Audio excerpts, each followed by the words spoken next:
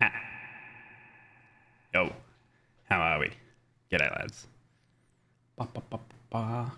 Let me go here. Ah, hello. How are you all doing, lads? Hey, Esky. Haven't seen you in a hot minute. Hope you're enjoying your day. Hey, Tupbox. Hey, Icy. Hope you're enjoying TwitchCon. Same with Shebus. I see Shebus is dropping in. Is here to collect his streak. Smile. Thank you, Icy. I will consider having a sip of my coffee. That's for sure. That's what I was doing. Gotta start the stream with a coffee.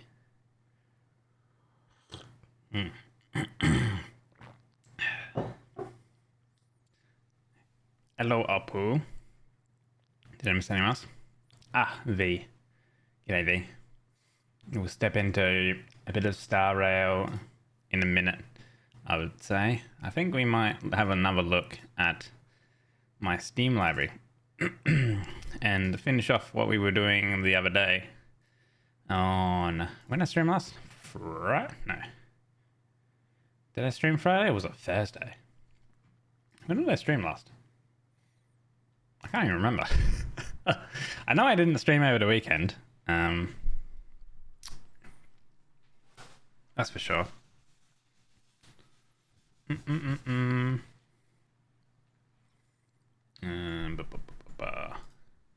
Let me see. It was 27th, which would have been Thursday. Ah, it was Thursday. Yeah, Thursday was my last stream. So I had 3 days off. Guys, how do you stream? Hello, bio. Hello. Ooh, let me do my roll. Roll. Ah, legal. Easy. Oh, man. Yes. Even a 3 stream streak. Don't be sad, Oppu. Be glad.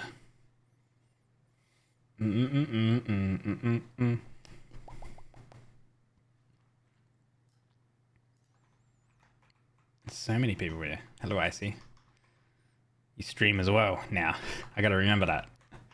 Esky I hardly see around here. Time zones and whatnot. I need to shout out trash. Hold on, wait. There you go.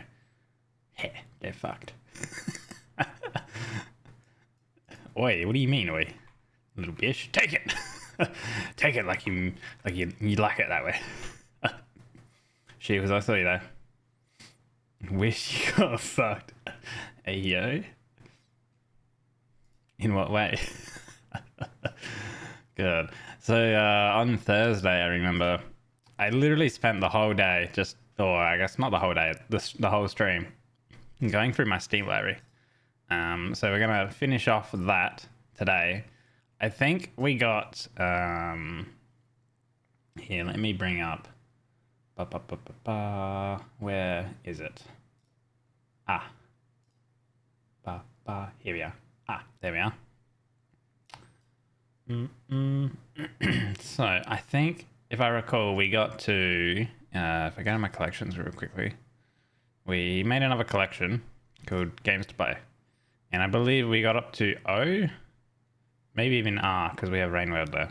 But I think we got up to O at least. Hold on, you want me to say call me a good girl, or you want me to just say you're a good girl? Because how the redeem works is I say whatever you type.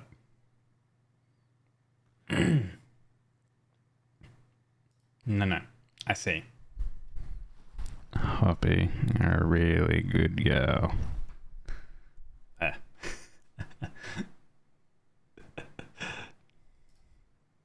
Okay, let me go a little bit smaller. There we go. Being in the middle, that's fine. You can die happy now. Good work. Enjoy. No dying, though. You can't die. So let's go down to O. Whoop. Went a bit past it.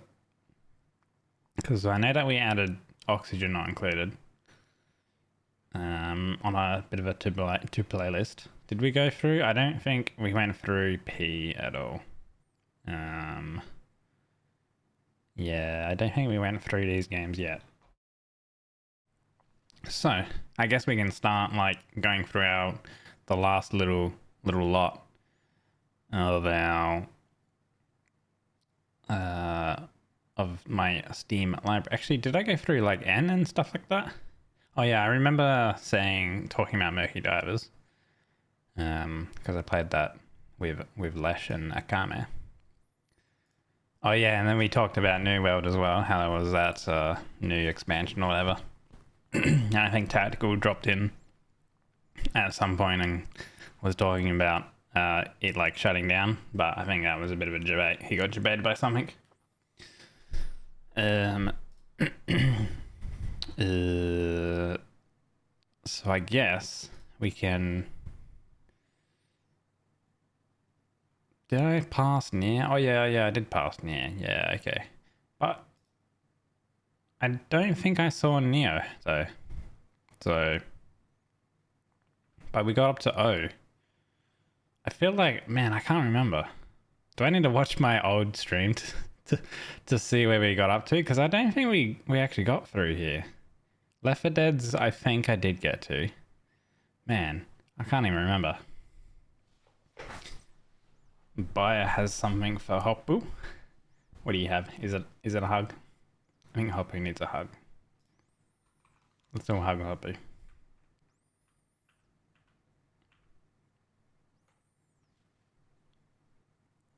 No, it's a good girl meme.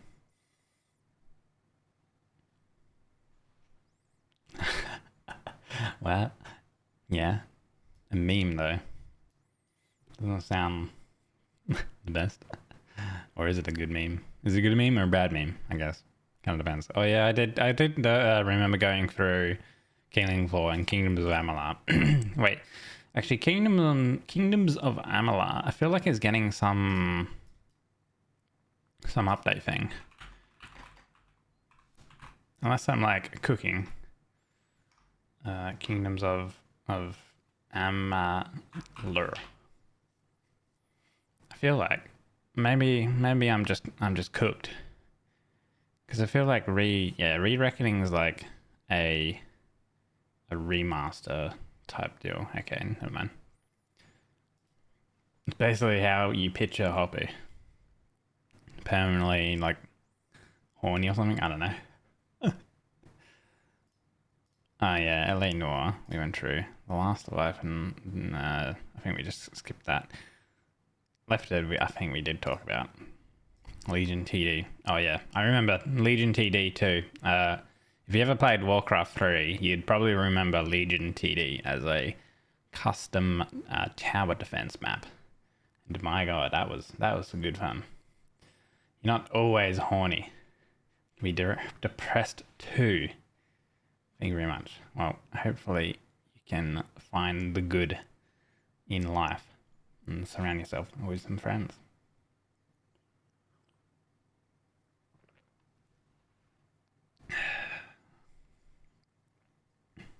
Okay.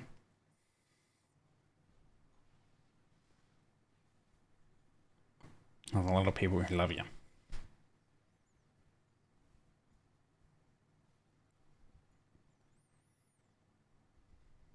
Is that good? Yes, of course. Have you guys ever played Lego like games? I don't even remember having these two. These two in my library. I must have gotten them from like a Humble Bundle pack or something like that. Hey Cheebles. Life is Strange. Have you guys ever played Life is Strange? I keep hearing that it's like kind of good like story and stuff like that or whatever, but I really like have no idea exactly what it's about. Like I think the chick can like go back in time or something like that. Yeah. Oh, but no, we can rewind time, I guess, and see what happens. And it's a bit weird. I'm Life, I'm Strange. Off to. Stop being silly. It's good. Is it like good enough to be on a 2 playlist? Nah, not right now. Maybe later. Mad Max we did play. Okay, so yeah, I think we did go through M. Yeah, I think we looked at metros. Like, should I replay Metro? Like, I do remember that when was this? Back in 2012. I feel like it probably was more recent though. Metro Exodus was 2020, but then the enhanced one was 2023. Last Light was 2016. I'm pretty sure if I recall it goes 2033, then Last Light, then Exodus, no? Isn't that how it goes? It's kind of weird how they release their base game each, and then they create like a redux or like an enhanced game. Wouldn't call it too memorable. Guess I'm not really that interested in it right now then. Shadow of War is hilarious. Man, I played that 6 years ago. Jesus. Overrated? I get that, yeah. I mean, that's what I always assumed, that all of the, everyone talking about it, they're always, overrating it. Oh yeah, Mirror's Edge we talked about. And I think Tactical said that, the gunplay or whatever in the game wasn't the best or something. Monster Hunter, we all love Monster Hunter. Moonlighter. Wait, did I add Moonlighter to my list? I think I did, right? Yeah, I did. Okay, so we've gone through M. I'm just trying to remember where we were up to. Near. Oh yeah, we did go through this. Although, I feel like I might have glossed over Neo, because I feel like I have 135 hours played in Neo. Neo 2, not about half as much, or not really half, but I feel like I haven't finished Neo 2, technically. Don't think that I'd regret playing it, but you don't think you have to, that kind of deal. I see. I'll keep it in the back of my mind about Life is Strange then, and then if it was if we run out of our list of things to do, then maybe we can go and do that. Hello, Peach. Guys, go check Peach out. She's doing a donathon. Well, not right now because she's offline, but she debuted her amazing bathing suit outfit, and then even has a 3D one of it. Holy shit, dude! Quantum cooked. Jesus.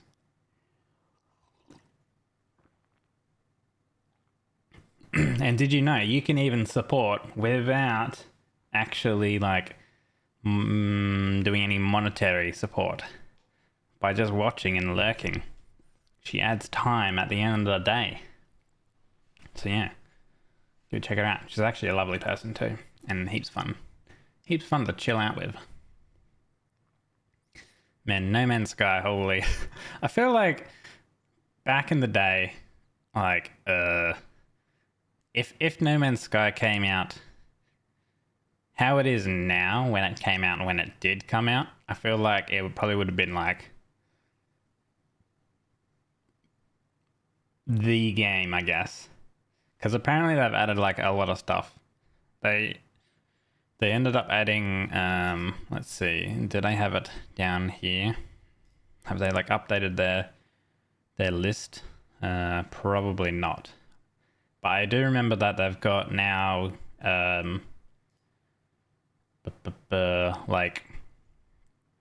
another expansion thing came out, I guess. I don't know what it adds, but I do remember that they finally added multiplayer mode and building and stuff like that, and that never used to be in the game. I'm not too sure what Adrift does. The Adrift Expedition. Adrift is out now. Remember when they promised multiplayer on release? Yeah. What was Well, there's been a whole bunch of of like what do you call it?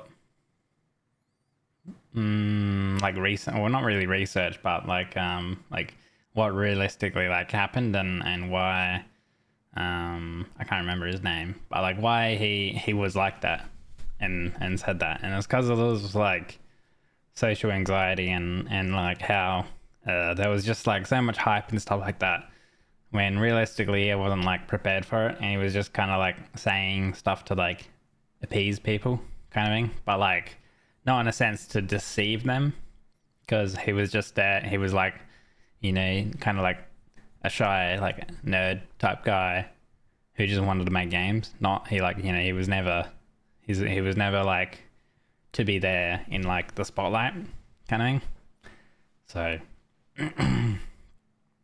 but if anything, you have to like look at how far they've actually come and that they actually are making like their promises to what they talked about. Whatever Orbital is, another like free expeditions or whatever these are. I don't know what exactly they are. I guess like more story stuff. But I mean, the 10 years anniversary. Wait, when was that? December 15. So look, they're talking about the next 10 years. Holy Jesus.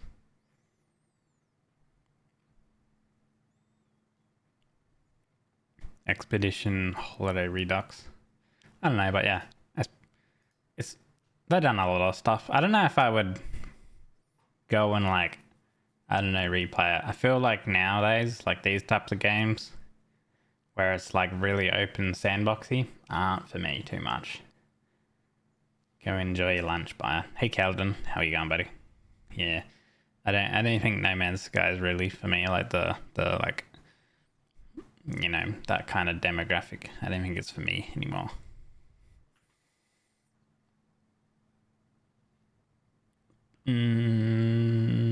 Noita. We love Noita.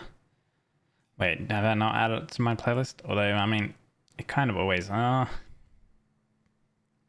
guess we can add Noita to the playlist, because with the playlist, the games to play list, I kind of want some story-heavy games, and then also some, like, real quick games we can drop in and out. Ah, you got something for me. 5 BTs. Happy. Thank you. I got something for you too. Here you go. Wait, what was the jam? Where is it? There, you can have that one. That's a good one. Northgard. Wait, jog my memory. Yep. Northgard's an interesting game because it's a strategy game. I mean, it's based around Norse mythology, but the strategy sort of thing is actually like, it's not like your typical RTS where you like have a home base and you expand. I mean, you expand in this game, but it's a lot more slow, I guess. And each region, so there's like regions and stuff in the game, like in each map, and you can only have like a certain amount of stuff, or like there might be a point of interest or something like that on each little like region, like little location. So I think based on here, there's like some I guess like trolls or something like that here, and I guess they're guarding something. So if you took over this point by killing these NPCs, then you would get something big, and then you could also build like something on there. similar to here. So I think this is like your home area, and then over here is one with a pond, so that's like more food. So there's different like points of interest for you to like take over. Some might have like extra food, extra wood. Some might be like a mining area. Some of them might have like a cave that you have to go in, like a cave of wolves that you have to like defeat. But yeah, Northgard as an RTS is like, it's not like a full RTS. It's like a RTS light, and it's actually like, I actually liked it. I mean, I've played 15 hours. It's got like a single player campaign and stuff like that. Mainly for multiplayer though, but yeah, it's pretty good. Oh, right. We actually played Oddsparks not that long ago, actually, right? April. So like 2 months ago. Actually, in saying that, guys, it's July. It's the 1st of July already. You know what that means, guys? We're literally halfway through the year now. Smile. Where did the time go? But yeah, Oddsparks is kind of like that Factorio thing. Factorio like builder, but instead of building, instead of having like inserters and belts and stuff like that, you instead had these things called sparks, which kind of do everything for you. Very fun little game. Still in early access, so they're still like adding things. I will add it to the list just as a reminder that we do need to come back to it. Opus Magnum. I actually do want to play Opus Magnum again, but I don't know if it's like would be an interesting game because it's like a puzzle game. But it's all about figuring out elements and stuff like that in like a puzzle in a sequence that gets made. So you're probably looking at this and you're like thinking, what the fuck is this? But then down here on like the track, the like progress track or whatever. So what happens is everything's paused and you click play and then this goes along like the track and then it like plays everything in sequence. So it'd be like this row, then this row, then this row, then this row, then this row, etc., etc. And the main goal or whatever generally in the puzzles is you have your base products or whatever, or your base like ingredients, I guess, even though they're like elements, and you try and create a final like product type of thing. So it's kind of like like here, you know, let's see. So it looks like you need to make this thing here, which has like those two and then these like triangle things, and they're like connected. They're all connected. So yeah, you got to do like a whole bunch of stuff. I don't know if that would be like, if you guys would be interested at all in it. By the creators of actually Space Camp Infinifactory, Shenzhen.io. I've heard about Shenzhen.io. I haven't actually like gone and looked at it. Hello, Sena. Senexu. Hello. I don't know, maybe we add it just as a bit of a reminder. Orcs must die. Holy, dude. Back in the day. Damn. Actually, I replayed that one, I guess. A couple, like, little while ago. Actually, a really fun tower defense. And kind of, like, unique on its own way. Because instead of, like, just being this top-down, like, tower defense like normal, you actually play, you know, as a character. And you have your own abilities and weapons and stuff. And it's in, obviously, a third-person, like, aspect. Which is cool. I don't know. I don't think I would go back to it, though. Ori and the Blind Forest. I feel like with Ori and the Will-O-the-Wisps, I don't think I actually finished because I got stuck on some bird part and it was like this massive sequence, like cinematic type thing, and I couldn't I couldn't like get past it because the timing and stuff was really tight. The kind of MOBA aspect was really nice of Orcs. Oh yeah, I guess yeah, you could say it was like kind of MOBA-esque tower defense because of that. Yeah. Yeah, I reckon they were inspired by MOBAs, definitely, I would say. Yeah, that does make sense. I'll add Ori and its like expansion or sequel, I guess, to the list. Because like I said earlier, I want to have the list to be two sides of it. So we have like so we can make a list of long like progression like story games, and then a list of games that are like you play one stream of it, or you can go in and pick it up for a little bit, or whatever, you know. So these ones going to the list would be a like, you know, go and spend a few streams on them. Hello Nana, welcome in, welcome. Outer Wilds would be another one, because I have it installed, but I literally haven't played it, and it's still on my to play list. As a story game to play. I've seen many people play it.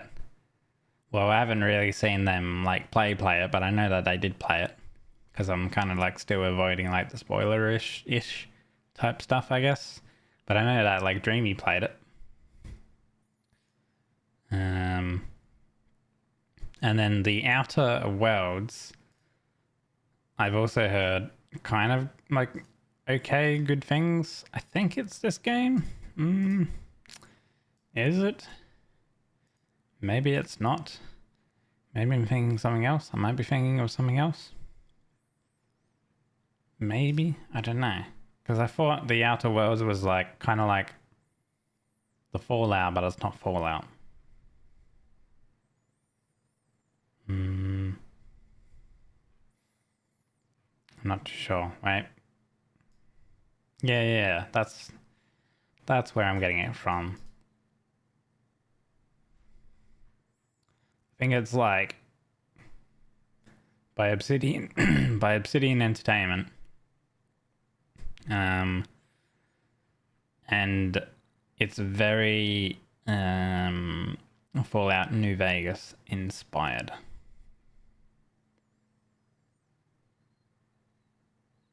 But yeah.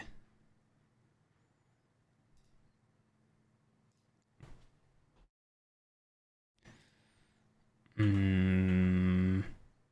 my god, Outriders, holy. How's this for Obsidian Entertainment? TZ, you fucking streaming, mate?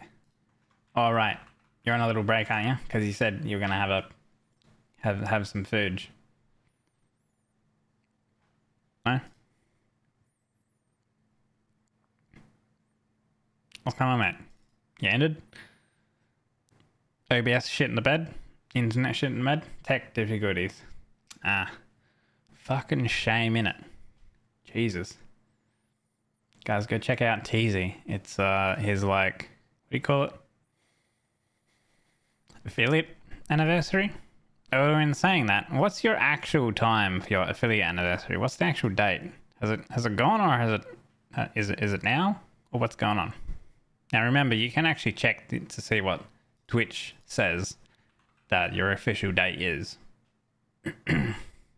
OBS having a minty moment. Let me see if I can remember where you actually have a look at that. Because it is actually like a thing. I gotta fucking remember. Ba-ba-ba. You thought it was today. Is it in community? Nope. There's an area where it actually says, and you can change the date and stuff like that. Fuck, I can't remember. I feel like it should be.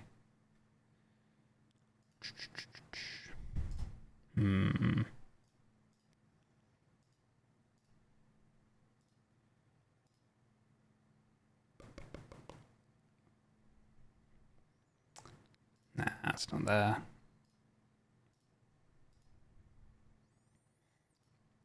Not that one. I feel like it should be in community, but it's not in community settings.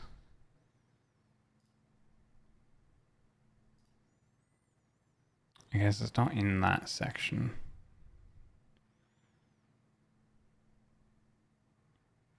I do remember seeing it at some point. Ah, right, here it is. Okay. Ah, here we are. So it's easy to figure out exactly when. I don't know if you're like fucking back or not. But if we go over to this one, which I will move. That's fine.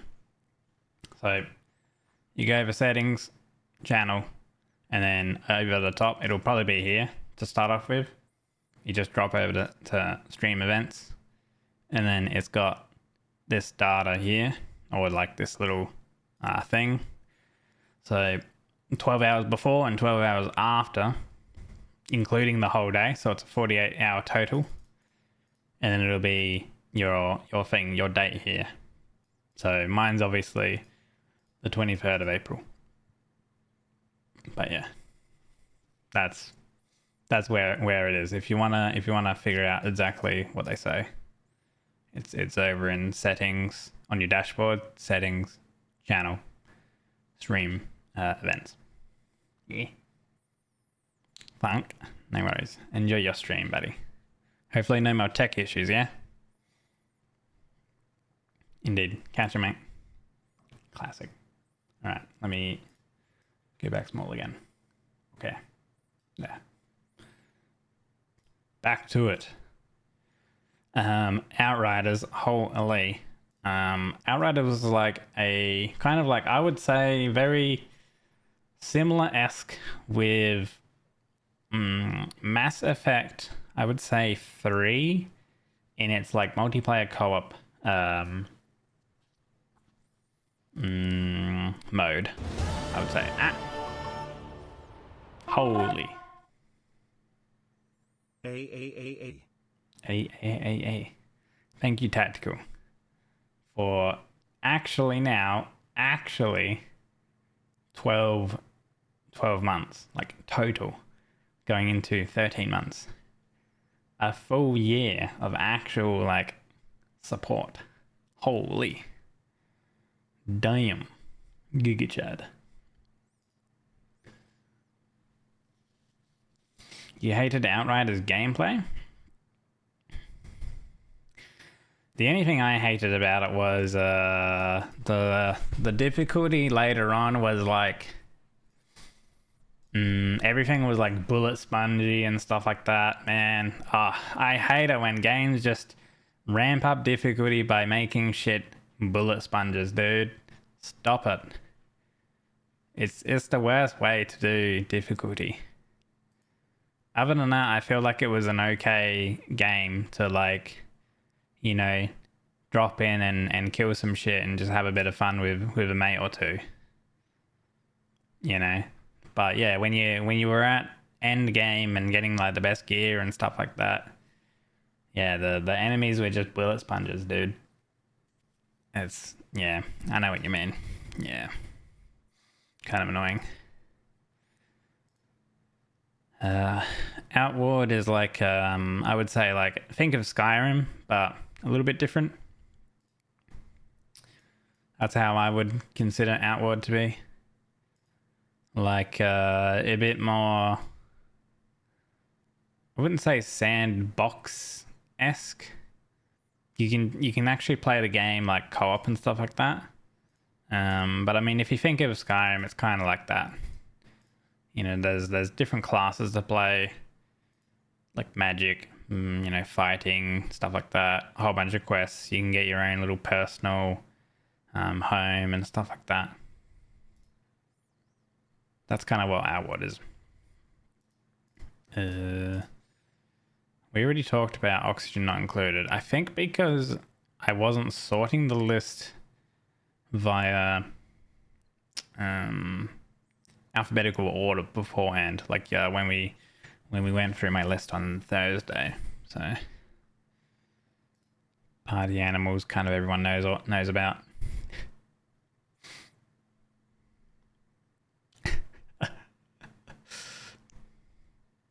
PUE, this one. Pillars of Eternity. Smile. PUE, right? PUE. I know you're talking about this one. You got 963 hours in Oxygen. Holy. I got 130, man. Damn, that's a lot. Hey, Fishy. Welcome in. Turbox Gigacute. True. Damn, that's a lot. Do you do like a lot of modded playthroughs? I started delving into like all the different mods and stuff like that, like the workshop thing.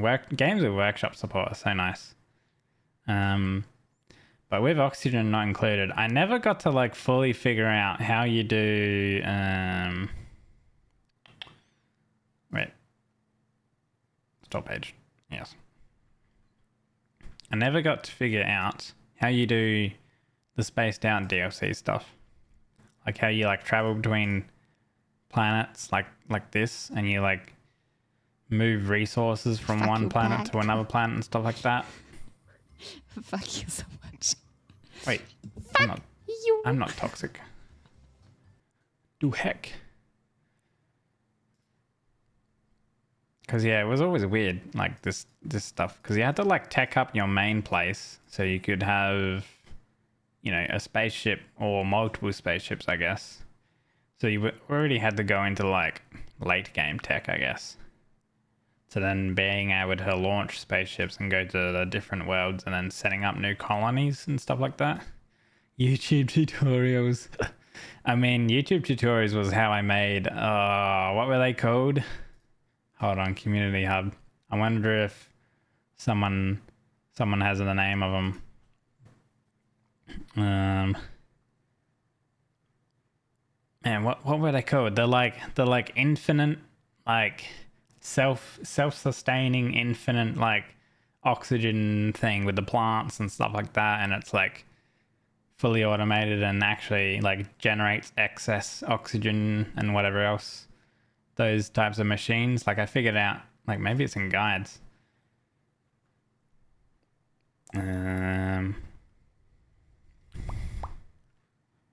Most top rated of all time.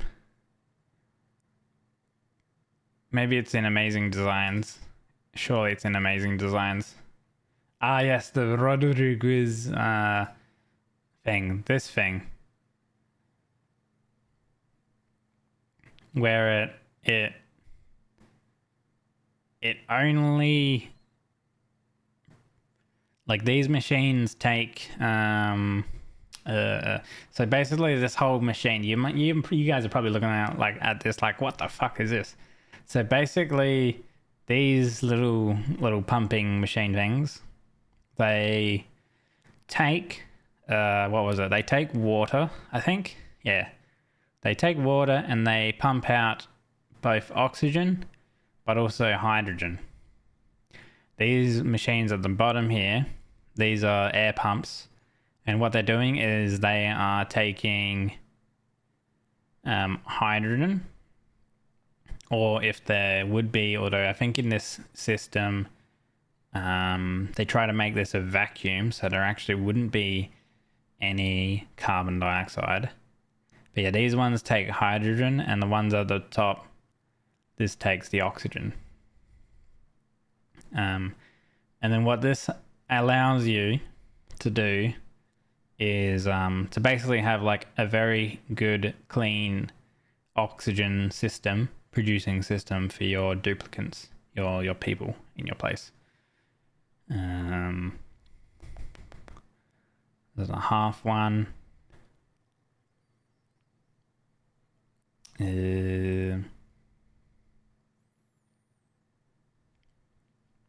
See, like, you've got this system with like all the different pipes and stuff like that, and you can kind of see that the blue squares moving along is oxygen, and the grayish square ones are, I think the hydrogen gets moved along. That's what those are.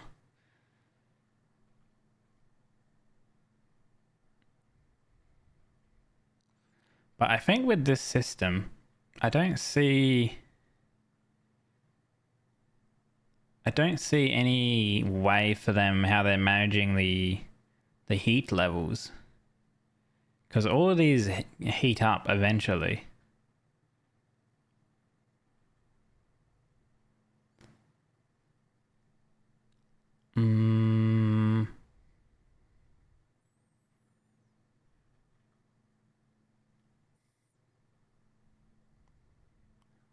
Submerged. Oh yeah, I remember the airlock ones.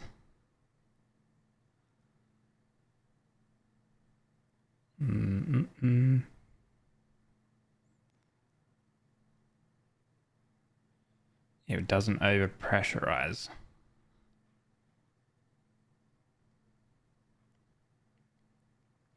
God, there actually is like, it's crazy with the amount of research that people put into making these machines.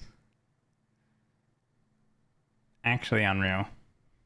Like, and then you need like a certain amount of grams of liquid in the things. I remember that. Waterfall ones. But I feel like all of these eventually heat up. No? I feel like they eventually heated up.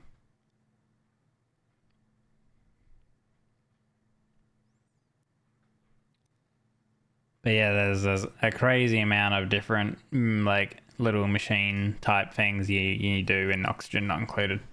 It's crazy. The game mechanic shenanigans people figure out. Yeah, it's kind of like little, not cheesing or whatever, but like because they've designed the mechanics in the game like that. It's kind of figuring out just how to like play them to the best that you can use them, and like kind of like exploit them as much as possible, but it's not actually cheating. It's not like a cheat exploit. If that makes sense.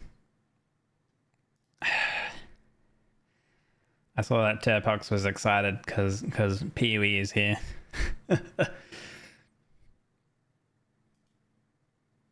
To the games to play list? No, I'm waiting for PoE 2.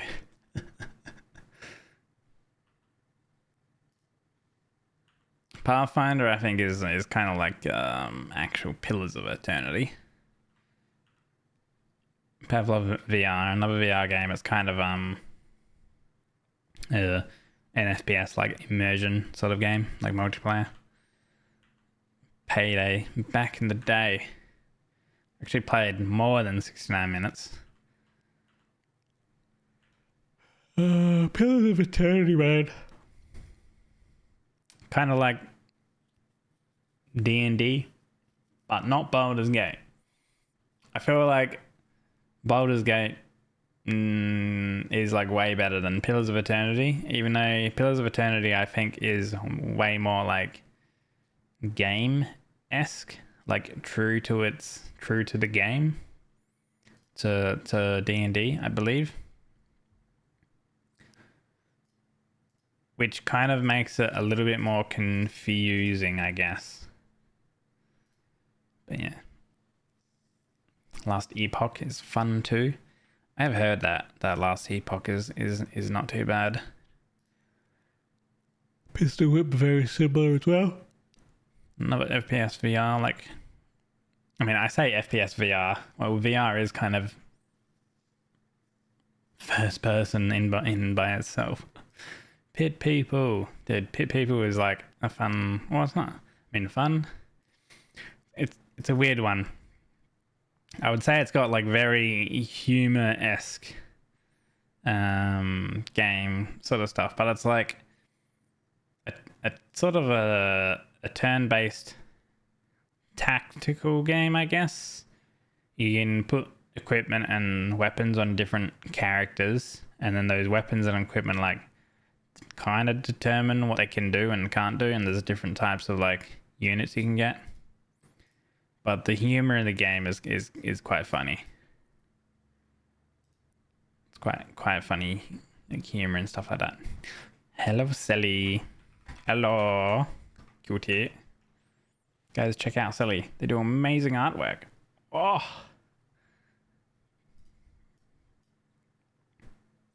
But yeah, back in really, I feel like in 2022, I just probably loaded up the game. I guess. Wait, when did it come out? 2018. I probably loaded it up to like play it for a little bit, and then yeah, dropped it again. Plague Tale. I've actually kind of been meaning to like play a Plague Tale. Hello, Peggy Wave. Hello, Chappy. Cutie. Thank you so much for the resub. Hello, hello, hello. Get a shout out as well. Guys, if you don't know, Jabbers will be streaming later on. She's going to be talking about her little Dokumi adventures, I believe. So make sure you go and check out and support the Jabbers. A Plague Tale Innocence is kind of like the Rat game, Rat Jam. Story based, and like there's this weird like what are they, like man-eating rats or something like that? I'm not sure what you would call them, but like they're scared of light, so they come out in the dark, but torches and stuff like that you can use to like ward the rats off or something. I don't know. I've been like interested in playing it to figure out what the go is, I guess. And I think it is like it's very positive, and 50 so 93% of all 51,000 reviews say positive. So I guess we can play it. We can put it on the list for the longer story driven list of games. The Plague Tale games are fun to watch. You reckon? I figured like if you're watching them constantly, you would be like you would kind of get a little over the story though, you know what I mean? I know that there's another one too. Requiem is the sequel, or is it a prequel? I think it's a sequel, right? PlanetSide 2. A lot of people actually still play PlanetSide 2. It's like a kind of like Battlefield-esque. Back in 2012. Sheesh. Plants vs Zombies. Oh my god. Holy. Just this page alone. Damn.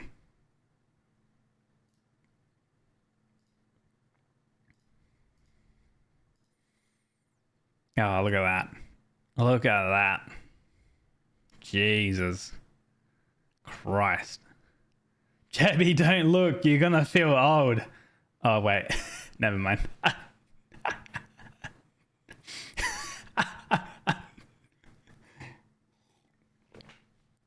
What the fuck? What?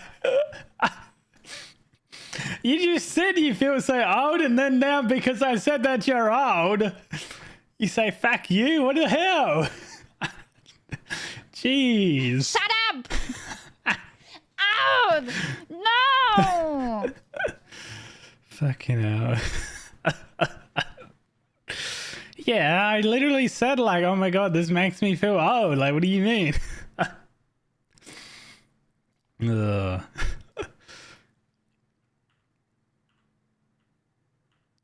Portal. And Portal 2. No, man, tired. Portal and Portal 2, man. Something like, I don't know, I feel like Portal and Portal 2, like story and gameplay is like, I don't know, man, like it's not even that deep, but it's just a good game. They're just good games. And also, JB and I played Portal 2, the co-op game part of it, of Portal 2. was good fun. Portal 2, The Final Hours, though, is actually a community-made, like, a game with, like, a whole bunch of different added extra stuff, I think. Oh, I don't think it was community. I'm not too sure if it was community added. I think it, like, explains more of the story and stuff like that. It's kind of like chapters and stuff. Yeah. I don't think there's actually any gameplay. I can't remember, but it has like all the story stuff revolved around the game, because I feel like Portal, the story isn't really exactly explained, I guess. Yeah. Thanks, bye.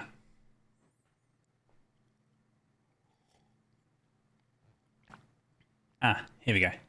So Portal Stories Mel, I think, is a community made modification. So Portal Stories Mel, if you were hungry for more Portal, basically, after playing Portal 1 and 2, you can go play Portal Stories Mel, which is just like more maps and stuff made by the community and stuff. Joey, Olge, you mean lubbers.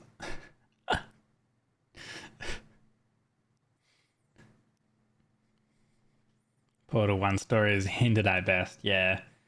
Yeah, but like I mean, Valve knew what they were doing with Portal, because Portal 2 kind of explains Portal 1 a lot more. Because I think, like, yeah. I mean, it is a prequel, I guess, kind of. But also a sequel. It's weird. It's also weird that there's, like, a whole bunch of, like, humans and they're just, like, in, like, a cryo sleep type deal, and the only reason why Mel, which is the character in Portal that you play as, woke up was because the system, like the place is so old and it's like malfunctioning and stuff. That's what happened with Portal 2. That's how Mel woke up. I don't know how Mel came about in the original Portal though. I can't remember.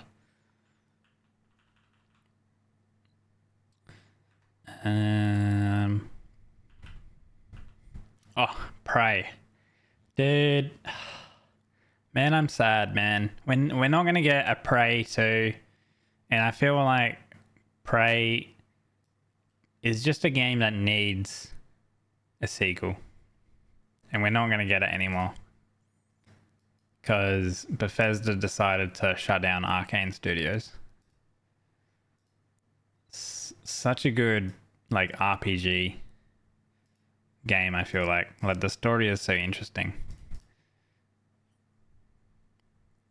How you have like these aliens and stuff like that.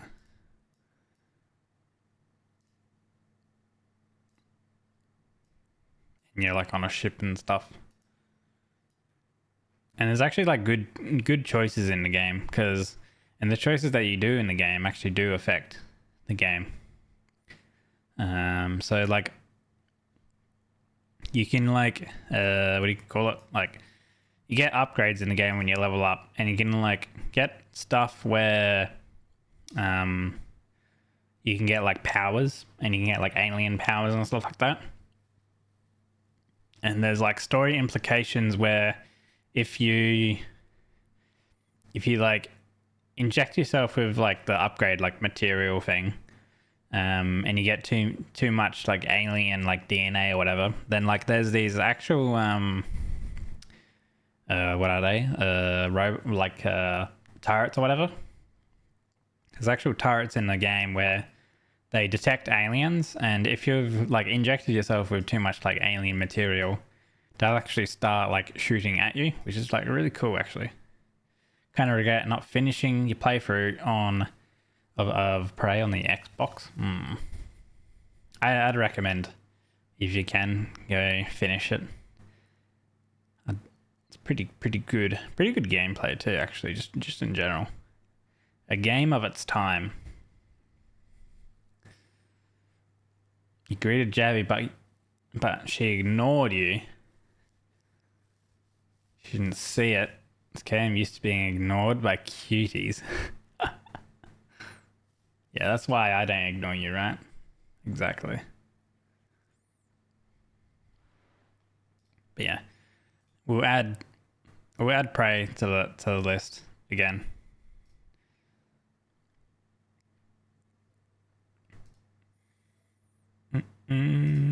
Prison Architect, another. Actually, there's a Prison Architect 2 coming out. Yeah, I'm never toxic. Fuck you, pag.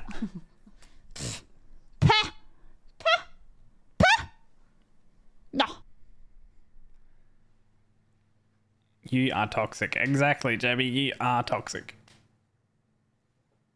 It doesn't need to be pointed out. Come on now. Project Zomboid. Man, I actually want to like go get into Project Zomboid.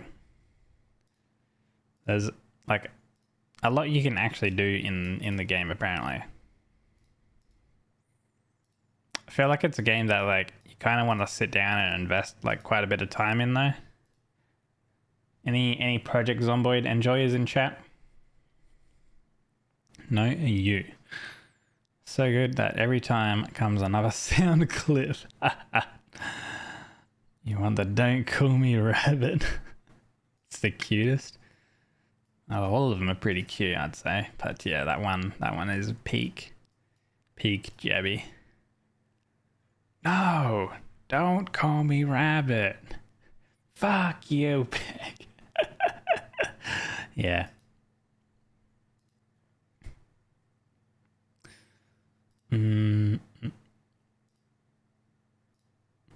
Pyre.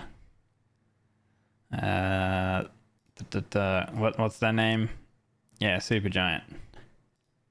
I feel like Pyre is probably one of the least receptive games made by Supergiant. You know, like everyone knows Hades. Kind of a lot of people know Bastion. A lot of people know Transistor. I feel like with Pyre, probably not so much.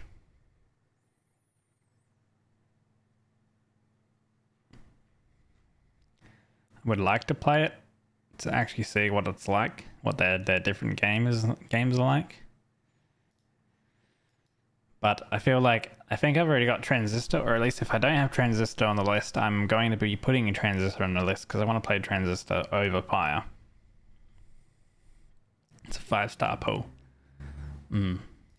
Quake Champions, actually, like, if kind of, I guess, like the standard up-to-date Quake game, which, if you ever played Quake, oh, man, Quake is fucking old. It's basically an arena shooter against, like, different players and stuff like that. But hold on, Quake 1. Let's see, when did Quake 1 come out? 1996. Sheesh. That's old. That's what, 20? What, 20? 28? Yeah, 28. Damn.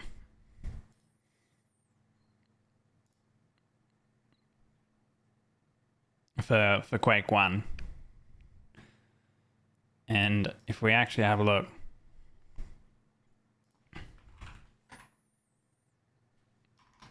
Quake. Look at this. Sheesh. Not gonna lie though, I preferred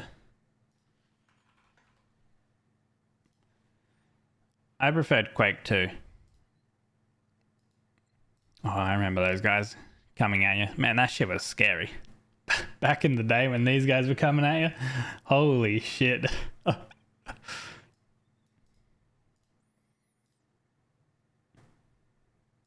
Damn.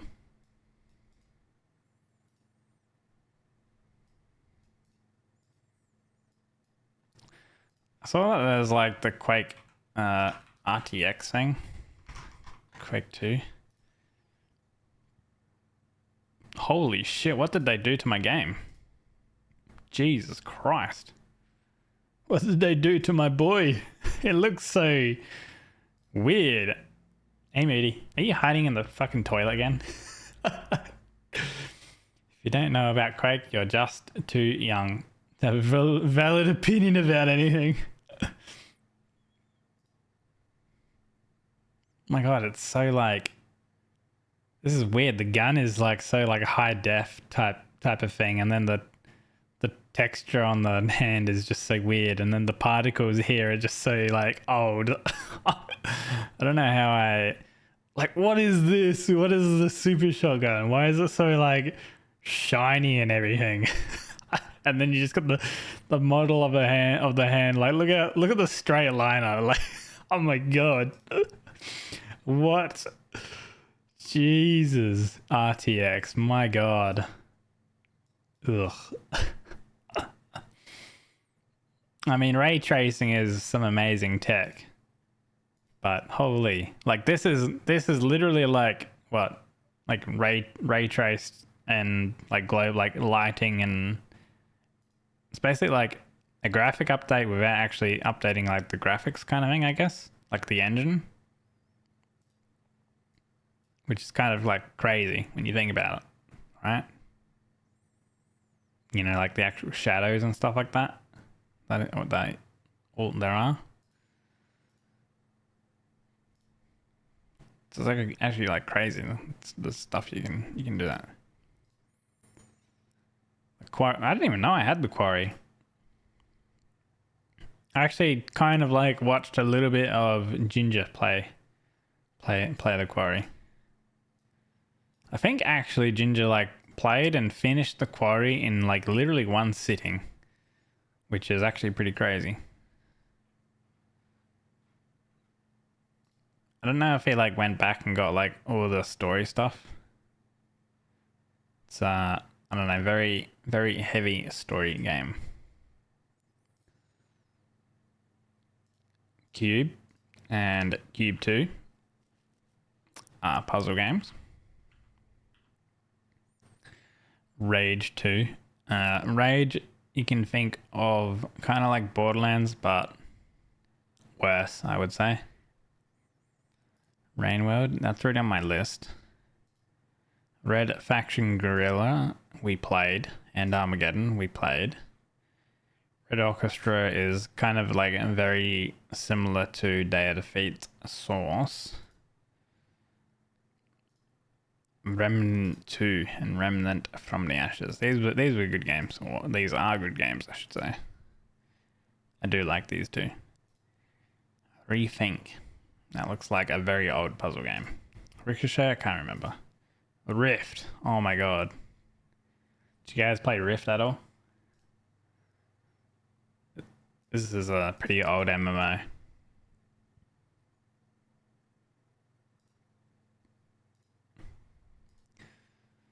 I played Rift when it came out, actually. I didn't play till endgame though, because I was still playing WoW at the time. And still am playing WoW. I guess, yeah, they went free to play on Rift. Yeah. Used to be subscription based, I believe. There was this whole mechanic where like there was like invasions randomly popping up, I think, with Rift. Well, they were called rifts. So rifts would like open up randomly. And you'd go over there and like kill stuff and whatever else. Rift Breaker is actually kind of a recent-ish game. Oh, I say recent, it's 2021. Pegaway Booba.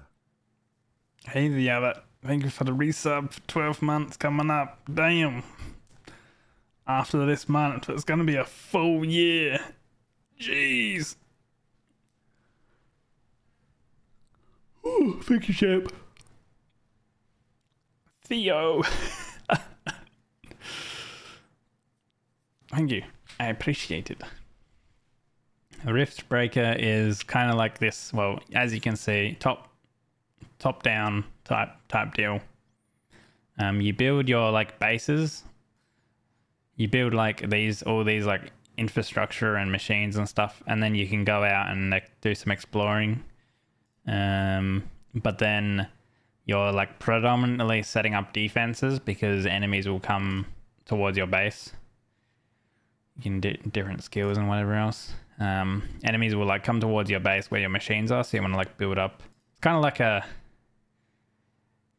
tactical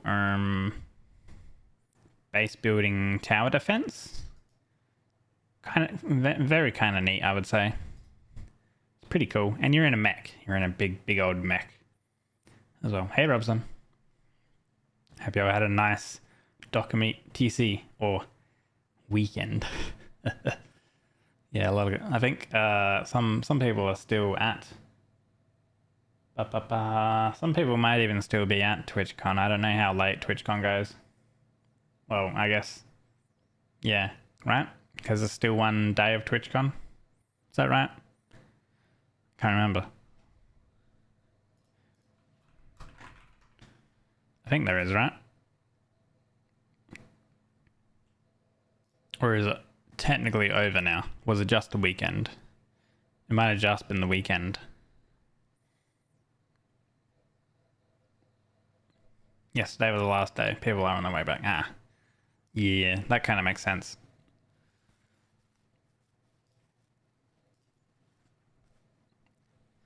But yeah, I feel like with this game, if I put it on the list, I don't know.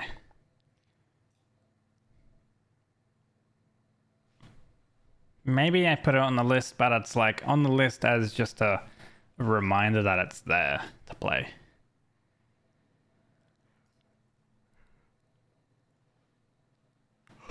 Man, RimWorld. Once again, a game I'd love to put more hours in, because I've put in 50 hours in it, and that was back in 2017. Jesus. And it came out in 2018. Well, that was last time I played it. Was in 2019. I feel like RimWorld's a good. I don't know. Would you guys like? Would you guys be interested in a RimWorld playthrough thing? Oh look, they've got a Boom Rat plush. Holy. Damn.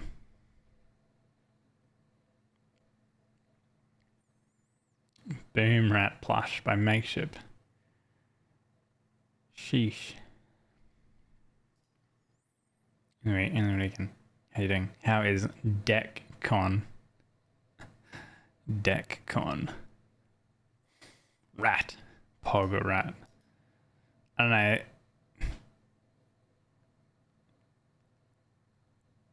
At one point, I feel like I would want to play RimWorld, but at another point, I feel like I would be bad at the game. But realistically, is anyone good at the game when random shit can be like thrown your way based on whatever the difficulty settings you play as?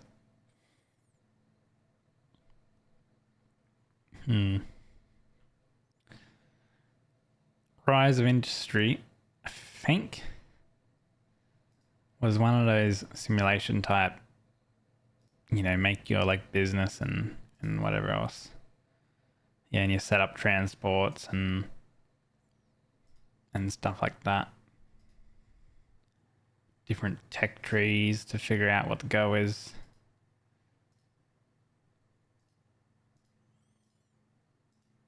What do you call it? It's kind of like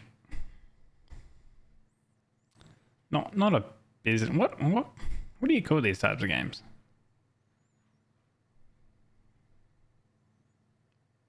I guess strategic tycoon game explains it.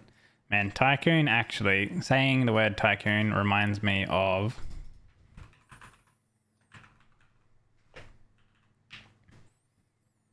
oh man, Holy. The best game ever. Roller Coaster Tycoon. Jesus. You still got the original on CD? Same. Probably somewhere. Somewhere I probably have it.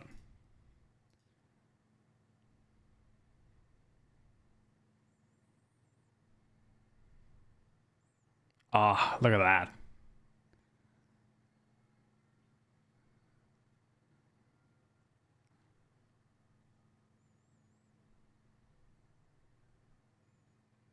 Look at that. Oh, you even got noises and stuff and everything. Well, you guys can't hear it, but here you go. Now you have noises. Bask. Bask in the OG nostalgia. The screaming.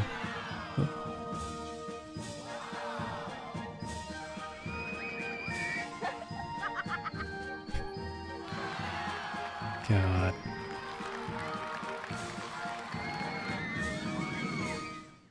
Just the roller coaster screaming, man. So many memories. Oh. Old. Always fun. Best game ever. Let us be old together. And the vomiting. Oh, right. Yeah. Yeah, that'd get off the. You would make a roller coaster that's like really high on the nausea rating. And then they would get out and then they would just like thunder chunder everywhere all over the path, and then you'd have to hire cleaners to come along and clean it up. Rise of the Tomb Raider. I feel like I want to replay the Tomb Raider games again, because I kind of replayed the Tomb Raider game, or like I replayed like Red Faction like games.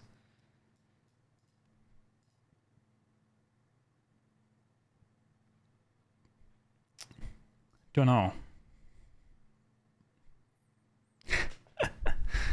Awooga. Wait, hold on. Wait. Awooga. Old Red Faction. Oh my god, yes. Holy shit. Dude, Red Faction as well. Wait, do they have it on Steam now? I think they probably have it on Steam. Hello, Thirsty. Welcome in.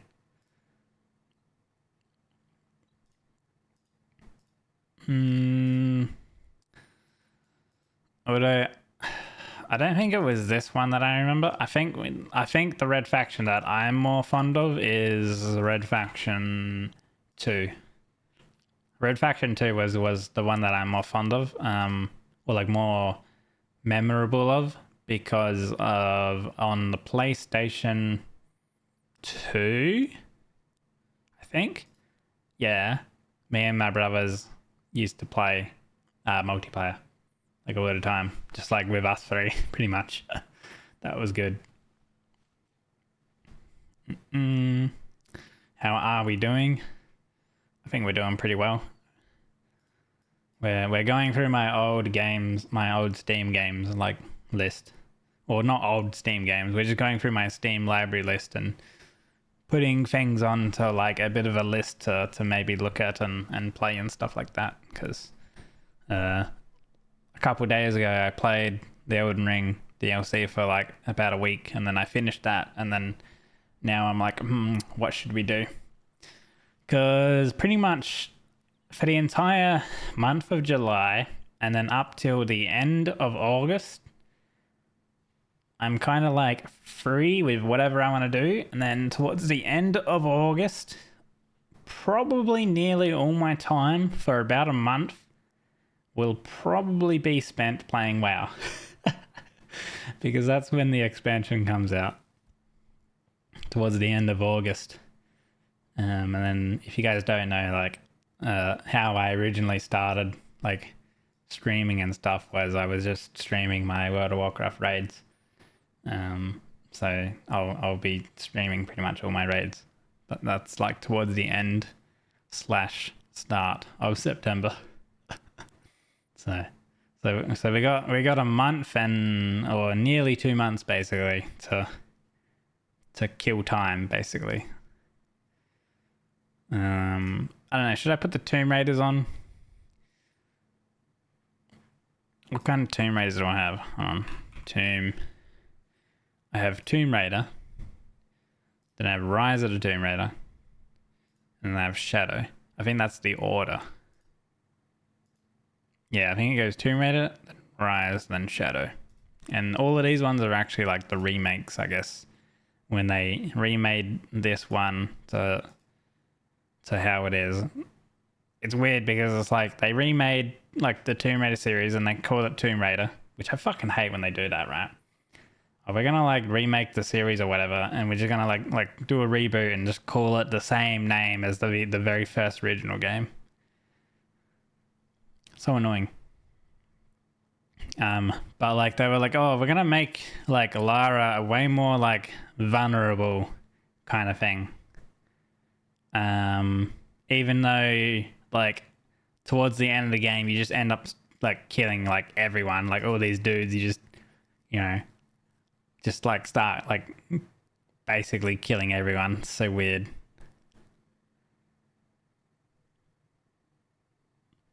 Intense origin story from a young woman to a hardened survivor. Old Tomb Raider 2 with the butler always rattling with the teacup behind you all of a sudden. Can't directly remember that. I wasn't really too much into Tomb Raider though back in the day. Oh wait, hold on. I'll Rise. I have to click here so I get my point. There we are. Risen 2. I feel like this is probably something that I was gonna play but chose not to. I think it's probably like a similar vein to sort of Skyrim and stuff like that. You always kept him in the fridge. I feel like I probably know what you're talking about, but I can't remember. Risk of Rain. Oh. Dude, I am nearly at max achievements. This is actually getting a bit of a collab and also a expansion DLC at some point. So let's see. So they're getting a collab with what do you call it? I'm trying to think. Why can I not think? Dead Cells, that's the one. Yeah. Which is coming out with a new map, I think. May 20. Oh, so it's already out. You get a couple new artifacts. And you get a new map.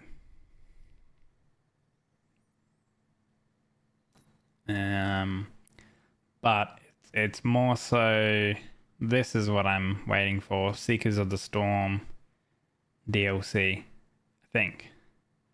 Yeah, Seekers of the Storm DLC, which will have like a whole bunch of different new maps, new enemies and stuff like that. I think even a new character maybe? I think it's coming out with a new character. But yeah, that'll be a thing to wait on a little bit. Risk of Rain. Risk of Rain 2013 is the original #1, and then Returns is the reboot they did. Well, not reboot, but remaster type thing. You had a walk in cooling chamber, and since Alfred is really old and slow, you could just lock him in there by walking in and out. Oh, okay. And what, everyone did that? RoboQuest is a nice little pick up and put down roguelite. It's an FPS one, and you go through like levels and kill like little robots and stuff like that, and after about 4 or 5 like levels there's a boss you gotta kill, and you do that several times. Very similar to Gunfire Reborn, I would say, but not so much like less RPG and more focus on the roguelite aspect, I would say. I guess. Or don't. They're kind of both very similar but different. I'll put it on the list of like pick up and drop down stuff. Rocket League I'm never good at. Dude, like Rocket League is actually insane with like how some people play, like do the tricks and crazy stuff. I don't know how to do it.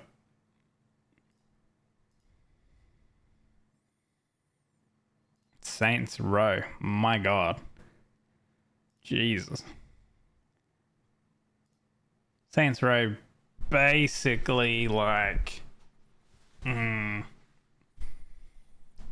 feel like if you didn't play GTA, you probably played Saints Row, I would say. That's kind of my take on it. If you never played GTA, but you played Saints Row, or you played GTA and you never played Saints Row. Because they're kind of like similar, basically. I would say Saints Row series is more on the more like just fuck around and have fun side. Sanctum and Sanctum 2 are they're tower defense games. But similar to Orcs Must Die, you too can also interact with like the enemies and stuff and shoot them as like first person like character. Satisfactory, basically Factorio, but in a 3D world and you're first person. You can sink a lot of hours into those games.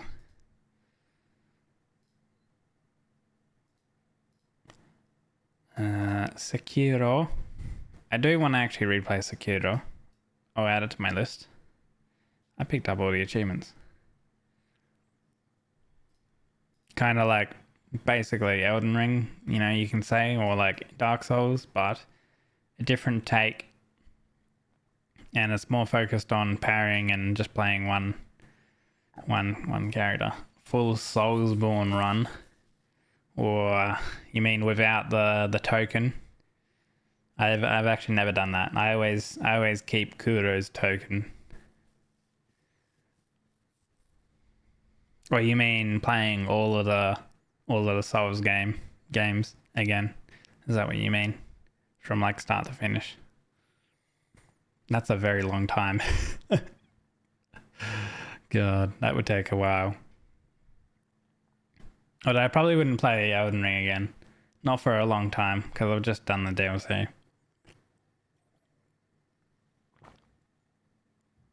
Oh, nah, I wouldn't do that. I don't want to go back to Dark Souls 2. Bugger that. No way. I don't want to touch Dark Souls 2 again. I'll leave full Soulsborne runs to people like Sage and Bandit. Those guys can do that again. God. Serious Sam. Oh my God. Which one? Do I have the original? Yes, the original. Dude, I still have it installed. Oh man. The guys with the bombs running at you. Holy. Damn.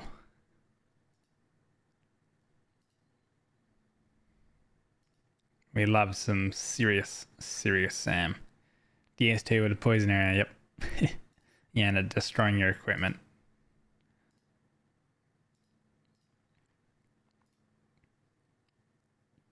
Let's see, actually, hold on, wait.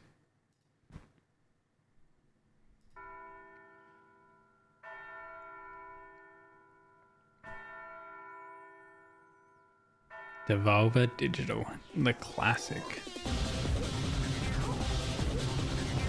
This is the Revolution one, so it might not have the original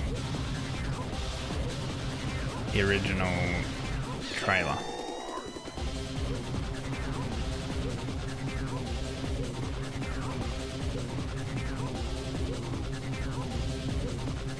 Yeah, the fools.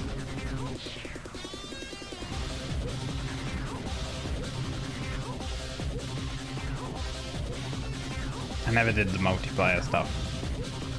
Just always did the single player stuff. Serious Sam Revolution. So many Easter eggs in this game and hidden stuff. I mean, this game actually has a lot of actual secrets as well, basically, too. Done with an ER DLC. Yeah, we finished a little bit back ago.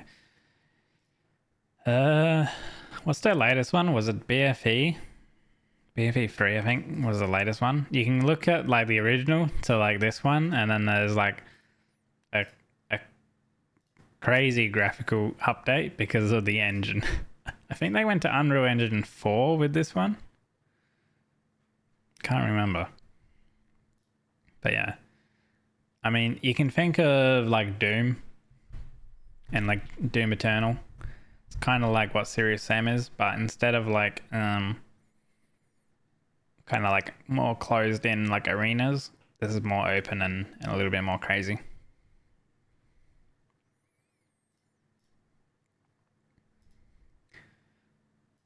I think Shadows Awakening is kind of like Diablo-esque, but a little bit different because I think you have these shadows which I can't exactly remember what you can do with them, but action RPG basically. Doom but slapstick. Yeah. So okay, so Shenzhen I have, but I've never played, but apparently it's similar to Magnum Opus.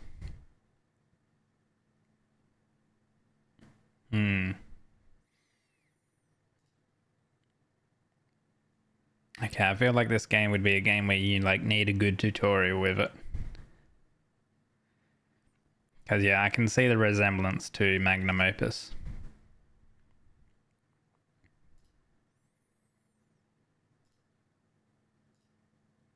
Okay, I see, yeah. So it's basically like Magnum Opus, but I guess coding. Okay. The ship. Oh, Civ 5 and Civ 4. I feel like I was more of a Civ. Well, Civ 6, Civ 5, and Civ 4, which I don't have. I think I was more of a Civ 5 player. Or, well, disregard the 13 hours, I guess. I feel like I've played it for much longer than that.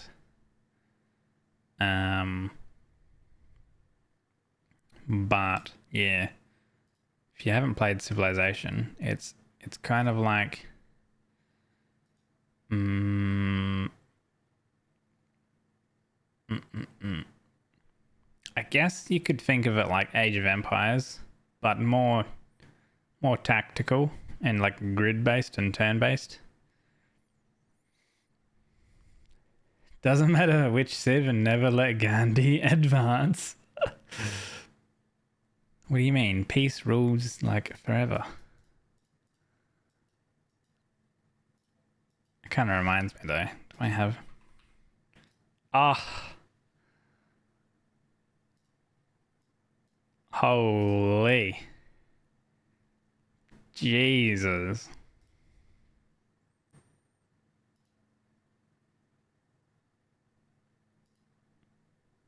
Oh man. What an age to live in. Holy. Gandhi is like peace through power. Really? Oh right, yeah, because I think Gandhi goes kind of a bit crazy if you let him get through and you don't take him out early, hey.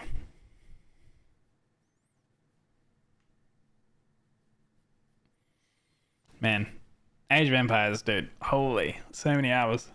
I played through the campaign so many times. Still got it on the disc somewhere.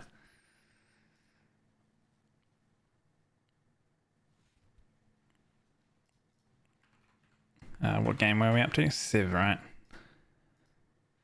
Yep, here we are.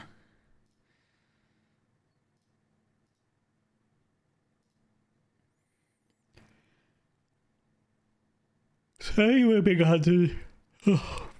I heard like okay, good things, but I didn't really know what you had to do in the game. Because yeah, it's like sandbox stealth. And I'm like, what the fuck am I supposed to be doing? I don't know what I'm supposed to be doing. And then yeah, I'm like, okay, I'm kind of done. So I didn't really play it. Hey Sneaky. Love how Gandhi aggression is basically a bug, but they kept it in for the meme. Yeah, hey, yeah. Because yeah, he's all supposed to be about peace, but yeah, he does go a bit power hungry, eh? Slay the Spire, another good game just for drop in, for pick up and drop. Oh man, dude, I can't wait for Slay the Spire 2. Wait, are they?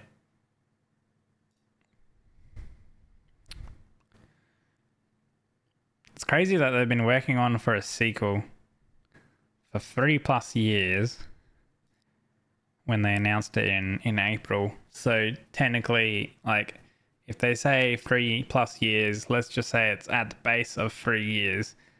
So let's just say April of 2021. They've been like working on it a little bit, right? 2019 here for number 1. So, you know, 2 years, and then they were like, right, this is really popular. This is popping off. Let's start working on a sequel. And I'm pretty sure the sequel is literally just going to be like number 1, but new enemies and stuff like that, and a little bit more polish on the UI and the card art and stuff like that.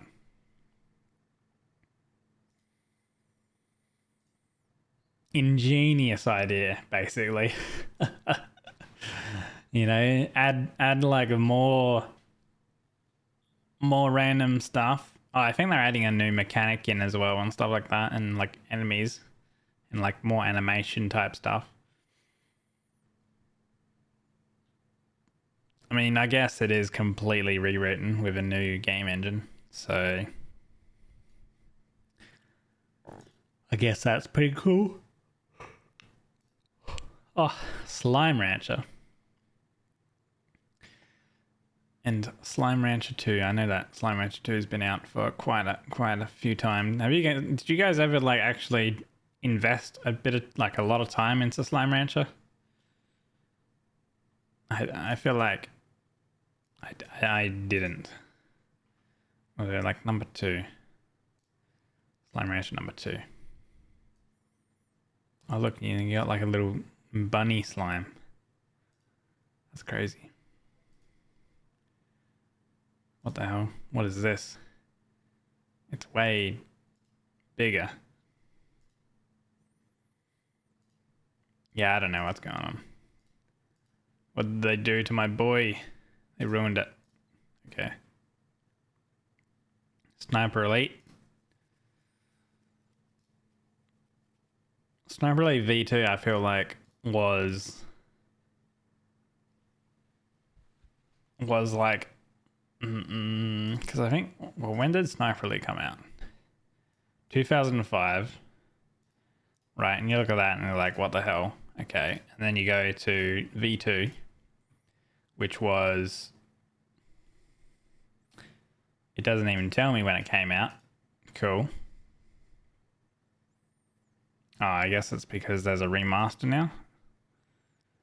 2019 for the remaster, but I don't know when the original came out.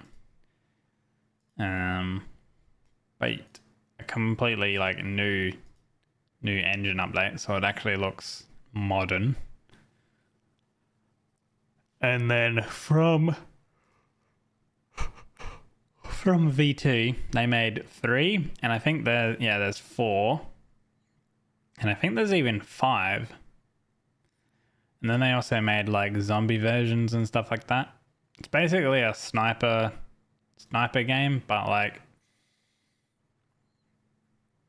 it's got like the crazy, actually will they show like the shooting? It's got this like weird slow-mo thing when you shoot sometimes where it like shows the bullet like going through. Yeah, here. So when you shoot, and then it has this unique like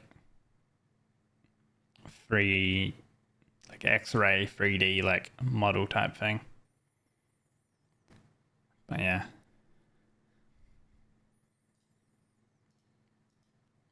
That's Sniper Elite. SnowRunner, very similar to MudRunner, but this one's more in the snow. Sons of the Forest.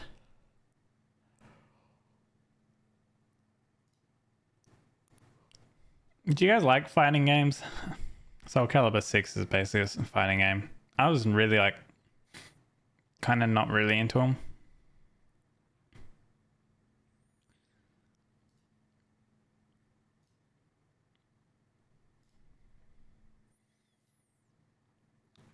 Space Engineers is another one of those like sandbox sort of make spaceships and stuff like that.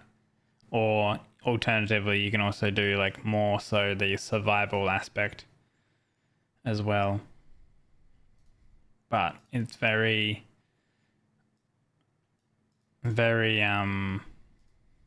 sandbox in that regard, where you don't have a direct goal. You can kind of do whatever you want. I haven't played it in ages. 2016 was when I last played it. I feel like I played it for more than 2.7 hours. Which is probably where I played it offline or something like that. Because I feel like a lot of these games I played way more than the tracked time, and it was probably because I played it back when like at times I had like no internet. Like I only had a very like limited internet where I could download some games and then play everything offline. If fighting, and then Tekken. Yeah, I guess like most people's fighting games were Tekken. I feel like mine was Streets of Rage back in the day. Hold on. No, I don't have it on Steam at least, but another nostalgia, if you may know. Was it number 1? Or it might be number 2. Nope, it's this one. Oh man. Holy. You could go to arcades with this shit and go play it in the arcade. Damn.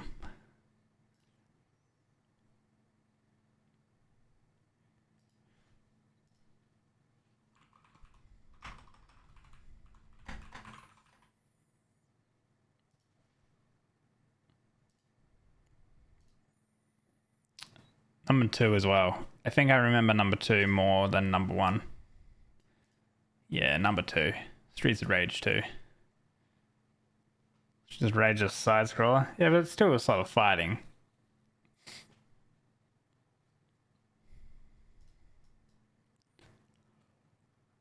It's not like 1v1 fighting, I guess. Choose Double Dragon. Oh, I actually didn't play Double Dragon.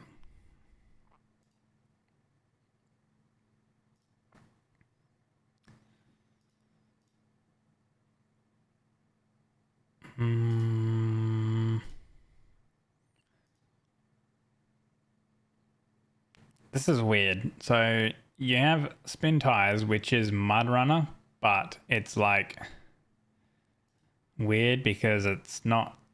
It doesn't even have a Steam page anymore. You literally like go here, store page, and it just goes back to here. So it's actually like completely removed from the Steam store. And I think it's because the person who made it and dropped the game or sold the game or something like that to people who made MudRunner, and then they like changed the name from Spin Tires to Mudrunner and then like dropped this title and released Mudrunner, and it's a bit weird.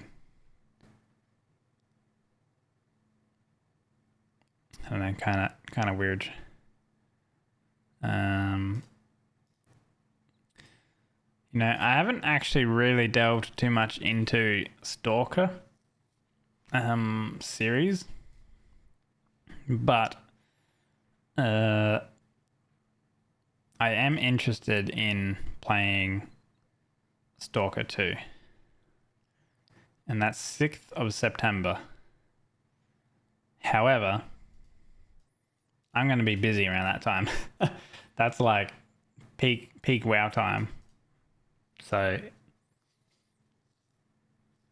which is kind of good because it means that when the game comes out, I'm not going to go play it straight away. So then I can wait and see if the hype of however many years it's been from Stalker 1, or I guess the latest, which I think was Shadow,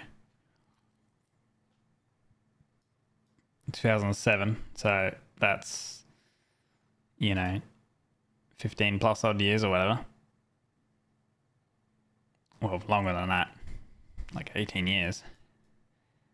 18 years of difference to see if it's actually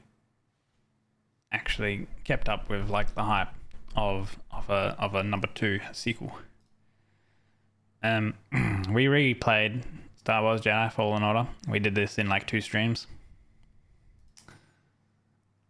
Starbound's very Terraria-esque, but it's kind of weird because you have this ship, right? You have a ship that you can like upgrade and whatever else, and you travel to different... It's like more exploration type rather than play on one single like world type of deal like Terraria is. You can still build places and things like that,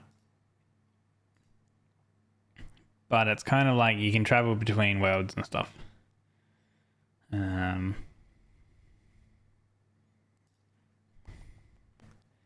Yeah, I don't know. I feel like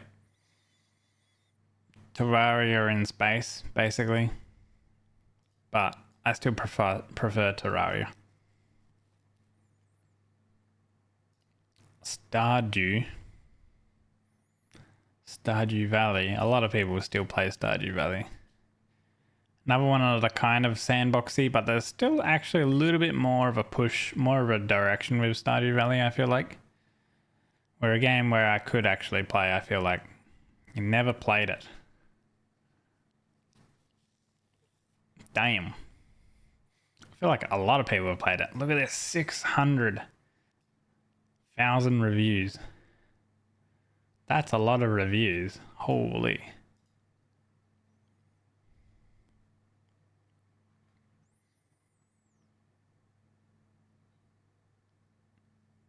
Damn. It's kind of like a farming sim, but more light. Farming sim light, I you know, you could say. Kind of a bit more goofy and stuff.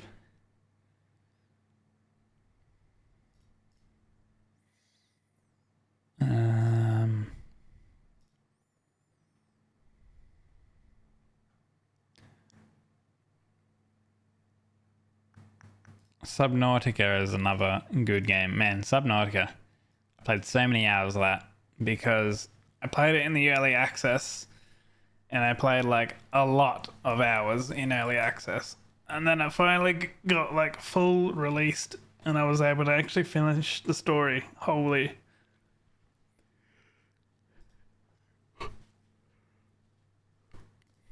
Very, very good game. Like, I mean, the story's not that deep, to be honest.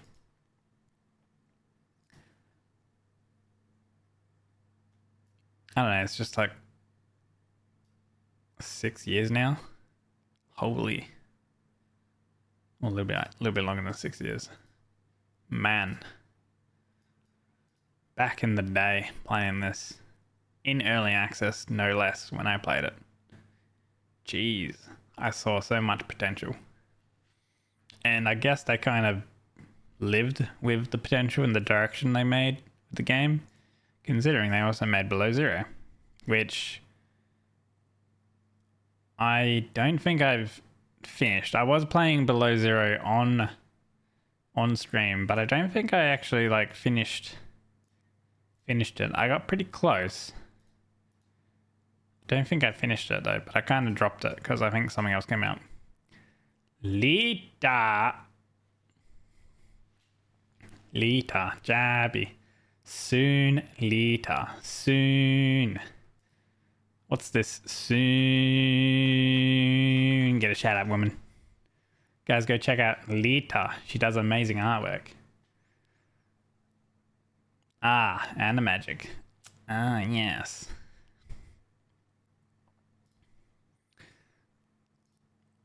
And guys, did you also know that you can also get an amazing smile? Wait, it's loading. Pause champ. Oh, well, you can't get it right now. You can't get it right now, sadly. But you too could one day get a blinkers emote, smile, just like the one that I have. Woo!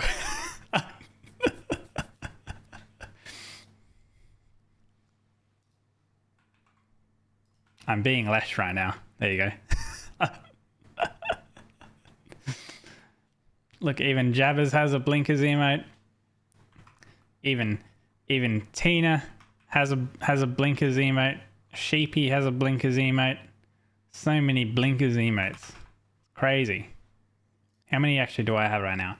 I got Gingy, I got Jabbies, I got Leshies, I got Tina's, I got mine, I got Sheepies, I got Toothless, and I got Litas. Look at all these blinkers. Sheesh. Toothless, yeah, exactly. I mean, what? It literally is toothless. Lita, when are you gonna do like a Twitter post where you like post the blinkers family? Holy, Jabby has a lot of blinkers right now.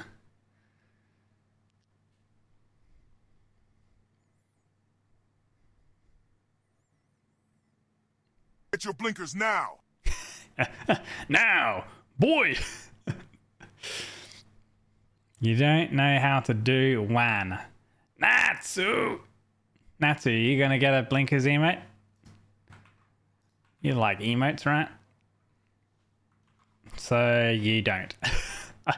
Wow, Lita. You literally like. What do you do? Like, how do people do the like emote? What do you call it? Emote showcases or whatever. Yeah, that's what it's called, right? An emote showcase. You literally just like put them all on like a page. Make it look good. There you go, done. And you probably don't even need to showcase all of them because how many do you have now? 40. 40, Jesus. Dude, I remember when I think I was maybe the second or the third slot. I don't know, I can't remember. I was very early though. Holy. Who knew? That's amazing. Okay, I need to go smallify again. Yeah, like 43. True indeed, because yeah, you did do Nays as a gift. It's crazy. Did you expect your character here emote to go so crazy? Probably not, right? Hey Daddy, you did not. Are you happy though about it going so crazy and like everyone loves it? I certainly would be. I hope you're happy. I'm happy for you. So you better be fucking happy, alright?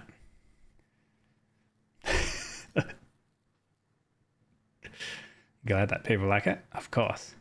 It's a cute emote. Indeed.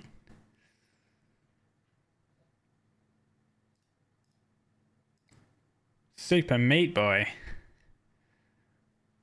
Peg, buy one for you. Thanks. When's your birthday? Oh, your birthday's gone.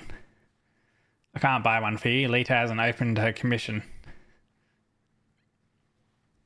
They look way too silly when they're together. What I don't understand is how when Twitch loads emotes, right? Based on the order when they load, they don't like blink at the same time. They're all blinking at different times. It's so weird. Based when like Twitch loads the emote, you know, the emotes and stuff like that. It's so funny.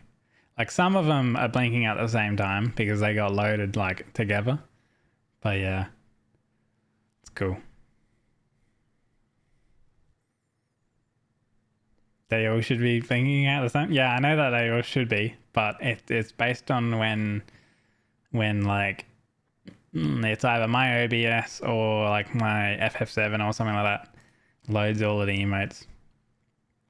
Like let me actually look at Chatterino. So on Chatterino, they all blink at the same time because Chatterino kind of loads all the emotes like together as a bundle, I guess. And then like it like waits for them to load. Actually, here. See, even on... Okay, wait, pause jump. See what I mean? See, like, so over here, right? Like 90% of them are blinking at the same time. Javi's and yours is like slightly slower. It's so weird. What's funny is when I originally like saw them, I'm like, why are they not blinking at the same time? And then I looked on Chatterino and I'm like, wait, they are blinking at the same time. Because I thought you did like a sneaky and you just did like a random different frame each time so they weren't like, they weren't all in sync, which would have been hilarious if you did that. Like that Bando's ones is a lot more visible. Because of like the contrast. But I mean, oh well, it is just toothless, so you know what I mean. Probably because of the contrast, I would say. I guess. Because his is, you know, like yellow and black kind of thing, basically.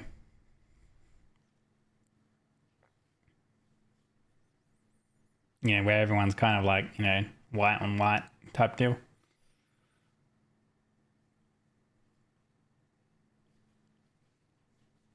I don't know, you probably see a lot of them nowadays anyway. Or depending on where you are, like which chats and stuff you hang out. You'd see quite a few blinkers. So it kind of depends on where you're at. And you'll easily be able to recognize it. Super Meat Boy, I'm never good at these platformer games. You know, where you have to dodge all the hazards and go through spreading meat. No, hard platformers I don't like. Super Hot VR I actually want to do ages, like for a while now, but I've never gone into it as VR yet. It looks so silly, you're crying. You've committed some crime. Yes. Blink.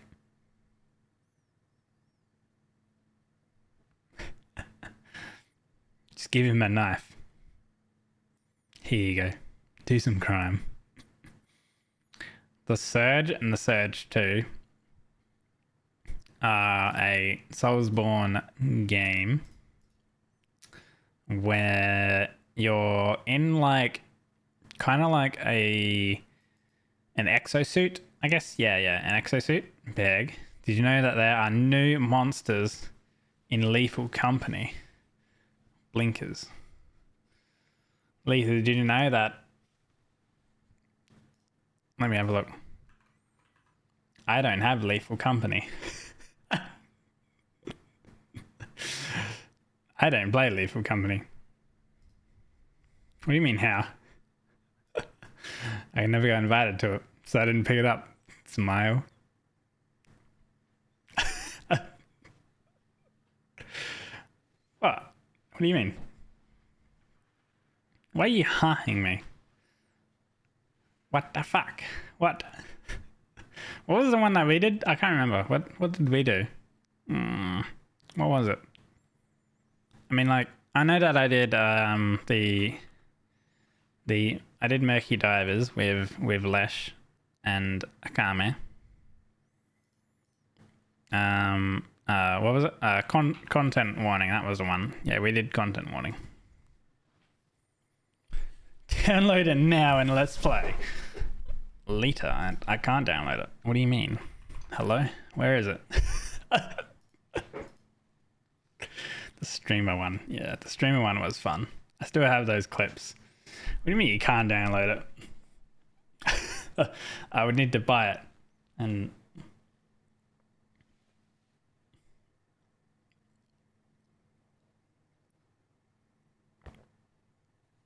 no, you're not buying it for me, woman. Go away. Time to swipe some Lethal Company. How much is it? It's summer sale. Is it on special?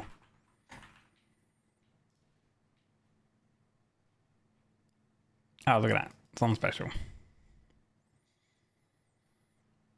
Maybe at some point. You know, the Surge 1 and 2 are Soulsborne games, but you have like an exosuit, and to upgrade your equipment, you kind of like cut off parts of the enemies and stuff like that, and then you can like replace your exosuit. It's pretty cool.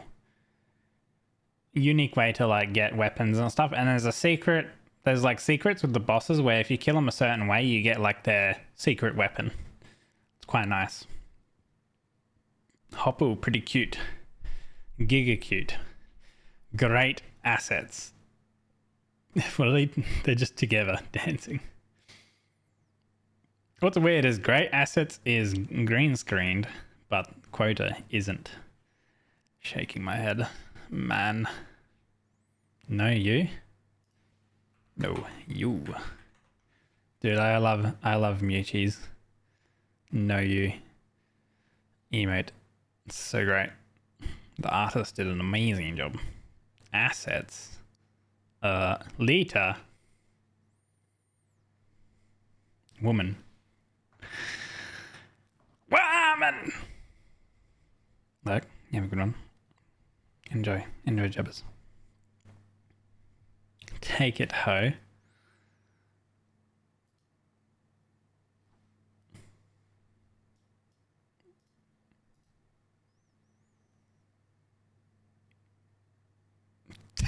Tack it, bish. Thank. What the fuck? I'm gonna do a Lita move and then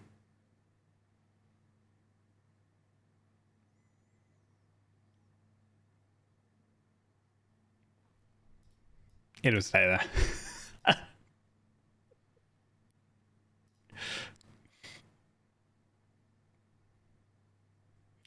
Don't stare at me like that.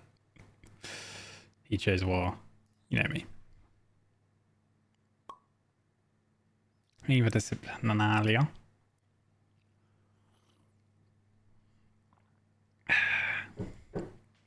I'll accept it if you organize a time where we can play it and bring, I guess, 2 people along. Thank you, Lita. Token the me when sip. Thank you. Guys, go check out Lita. I'm free whenever. Ah, true, actually. Can we get a round of applause for Lita? She's done on her exams. Full pass. Flying colors. My god. She did like... How many exams did you do actually in total? Dude, schooling is so fucking stupid, man. Let me just rant about this, right? They like make you study for like years, right? All these different subjects. Okay. And they expect you to like know all this shit for like, let's say, I don't know, 10 different freaking subjects, 12 in total. Okay, sorry, 12 different subjects, in this case for Lita, sometimes more for other people, depending on sort of what you're studying. And then they're like, okay, here, go have like all these exams at the exact same fucking time. And you're like, what the fuck am I supposed to do? Like, I gotta like study and cram for this exam for this day, and then the next day I got like another exam that I gotta study and cram for. It's like all within the same like couple of weeks. It's so stupid. Like, hello? Do they like, you know, I don't know, man. It's dumb. And none of it matters for actual employment outside of basic knowledge language. And if you're lucky, part of some exams you took. Exactly. You can use literature at work. Yeah. Yep. And I feel like most things are 90% learn on the job. You'll never use physics again in my life. Oh, besides live 2D physics. Hey! You know it. Yeah, I was about to say, I don't know, you might need to know some physics in art, you know what I mean? Yeah, draw that squish. Oh. The booba physics. First thing he was told when he was applying for a job. Yeah. That's another thing. They don't really actually teach like real world shit you need to know. You know, I think back when I did like year 12, like schooling in Australia is like you have reception, or you have kindergarten, then you have reception, and then you have like years 1 to 12. I think years 1 to 7 are like a primary school, and then 8 to 12 are like a quote high school. And then after year 12, you have a university that you can go to. And depending on what courses and stuff you do is anywhere, obviously, from like, you know, bachelorette and doctorate and whatever else, PhD, all that garbage. And that can either depend on, you know, 1 year, 2 year, or 4 years, or you can double it. So your course takes double the time, but you're doing like half the work each year. Something like that. That's in Australia anyway.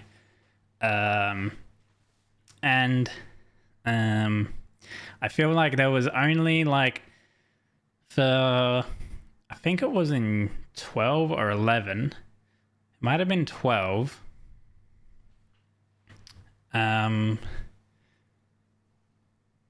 We had like, I don't know, maybe only like a couple lessons on doing like taxes and shit like that.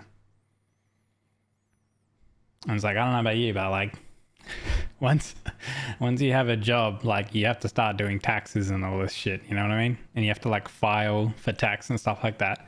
But we weren't told on like, you know, what you actually need to do for like filing a tax, like report and all this sort of shit. It's so dumb. Double time, half work. I'll have this. Double time pay for half the work. And we love that. That's great. Finished uni for constructive engineering. 2 subjects had use, and one of them was just me using the freaking book that was construction standard. The rest of them didn't matter at all. Wish they taught us taxes at school. Yeah, I wish like, I don't know, but also back in school, like if it's, what is it? Like, you know how later on you get to choose, like you have your compulsory lessons, but you also get to choose what you want to do as well with some lessons. And I feel like they should make some of them more, or like I guess subjects. They should actually have some of the chosen subjects that you can choose to do. They should integrate part of those subjects into the baseline learning. Things like home economics and stuff like that, like actually learning how to cook and stuff like that. That shit should actually be like standard and like in actual like the standard learning course, like knowing how to cook and shit like that.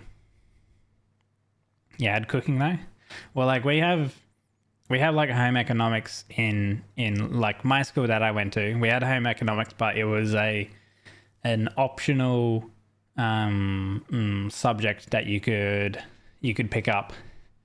Ninth grade. I mean, what are you going to remember from the ninth grade though, right?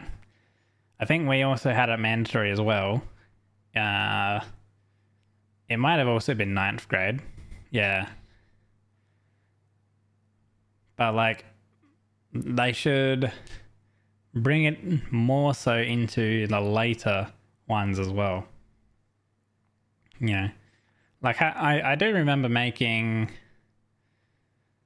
I made brownies. Boiling 2 eggs don't take twice the time, for instance. Yeah, wait, huh? What do you mean? Well, you need to know that? Of course it doesn't. Rusty had nothing. Oh, he doesn't even know how to cook. He doesn't even know how to operate a stove. Special brownies? No, not special brownies. Just chocolate brownies. They're actually really nice, actually. Oh, I want to make brownies again. Not special brownies, just regular brownies. That would be good. Maybe something for later. Knew some basic cooking even before we had it in school. I know you learn it on your own. Oh, you wanted the special kind. Sus. Talos Principle, that's another puzzle game. Team Fortress 2. Oh. Jesus, what's with the recent reviews, huh? What did they do? Is it still riddled with bots? With the white sauce on top.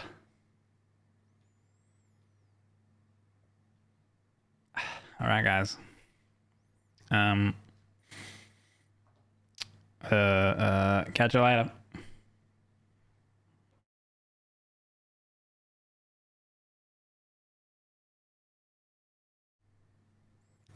You're not meant to be able to read it. What do you mean? I like moderate for like several different channels. Like, of course I'm going to be able to read deleted text. Plus I'm streaming. I need to know what actually happens in my chat. God. Remove bots and add good anti-cheat. I guess the game's still fiddled with bots and stuff like that. Right. I know why the game's fiddled with bots, because you can go into the game and you can earn like the market stuff.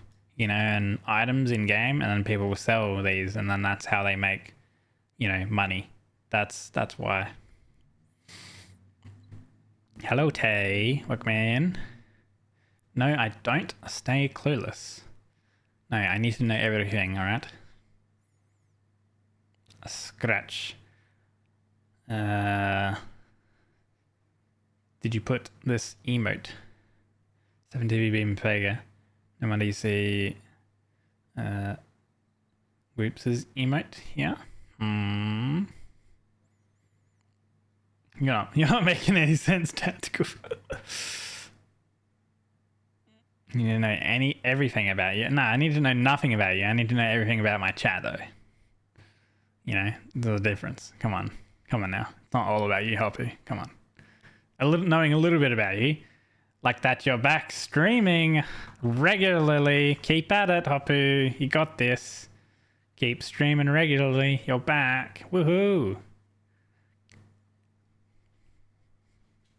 Top. What am I looking at? Oh, right. Top.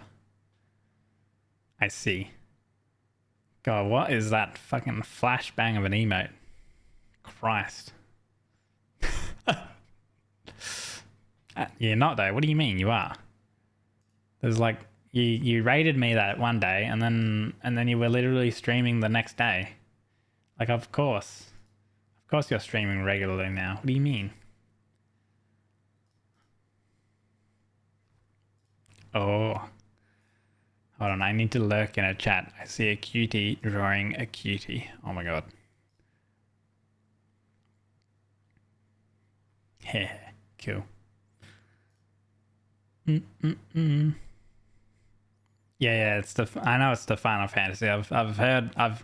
Now that I saw the emote, top, like saying the word top, reminds me of it. 20 minutes shoved into a couple seconds. Is that really a 20-minute fight?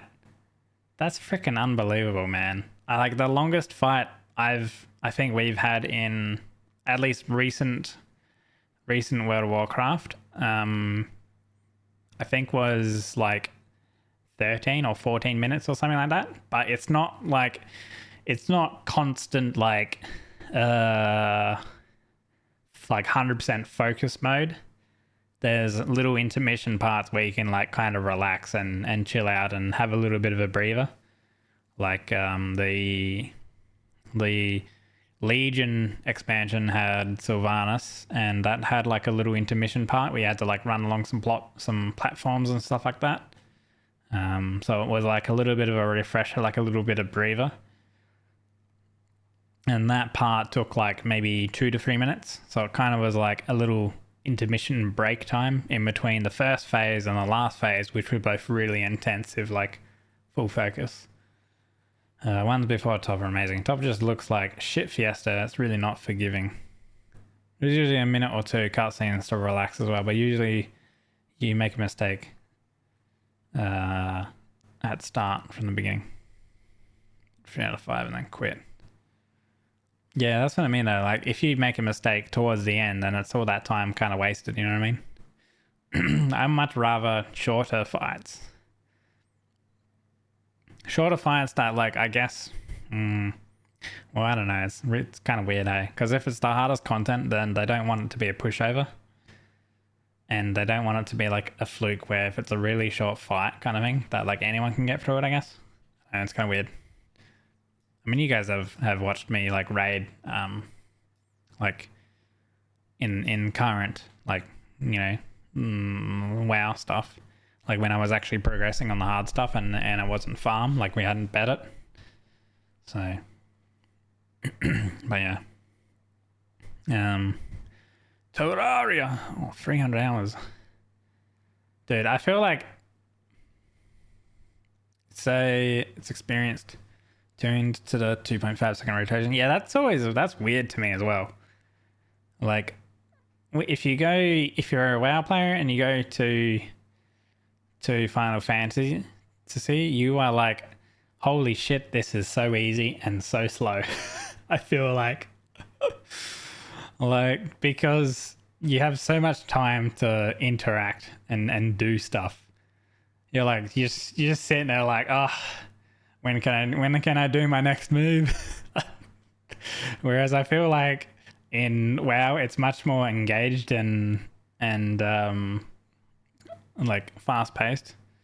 I know that it's pretty engaging towards endgame in Final Fantasy as well. Like you're always global cooldown locked, which means kind of like every time you can do something, you're actually doing something. But yeah, like I mean, I play warrior in WoW, and that's a GCD locked class. Plus, it's also hasted actions. So at times, although it's actually slowed down a little bit, but let's see if actually, hold on. If I go over to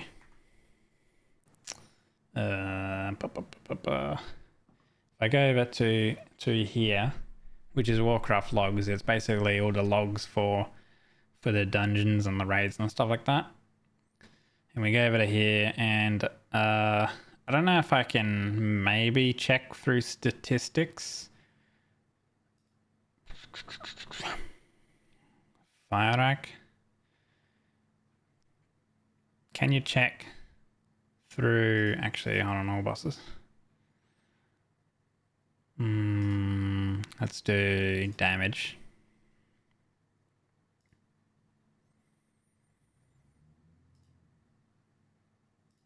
Let's do, I guess we'll do Volcaros is pure single.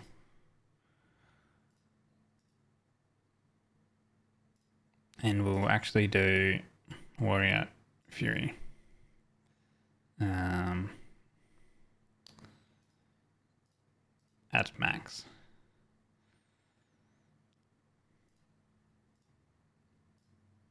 Actually, instead of doing it that way, we will do it this way. Go to rankings instead.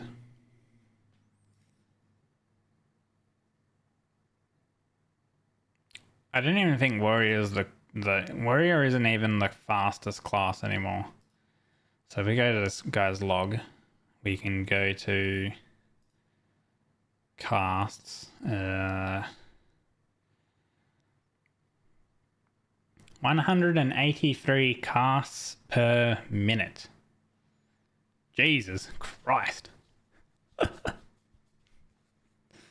Now, I don't think that is actions per minute. There's difference. Because I think casts is...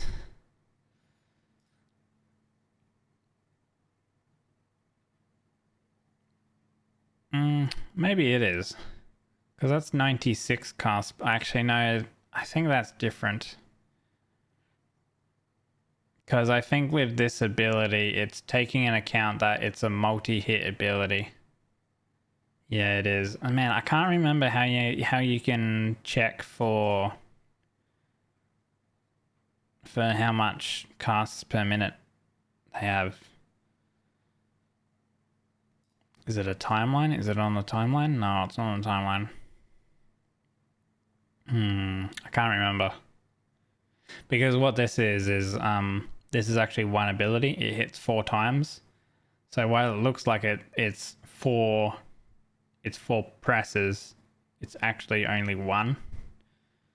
So I don't think the cast is actually accurate. And I can't remember how to check for actual like casts per minute. But I can say for sure that back in Legion, yeah, early Legion, for the Arms Warrior class, we had 2 abilities that you kind of like pushed pretty damn often that were off the global cooldown. And so you pushed those in conjunction with your regular rotation, and your actions per minute was nearly, or like at perfect play was probably like 130, 140 actions per minute. So you were hitting like two, sometimes more, like keys per second, basically. Which was carpal tunnel inducing. Yeah. That was on Arms. I don't think I really got it back then, but I feel like playing Fury for like so many years, I feel like my wrist, like I think I hit my keyboard too often, and also too hard, and like my like wrist at the end of like raid nights would start hurting. You ain't doing that again since Revelation Online. Sometimes it's pretty damn bad. Like, Jesus. Leaving basics with skills and charge cast ain't fun. There's an odd meme about rotations and without resembling music instruments. Yeah, man. Sometimes it's fucking pretty damn bad. Holy. Man, I'm just getting like that phantom pain. Jeez. My wrist doesn't really hurt like nowadays though, but that's because like I kind of learnt to slow down and not, because I think I was hitting the keys before the global cooldown in like preparation to like spell queue, which is a thing that you can do. And so I was probably hitting the key like 3 times more often than I should have. So yeah, I had to like slow it down and Yeah, I think it got better. My hand doesn't hurt now, when I raid and stuff like that. Thea, The Awakening. This is it's a turn-based game, but I can't remember how exactly. I feel like this game was a game where I watched it and I found more interest in watching someone play it rather than me playing it myself. I feel like that was the type of game with this. And I can't remember. When did I last play this? 2016. I can't remember anything about this game. I'll make your hand hurt. What, you gonna break my hand? Don't break my hand. Relatable. Spamming button before CD is up. So it's instacast. Yeah. Spell a queue up. Tiny Tina's Wonderland. Borderlands stuff. Borderlands is such a good game.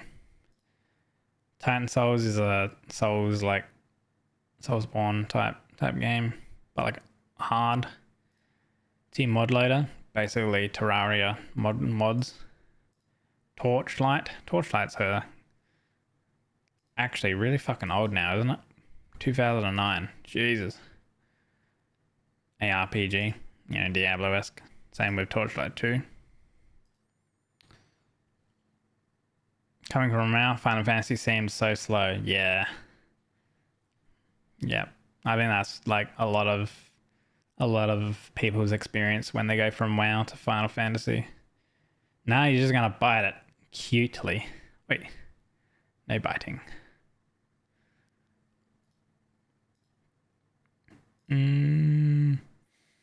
Trailmakers is another. It's another one of those things where it's sandboxy. So I think you can make kind of whatever you want, but it's in kind of in Lego-esque kind of stuff, I think. Kind of building whatever you want with building blocks, and you kind of like Lego. And I think the general, not really story, but it's levels in the campaign, and you got to build something so you can accomplish the campaign level type thing. So it might be a racetrack or a target you have to destroy or something like that. That's what I recall anyway. Transistor. So we're gonna add Transistor to the games to play, because I do want to play Transistor. It's made by Supergiant Games again, which did Hades. And basically, the sword is a character and the girl is a character, but the girl is mute and the sword talks. And they have a very good dialogue and stuff like that. And with the gameplay, I think it's the gameplay is, from what I recall, is the gameplay is paused unless you're moving or casting stuff, I think. But I can't remember exactly. I mean, as a DH, it might be not too bad.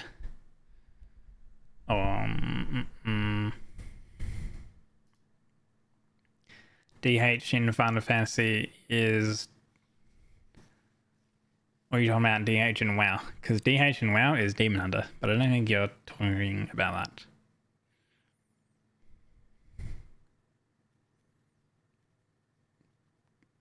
Trying to think. What's the class? If you said DK, it would be either Death Knight or Dragon Knight. You have no DH. Oh, you mean DH in WoW? It's not a particularly fast play style. Huh? Demon Hunter is fast play style. What do you mean? Demon Hunter is fast. Unless you're talking about the part where you have I-beam and stuff like that.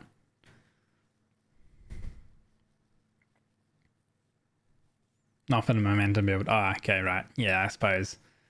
But the momentum build is trash. No one likes that build. No one likes the momentum build. It's horrendous gameplay. Good lord. Trials of Fire is a fun little roguelike tactical game. That was not too bad. Really hard to play though. You had this like overworld part of the map where you could kind of like walk along and find like areas to go explore. But exploring in the overworld reduced like your like 2 bars. It reduced how restful you were, and it also reduced your morale. And you had to continue to like go to different points and camp and stuff like that to increase your rest and then boost your morale. And when you rested, it used your like rations of food and stuff like that.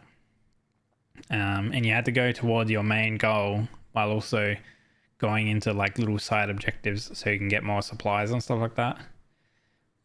So that was like the overworld exploration. And then you had the in battle area where you got your guys and you can move around and consume points of mana. I think you would get like a couple bits of mana per turn. And what happens is, as you draw cards, if you discard a card, that cost, or like discarding it, gives you an effective point of mana. So it was kind of like shuffling your deck, but also being able to cast. It was kind of weird, kind of interesting. US has been a dumpster fire kind of a build. Yeah. Trials of Fire, kind of neat.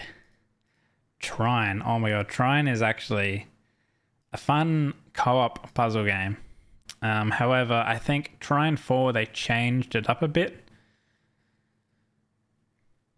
Holy shit, there's a Trine 5? What? August 31, 2023. So Trine 1's pretty old. Oh yeah, and it's also a unique 2D and a 2D 2.5D world. It was kind of cool. It's centered around 3 different characters, and they have unique abilities, and they help do physics-based puzzles. So you had a wizard who could like levitate or create like platforms and stuff. You had a rogue who was like quite agile, who could also like do like rope swings and stuff like that. And then you also had a knight who had a shield who could like push heavy objects around and stuff like that. Played 1 and 2 with the homies. It was blast. Yeah, I think number 2 or maybe even number 3 added a lot more different variety of puzzles, and they added extra stuff where you like the knight could get like a frost shield or a fire shield and stuff like that, and added extra aspects to the puzzles. But it's also got really unique like environments. Like you look at this, obviously there's like a scorpion they got to fight, so there were like mobs and bosses and stuff you had to fight, as well as in between that completing puzzles. But this is like 2D basically, but the world is 3D. So, and then yeah, I think you had these little kind of story parts where it was a little bit more 3D type world. Yeah, it looks very pretty too. So that was number 2, and then number 3 I think was similar fashion, where it was this 2D and 2.5D world, yeah. And then I think they changed it up a bit in Trine 4.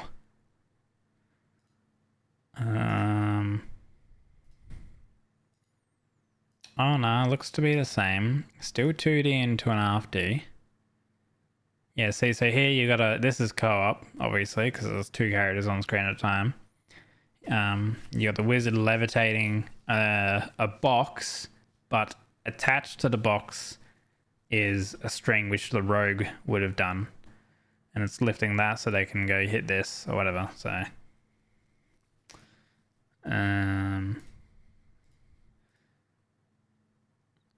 Was it maybe... Maybe it's number 5 then.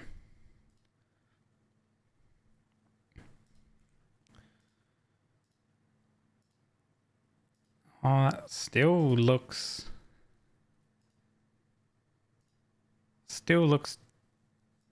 2D and 2.5D world. I feel like there was a Trine where they tried something different. Maybe they didn't.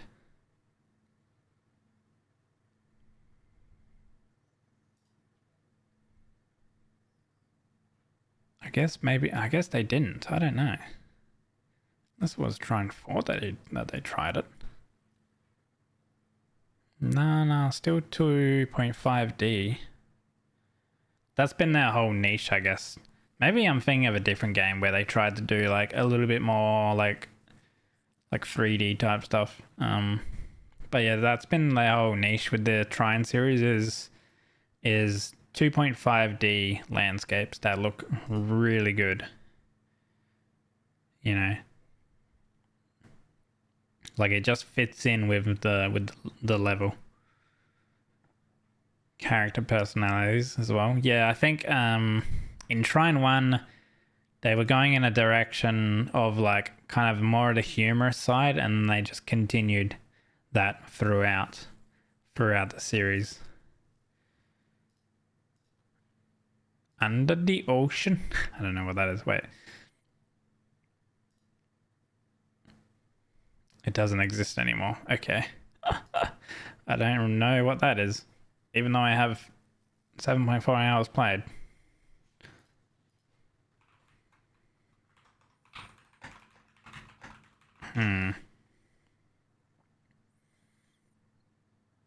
Oh. I remember this.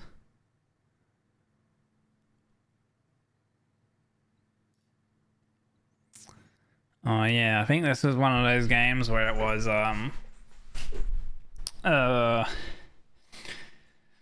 they Under the Ocean, they remade, or like they stopped development and then like remade the game under a different name, I think.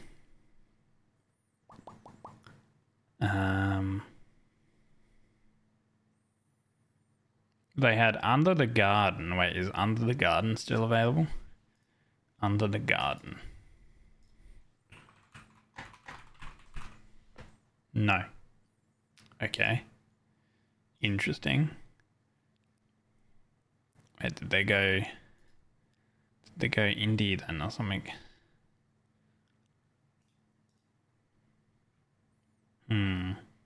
Not too sure then. Interesting. But yeah, I do, looking at some of the pictures, I do remember what it was. Yeah, it was kind of an Nexus game. I think it was a one-man developing game type thing, and then you know how those are. That's what that was. Unpacking. I feel like a lot of people have seen unpacking being played. Basically got to unpack all the things. If you just moved, you would know all about unpacking, like in real life.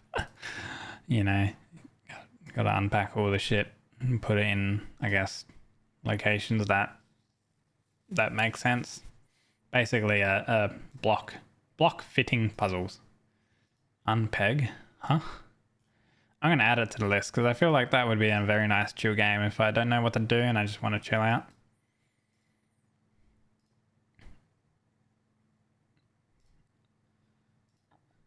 V Rising. So many people play V Rising. I feel like with V Rising, so many people play either V Rising or they play Rust or they play some of the other ones that are like very similar, where there's like this weird PvE, PvP kind of aspect to the games. Obviously V Rising being more centered around vampires and stuff like that. But I do like how you can make these really cool like places, like these like castles, I guess. Like this here looks like they've made all of that, maybe.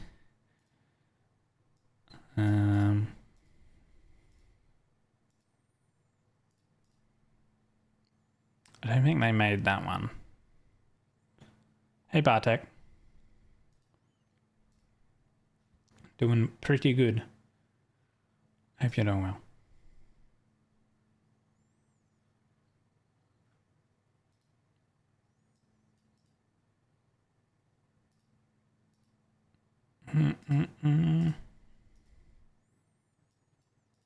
Yeah, I feel like V Rising is a game where you need to put quite a bit of like investment of time in, and it's got to be like one of those games that is like for you, because it's still another like sandboxy game. So, oh, Valheim though. I do like me some Valheim.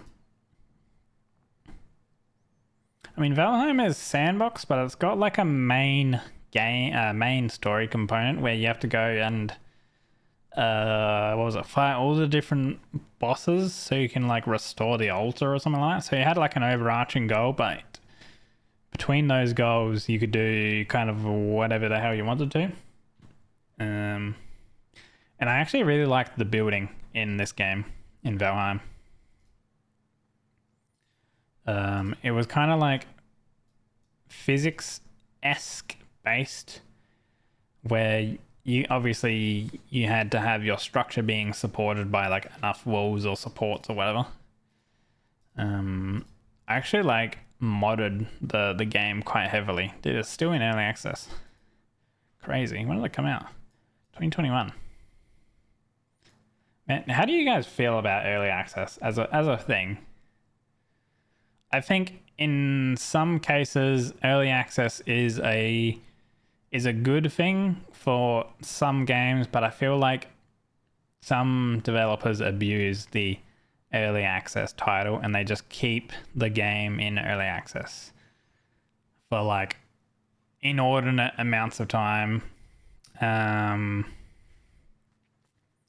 of like 7 days to die, more like 7 years in early access, or even more, basically. Still early access game. 2013 it came out. Now granted, this game is actually still in active development, and actually they will be releasing it into 1.0. I don't know exactly when. They have 1.0 experimental, which does mean that 1.0 will be very, very close. July 25th, 1.0 official. Okay, so it's actually this month. They're actually releasing it this month. And would you look at that? They've got console version too, which is actually pretty damn amazing. Like from when they like first came, I guess they wouldn't have even thought that their game would eventually kind of sort of maybe come out on consoles. But I feel like because this game was in early access for so long, it kind of like, I don't know, it's like, I feel like they could have just released it, but then also still said, hey, we're still updating the game kind of thing. I don't know, it's a bit weird. For indie games, it's good, but for studios, like 50 people working on it, yeah, it's kind of weird, hey? The worst one you spotted was Ark Survival Evolved. They sold DLCs during early access. Bruh, what the hell? I mean, like,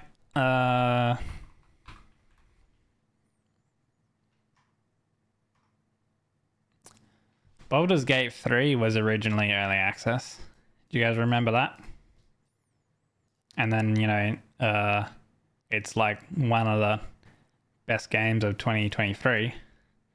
So, you know, and this is a big studio as well, you know what I mean? So it's kind of like, you know, weird, you know, good and weird and bad, you know.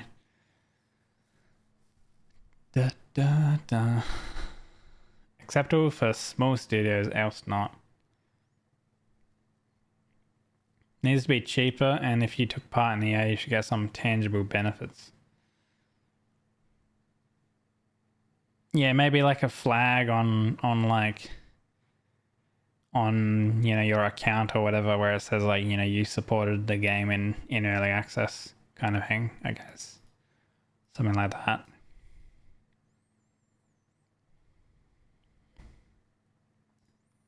Oh, Vampire Survivors. Everyone knows about this. So many games. Vampire Survivors basically defined a new genre of like, what do you even call this? AFK, like survival mode, whatever. I'm like not too sure, but like hopefully kind of like very simple, and then so many games came about of it.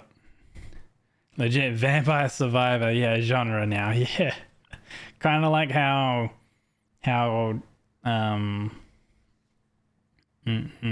FromSoft, made Dark Souls, and then now there's the Soulsborne genre. There's literally, so many games from Soulsborne.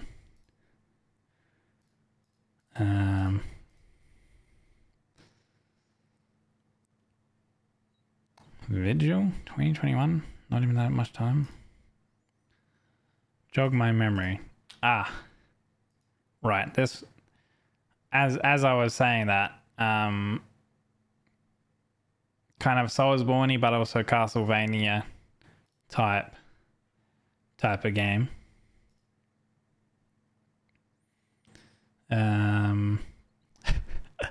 Actually, Tactical, I think it's this game, yeah. Because Kim has 30 hours game time on it. So, do you remember when he played Vigil?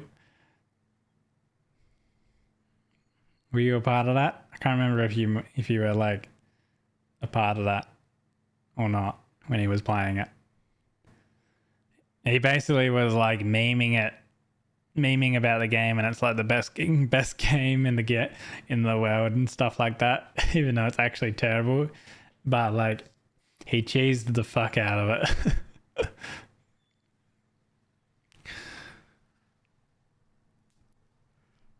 So after match, just some extra cosmetics. They raised the price of the game to a AAA game price when they left early access to Ark Survival Evolve. Yeah, hey.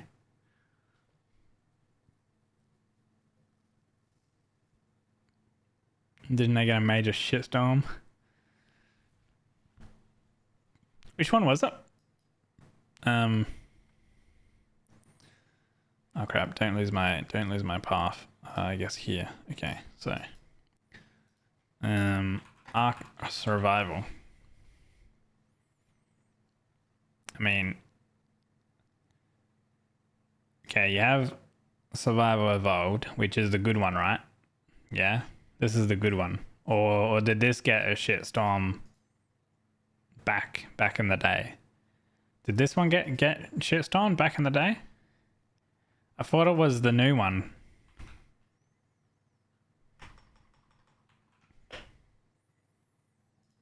Is this one getting shitstormed? Mixed. Early access.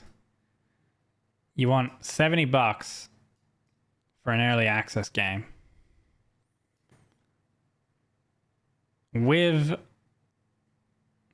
DLC, paid DLC. Excuse me? $45? Huh? Excuse me?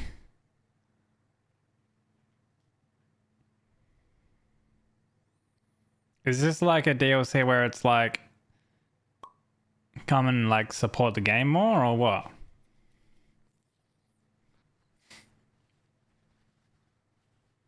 You rolled another $100. Congrats. You already had VIP button. DLCs are separate maps though, like Gigamap, big maps.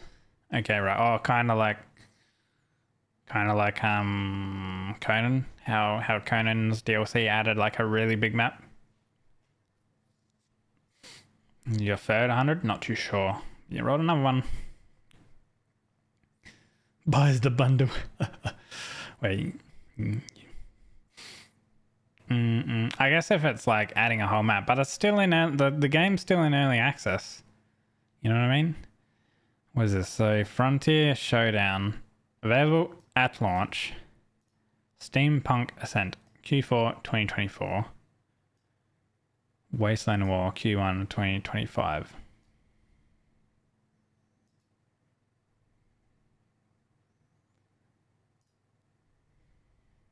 What's the reviews?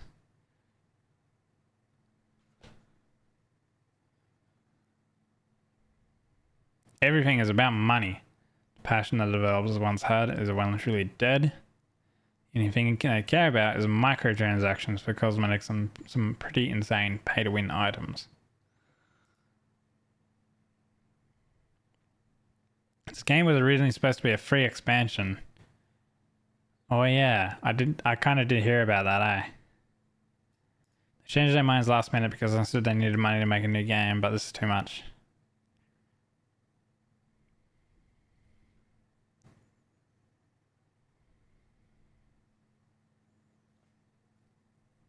Wildcard wants €5 for a single creature now. Desperate for money, eh? Shouldn't have wasted all that money on some failed electric car company and bad animated TV show. Nearly 4K in Survival Evolved. Ascended is essentially better in every way except the devs. The devs are the worst than ever. $5 for a Pyro main. $5 to tame something that everyone should get simply for paying for a $70 game. Pathetic. Goodbye. Huh? What's this thing about having to pay $5 for a thing? Was it this one? Is it this? Is this what they're talking about? That's whatever this is.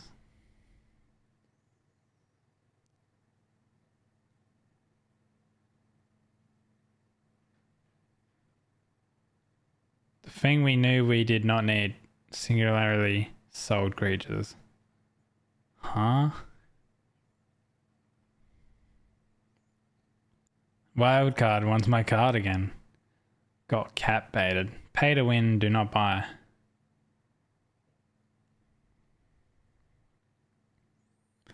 Ah yes, let's add the two most broken things in the game. Shadow mains You and sound like a flamethrowers. bitch. That's what you sound like.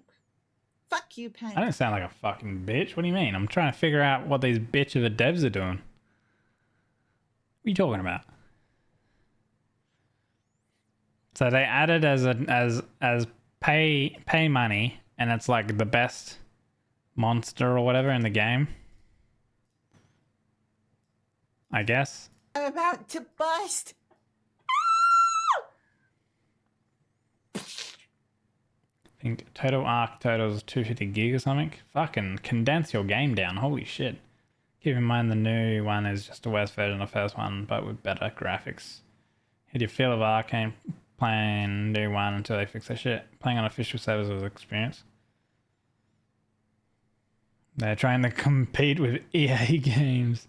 Remember when add-ons cost $15 and added half the playtime again? Yeah, when you actually had expansions and not just quote flat DLC. Yeah. Oh, man. Yeah, I know what you mean, eh? Jeez. Okay. Continuing on. Void Bastards is a pretty cool little game. I remember playing it. You explored like from level to level. It was like ships basically. So this is the exploration map. So you would kind of pick where you want to go on the map. You gotta like follow the dotted lines, and you would go to different points of interest. And they each had like different pros or cons or whatever. And then when you were there, you would go through and kill enemies, collect resources, find all the things and whatever else. And I think the whole aim of it was you're like a prisoner or something like that. And yeah, I think your whole part was, I guess to like escape, maybe? I'm not too sure. It's kind of simple. And what do they have? Wild Bastards in September. A new game. Completely different or kind of similar aspect? Looks very similar but different. A successor, perhaps? Okay, interesting. Moving on. I think War for the Overworld is like your dungeon keeper, basically. However, I think this one has... Does it have the overworld part? I don't know if it does, but it very much inspired from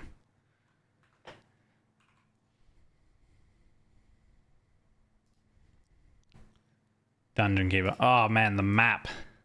Wait, come back. Oh.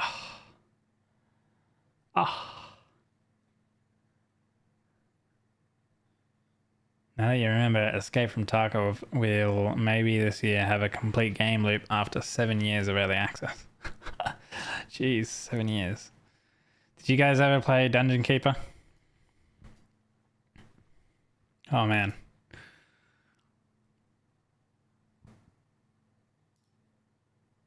I kind of wish Bullfrog was never bought out by EA. Such a fucking shame, man. Fuck EA, man.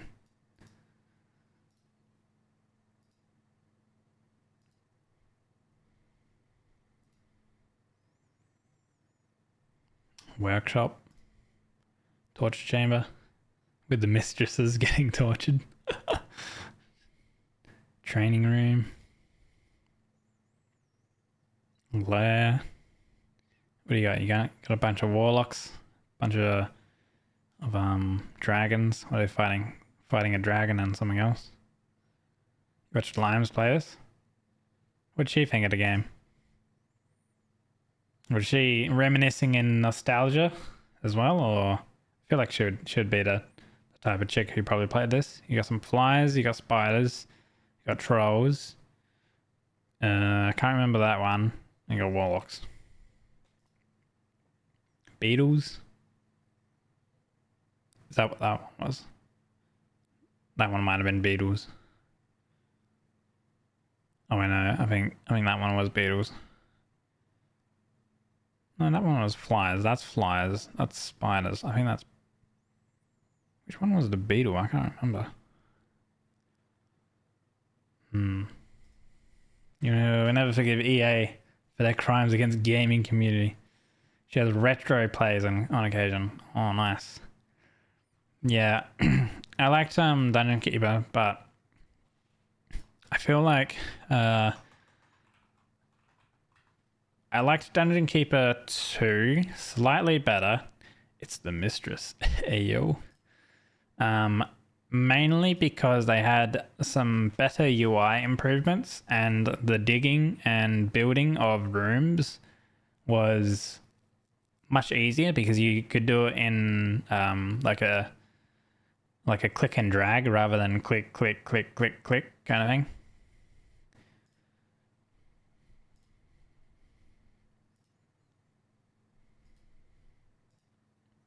It did have a graphical increase, and they had salamanders as well. I love the little salamander monsters you could have. The salamander.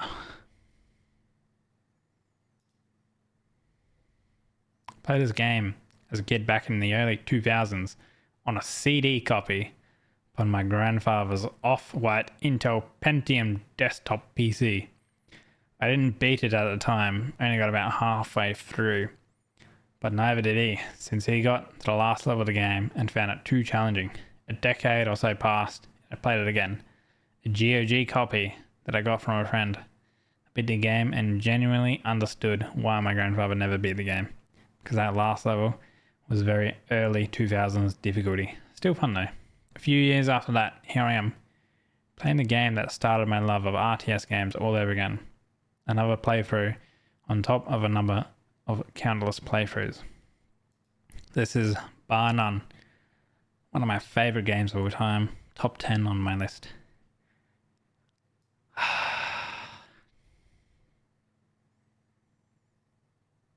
Rest in peace, Bullfrog Studios.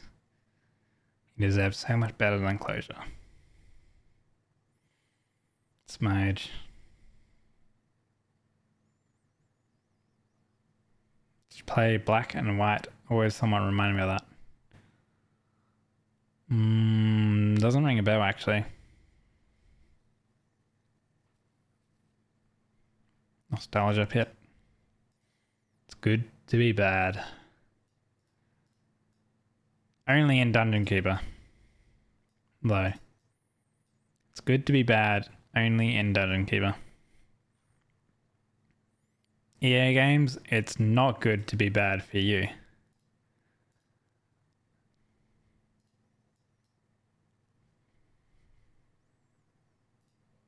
It's a shame.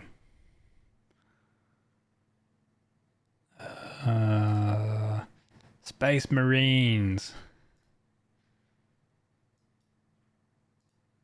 I'm waiting for the new one. Holy shit, my guy. DLC? Or are these games? 41 items? I think these are all the games, right? Oh, and DLCs. DLCs and games. Jesus.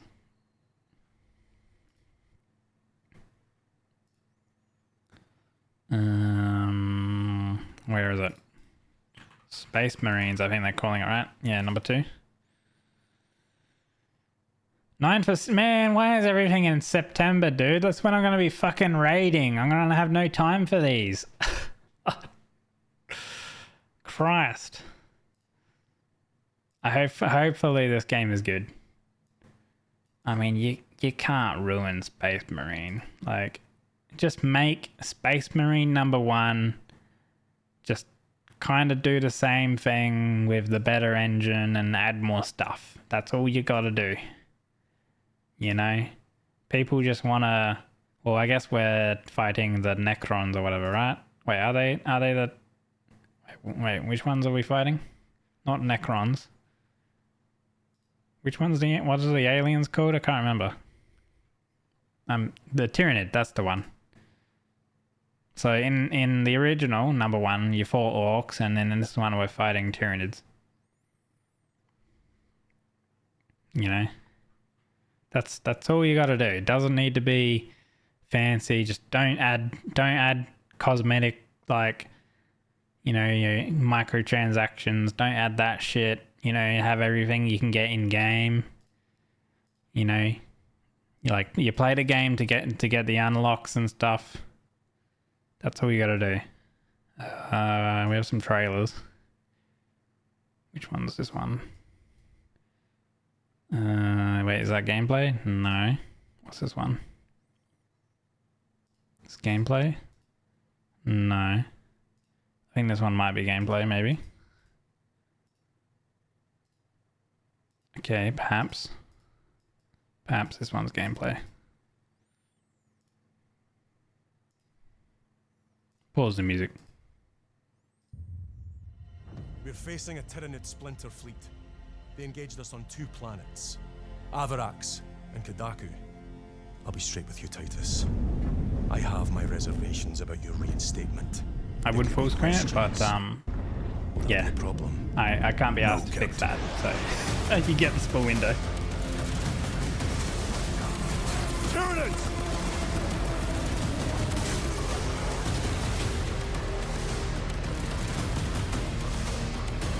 My pledge is eternal service.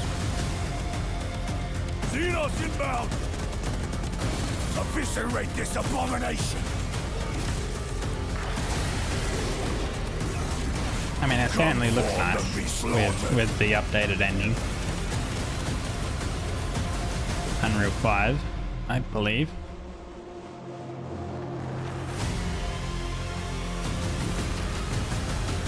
Or Unreal 4 could be. Open the gates. 3-player co-op as well. Care to see who can slay more Xenos for the Chiron? I thought a piece of that statue would offer more sport. Hold them back, damn it!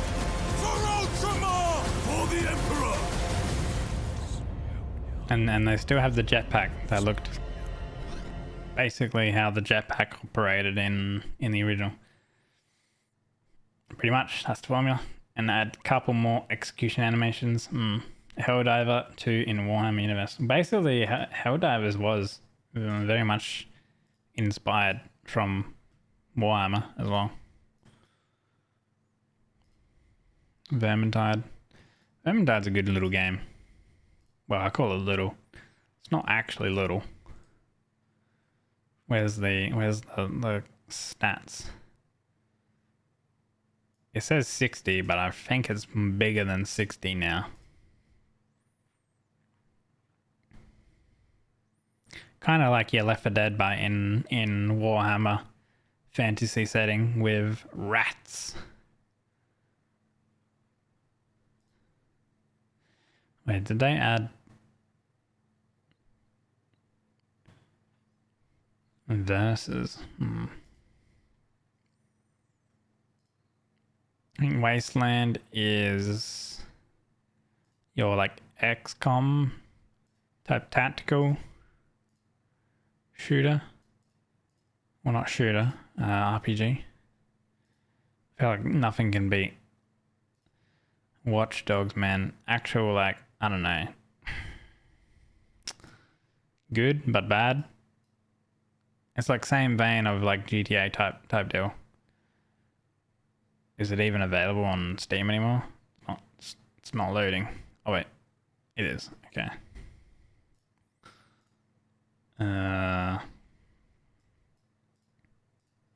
Okay, there's not many. It's kind of like some, like you're a hacker and you can kind of just hack the world basically. I don't know. West of Dead we actually played a little bit on stream. Actually, The Witcher and The Witcher 2, and I guess Witcher 3. I can't remember who it was, but I did see them. They were replaying the series. Can't remember who it was though. It was a popular streamer doing it.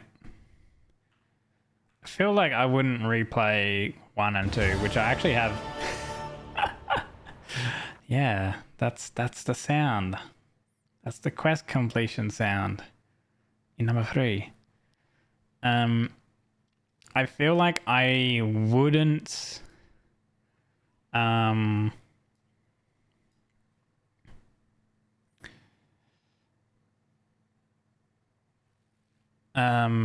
feel like I wouldn't play number 1 and number 2, but I would probably play number 3, I guess. Tried to play 1 nowadays, but I just couldn't be bothered at some point. Yeah, I feel like I would be the same, you know what I mean? Like, Sheepy gonna be playing it? Like, you look at it and I think it's maybe just a little too outdated.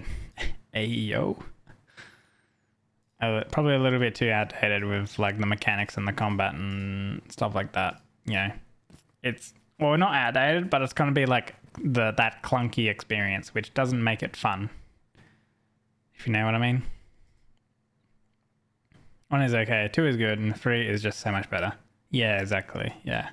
I mean, 3 is not the best as well. Like the combat in 3, it's nothing fancy, you know, it's not mind-blowing, out of this world combat, right? You know, you go up to stuff, you know, you hit him with a rune or 2 and you just like left click him to death. You know what I mean? But like the game isn't really about the combat. It's about like the story and and like the little interactions and little minor stories, like everything is voice acted and all that sort of stuff, you know what I mean? It's kind of how CD Projekt came about being like the renowned games company they are.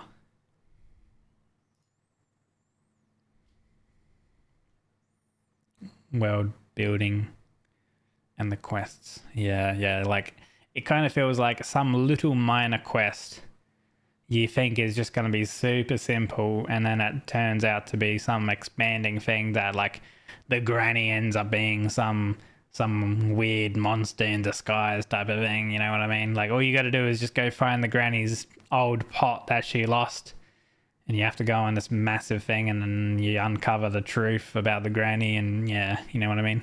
I don't know if that's an actual quest, I can't remember, but you know, you never know.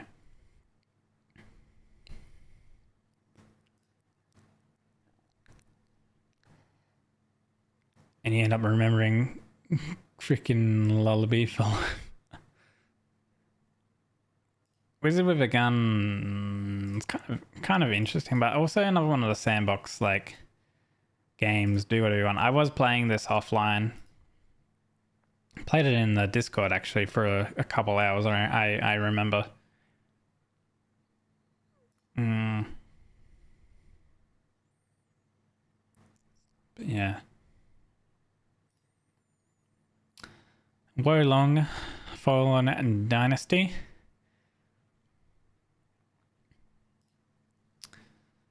I guess they still haven't fixed the issues mixed. I guess it's still... Wo Long is fine. It's not even close quality to Neo 1 or 2, but even if you aren't comparing the game to them, it's got problems. Major performance problems. 100 rolls total. Hey Chili, how are you, buddy? Hope you had fun at Dorkomi. Welcome back home, I guess.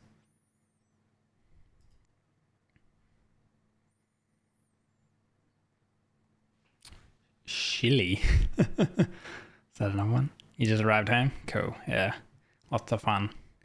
Nice. Glad. Right, yeah, I think Wo Long was after, like, by the same people who made Neo 1 and 2. But, like, it's not good because of the performance stuff. One day you would join us at Dokumi. One day, Copium. I would love to.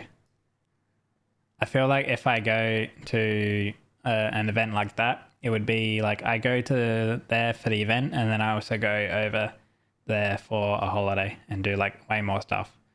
And I would be over there for like quite a while kind of deal. You know what I mean? You know, like upwards of a week or two kind of deal. I'd make a more of a holiday out of it, because it would be like, you know, I'm not going to take a 20 plus hour flight just for a weekend. You know what I mean? I'm not losing 2 days of fucking flight time just to go over there for a measly weekend. Fuck me dead, dude. Why can't we have teleportation already?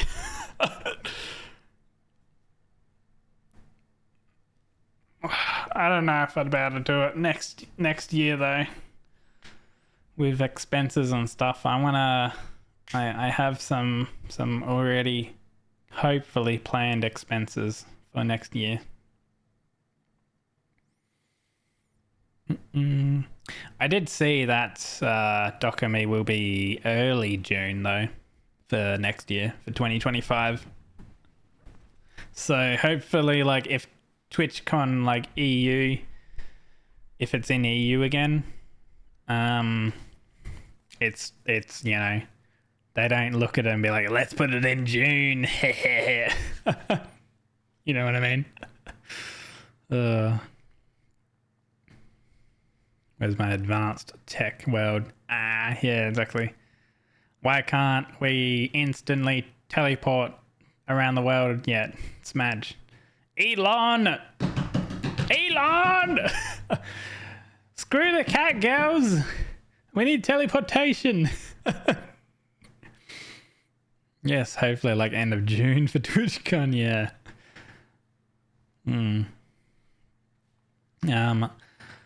Wolcen is action RPG, like Diablo-esque type deal. Oh, Jesus, what did they do to the game? Mostly negative?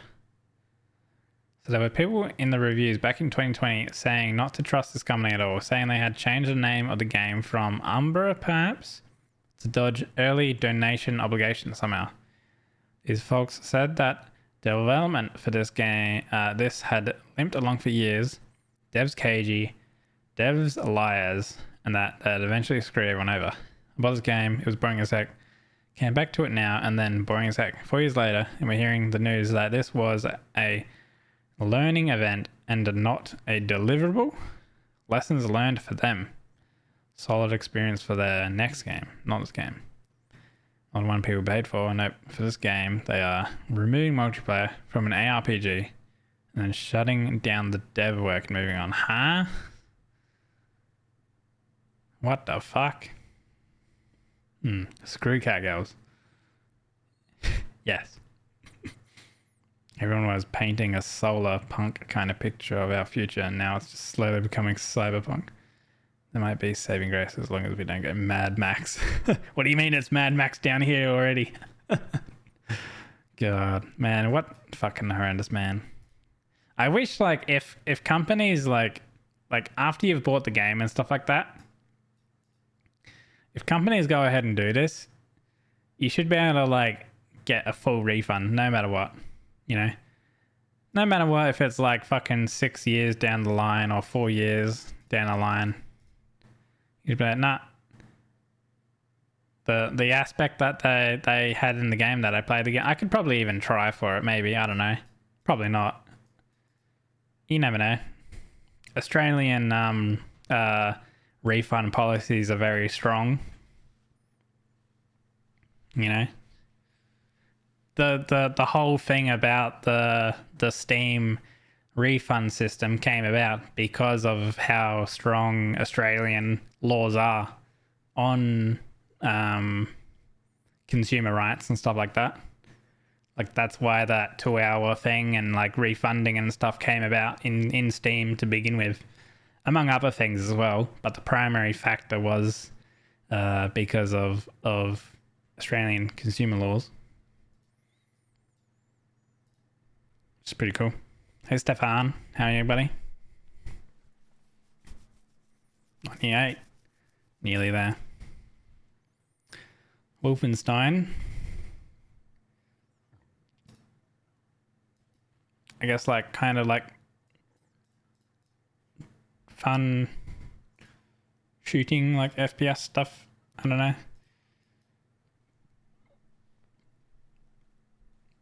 I don't know if I would play it again or not, huh?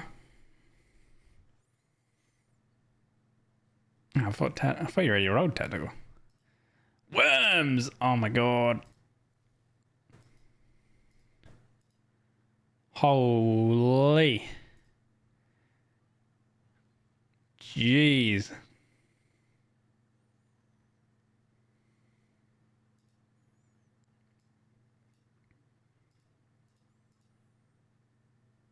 Although I think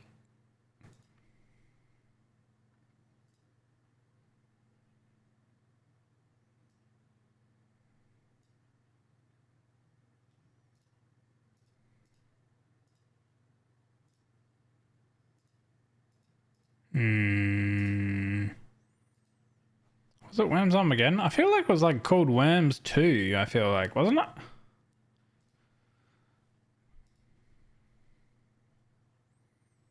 I mean, basically Worms is Worms, right? No matter which version it is, it's literally the same thing. Maybe they add a different weapon or something like that in it, but man, holy.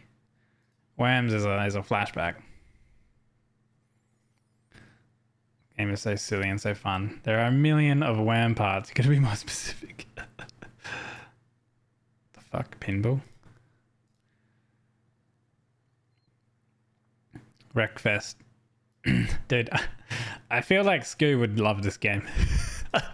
Because the predominantly like main driving force of Wreckfest is, you know, Demolition Derby, but you're racing as well. So it's okay to smash into people because it's like designed of the base of the game, because everything's designed to like be like crushed and stuff like that. Recreation. Excuse me.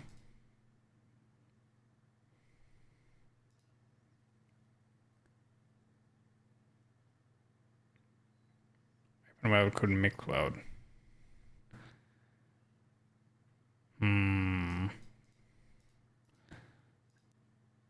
Create and do whatever you want. Sandbox. Don't know. XCOM. Was it XCOM 2? Yeah, XCOM 2. Holy, dude, the Iron Man like modes that people do. So good. So if you don't know what XCOM is, it's basically like, well, XCOM 2 I think is probably like the more popular one, but the actual XCOM series is like your tactical shooter. Can I see the battle map area? I guess maybe not. No, they just have like the cinematic pictures and stuff. But each soldier in your team can be like customized with different gear. So different types of gear, different customization. You can like change like anything with anything about that character in the creator. You can change their name, you can change like their equipment and stuff like that for actual creating a character, which is really cool. So you can make people look like whatever. And then you've got different equipments and weapons and stuff like that to like kit a character out. So you might put like a sniper rifle on someone, and then maybe some light armor or some like tactical stealth armor so they can go like invisible and stuff like that. But then in the actual battle mode, you can move a character a certain amount of distance based on how much armor they have, and they might have like a trait or two or some upgrades, so they can move more or less or whatever. And then you have an action for them as well. So you have a movement and you have an action, and the action could be shooting or using an item or doing whatever. So there's like a lot of, it's very tactical. And I think number 2, XCOM 2 is like the best one out there. 95% is a miss. Okay. If it's not 100%, it's 50%. I prefer Honest Man. Iron Man can fuck your saves. Honest Man. What's Honest Man? Is it like save before the mission? Because I know that Iron Man is whatever action you do can't be reversed. So there's like literally 0 saves coming. How you going, Bandit? True. I've missed the 95%. And then you go and save scum it, and then it happens again, and you miss the 95% again. It feels so fucking bad. So many mods now. People made new game waiting for XCOM 3 that will never come. People made a new game. Jeez. Hello, Prent. XCOM playthrough when, Bandit? I know you're doing like kind of a RimWorld playthrough on the side, right? Basically, Iron Man, but saving manually just in case of game-breaking bugs or to reduce lag in most missions. I see. So you don't actually save scum. I see. That makes sense. Because, yeah, you don't really want to go halfway through a mission and then have it crash or something like that, and then you got to go redo it again. That'd be kind of annoying. I think Chimera Squad, you do an XCOM playthrough. It's been a minute. Would you do it with mods? I probably would do it with mods. I think doing it with mods is probably more fun. I think Chimera Squad is like kind of similar, but still a little bit different because I think you get aliens and stuff, right? Yeah, you get to play as like the aliens.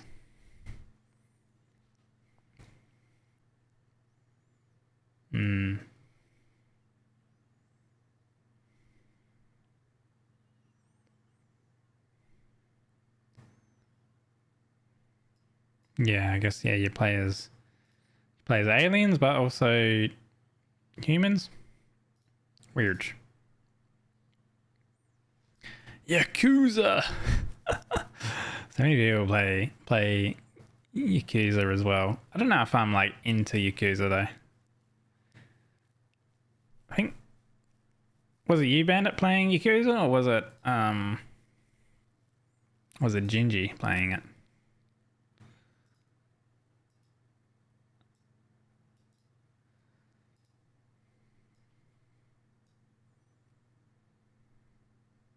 Chimera's like a fast-paced breach and clear game. Oh, okay. Yakuza is great, but it's so much talking. Yap Simulator. Might have been Demi. If it was recently.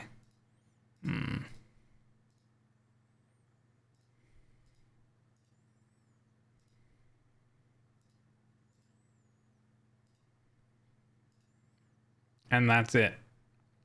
Woo! Okay, so games to play. Wait, it's more than 29. 44 games. Okay. So our list of games. We have a bunch of different games. Some are like small pick up and drop games. Like Archvale, Balatro.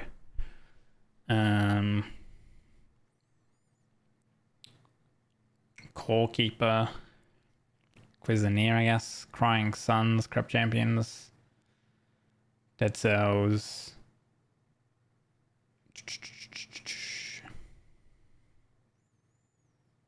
Gunfight Reborn, Graveyard Keeper, Hades, Helltaker, Moonlight Anointer, Slay the Spire, RoboQuest, Unpacking. So I got a lot of games that are like pick up and play it for a stream or two, and then I've got a lot in this that are more long-term games that are story. So Transistor, Sekiro, Rift Breaker, Prey, because I want to play Prey again, Plague Tale, Outer Wilds, both the Oris, Kingdom Come Deliverance, because I would like to actually like invest some time into it. Greedful, perhaps. Ghostwire Tokyo, because I heard so much about it and have yet to play it.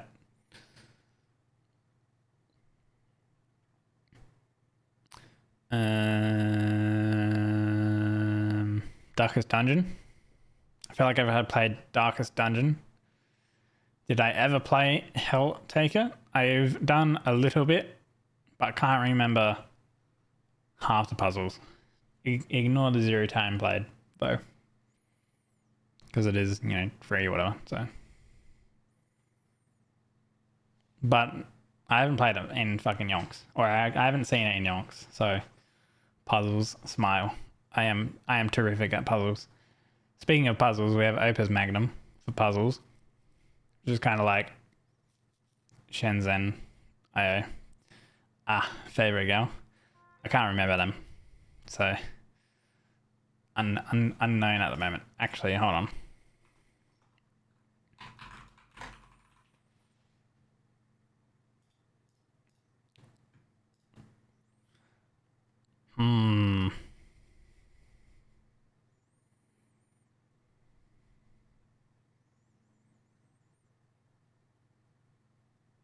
I think it has to be the classic Lucifer, to be honest. Based on looks. But I can't remember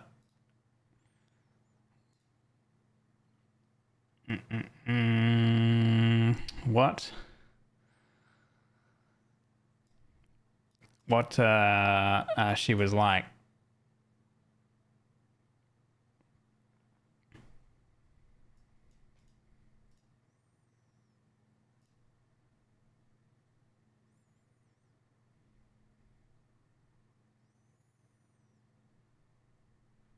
Like what her, what do you call it?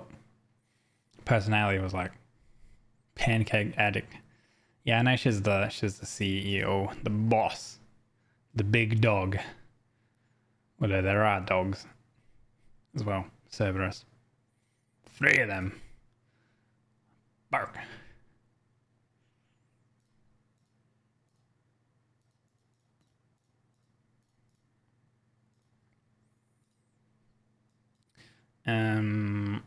Bloodstained as well. Baldur's Gate eventually. Still yet to finish it. Oh, and Control as well. I heard good things of Control, so I would like to play Control as well. I think that would be cool.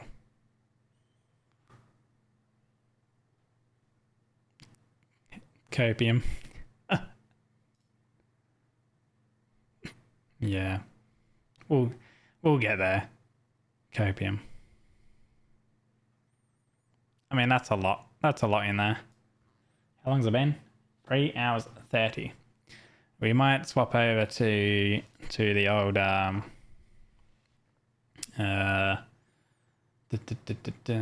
that one. Boop. We might swap over to Honkai Star Rail because I've got my weekly stuff, so we can go do the Simulated Universe, the 1000 Synchronicity weekly thing that I got to do. Just to finish it off until probably about like 11:30, 12. So half an hour to 1 hour. Honkai Starbucks. Yeah. Dude, I have a lot of fucking Steam games though. Jesus. 3 hours 30 of yapping. I led you through your workday with a lot of nostalgia. Oh, man, why? Why do we not have any more Bullfrog games? No more Dungeon Keeper, man. Makes me sad.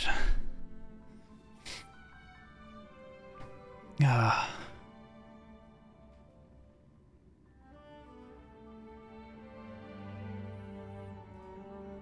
Smoge.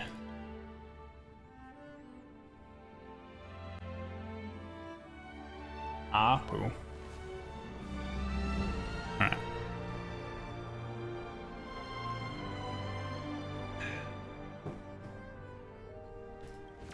Dungeon Keeper, how about you keep me in your dungeon? Huh? Never Dishonored again, Smoge. Never Pray again, Smoge. Yeah, there's a lot of things that are never again.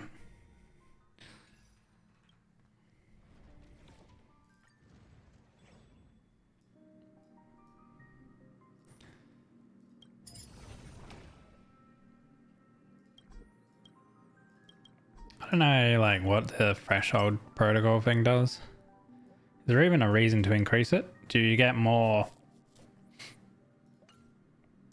stuff? What's this week anyway? We're fighting Sam. Okay. And what do we have? Merely obtains one equation that cannot be expanded currently. After expanding one equation, merely obtain one random equation that cannot be expanded currently. A maximum of 5 equations can be obtained this way.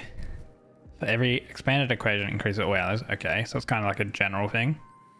As one blessing obtained after winning a battle will be of a path required for the equation. Okay.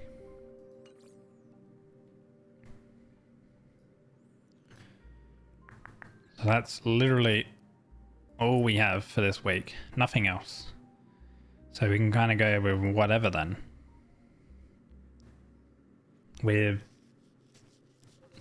DT around. You haven't been honking much. Are you enjoying Dawn Trail? What do we have anyway? Everything's got like electric, and so does Sam.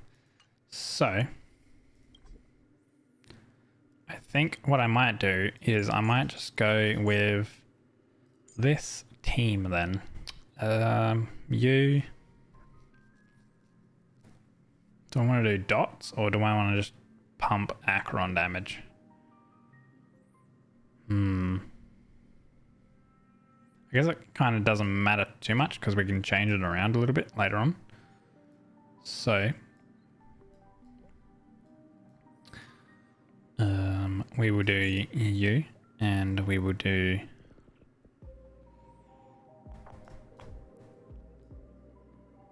where's our Bronya? You and you. Cool. Alright. Yes, it's been fun. How much have you played then? It came out yesterday. Alright, what do we get? After a character attacks and deals ultimate damage, every enemy target hit will deal ultimate damage equal to 100%. Oh, wait.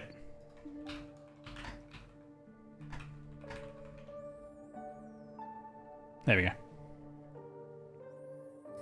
Every enemy target hit will deal 100% damage. Okay. Erudition and Hunt. Obtain 2 random 1-star equations. Okay.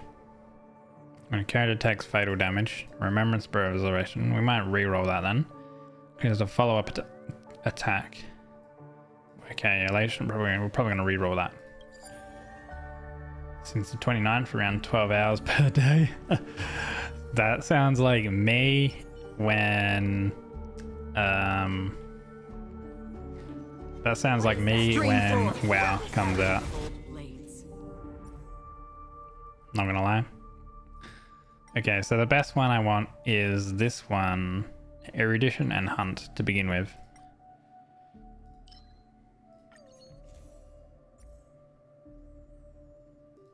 Erudition and Hunt.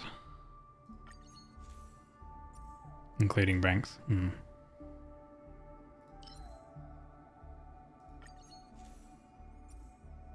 Hunt. Ooh. Oh. Restore set amount or energy restoration doesn't actually matter with Acheron. Okay. A counter or occurrence. Now I don't really want to. I don't know. I guess I could just go like occurrences because there are new occurrences that I need to go and trigger. I guess so. So I guess we'll go through here. No risk. The old gambler appears. This game cannot be started yet. You don't. Oh, they added an extra one. I'm kind of in the way. I guess I'm kind of in the way. I guess I can go down here. I don't know. Somewhere here. They added another one here where you can just leave. 4 random curios. Sure. Enter a store. Get cosmics. Get abundance. Get a blessing of 1-star rarity from Freedom Paths. More fragments. Or maybe we go Nihility. Oh, we got Hunt. Oh, nice. We activated that. Okay. Oh, and because we activated it, we got Propagation X Nihility. Enemy targets obtain Borehole when entering battle. Borehole will record all spores accumulated by the holder. After accumulating 18 spores, spores deal quantum damage to all enemies. For every debuff the enemy has, the damage dealt increases by 10% up to 100%. Then the accumulated spores are cleared. Okay.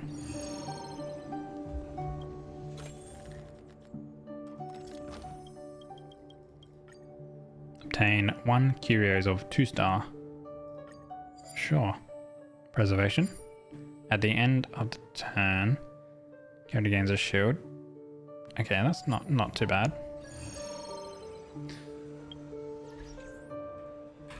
Okay, it's actually cool that you can just instantly on the fly change your team. So we're just gonna go back to dots then, because we have like the Nihility set up then with spores and stuff.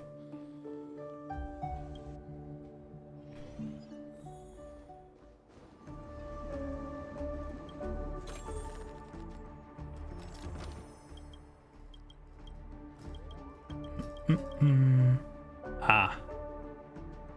I will join you. I don't know what we're doing here. Okay. 250 fragments. Obtain elation or erudition. We'll get the fragments.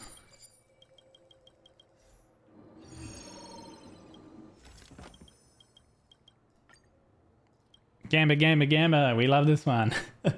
10 random effects. Win. Lose. Lose. Wait. At least one blessing obtained after winning a battle will be... Ah, damn, that's kind of crappy losing that. Lose. Lose. Oh no. Lose. Lose. We're losing everything. Equation invalid. No! Oh my god. Yay. Win. Lose. Oh my god. That was like the worst one ever. I know. I'm normally like on those ones. It's normally good, good, and good, and good. Storms on the horizon. That was so bad.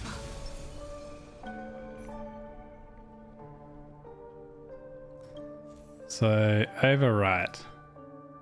That one's okay. That one's good. Overwrite you. When an enemy target is defeated, stacks of suspicion they had will regenerate energy. Abundance hunt, abundant propagation. I guess we'll go with this one. It was like 8 loss. You got hit by the IRS. Yeah, they took all my money. We can't even, man, see, because we're going to be able to overwrite those things. Okay, yeah, we can overwrite this one, because we don't need it for any path. When a character inflicts weakness break on enemy, characters get a shield. Okay, that will help there, but we don't need any more of those, technically.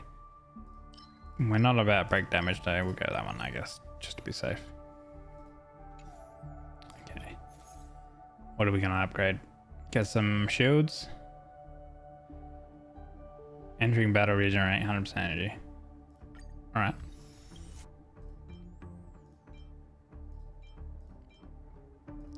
Extra crit rate. Sure. Character launches an attack. After character launches an attack, increases max HP for every enemy target hit. Alright, sure.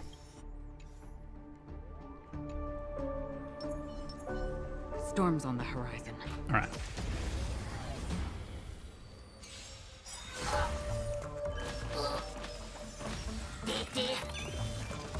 Beneath the waters lies an endless abyss.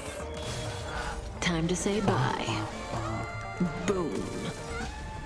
I weep for the departed. It too shall fall. Human creations. Ill tidings manifest. Stand still. On the still waters of oblivion.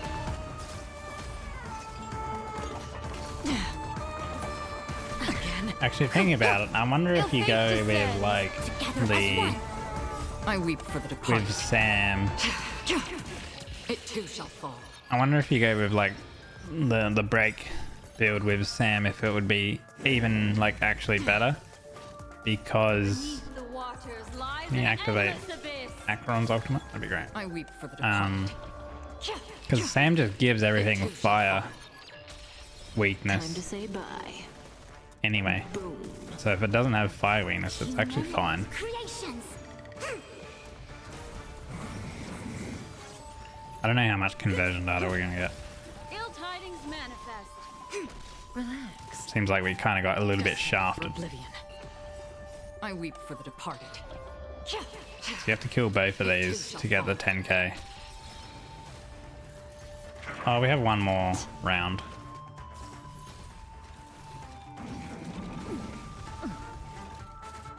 Guys, make sure you go follow this cutie, Hoppy. Ill fate descends.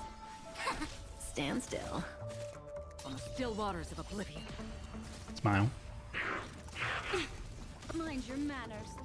Time to say bye. Boom. The fuck you doing? What do you mean? Shouting out a streamer? Ill tidings manifest. You're a I streamer? weep for the departed. Does that have a shout out? It too shall fall. Oh, we just made 10k. Nice. Look at the giga rewards. Oh, we get the selection equation. When enemy targets enter battle, there's a 100% chance to inflict disassociation. That's remembrance and hunt. Comet nucleus appears in the action order. Each time it takes a turn, absorb all our allies' shields. Ah. Character deals break damage. Deals a set amount of additional damage. You do 100% of the original damage after attack. Let's go Remembrance X Hunt. Ooh, Nihility. Nice. Ooh. Okay, lightning character's weakness break efficiency increases. After using an attack, the character's action will be advanced forward based on the actual toughness reduced. After non-harmony characters perform their attacks, they will provide 1 stacks of cord to random allied harmony characters. What is cord? Removed after using a base attack and do damage to the attacked target based on number. Okay, quantum characters ultimate and follow-up attack can reduce the enemy's target's toughness even against targets without quantum. Weakness with the effect equal to 50% of the original attack's toughness.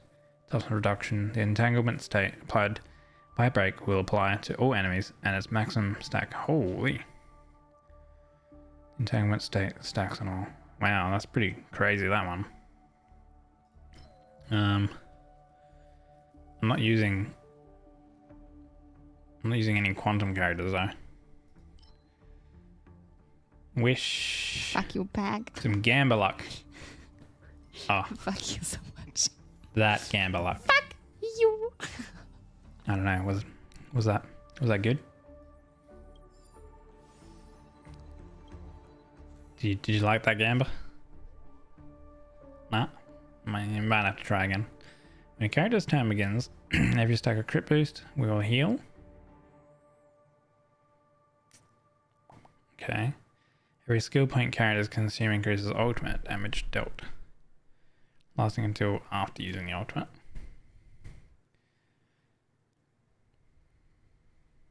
After character is attacked, and if they did not take damage from this stack, they will only lose 1 stack of crit boost. And if they did not take damage from this, after a character is attacked, and if they did not take damage, I don't get that. What?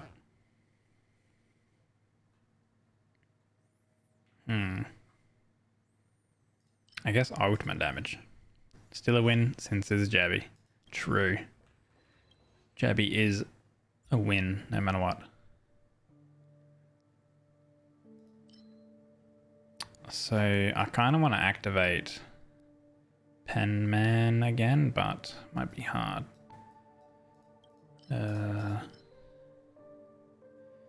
Remembrance? That would be good there. Okay, that's...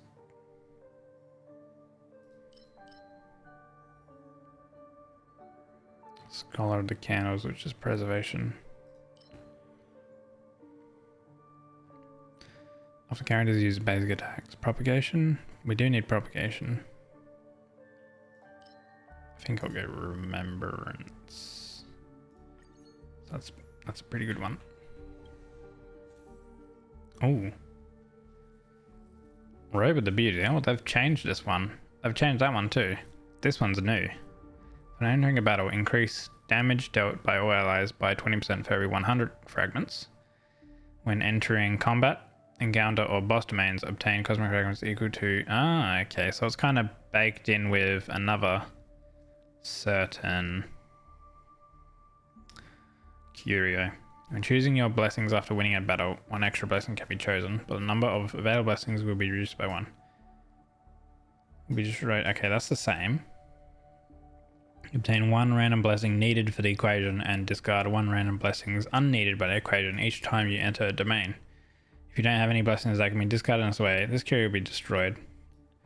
Obtaining the curio when simultaneously carrying all Rubert Empire series curios will trigger the anti-organic equation's regional resonance. This extra thing here, like that's... I don't know what that's about. Weird. I'm gonna grab this though.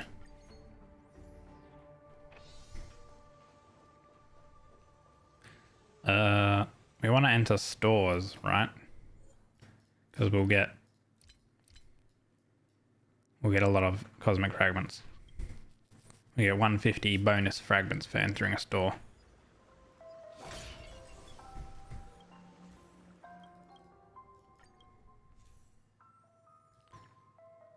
Gamba. HP.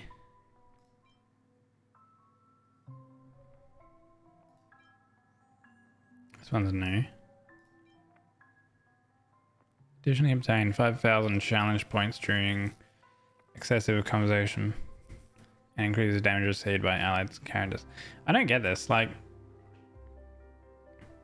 the organic heart, Curios of Emperor Rubik combined into a weighted one. There are 3 of them, but gathering them at more is pain.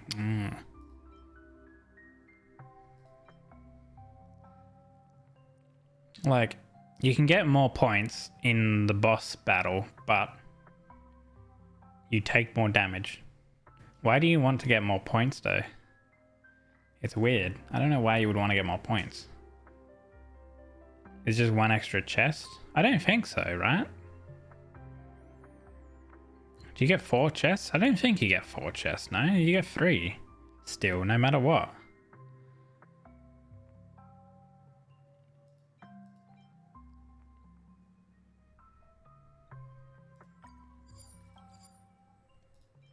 We'll get the Gamba though. We love the Gamba. Even though it hasn't been going well. The character freezes enemy and their effect rate increases.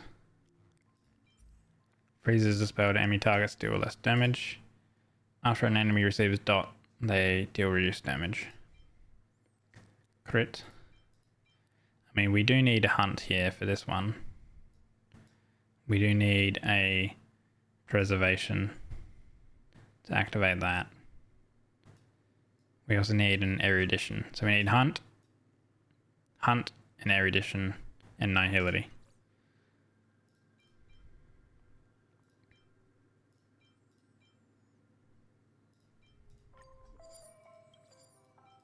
I guess we'll just go with these. Okay, combat occurrence reward. No, like 1 extra increase in case the conversion is too hard. So it's easier to get to 10,000 then, is it? So you get full chests then. You only get a response from them. Sure. Obtain random rewards. Okay, and nihility.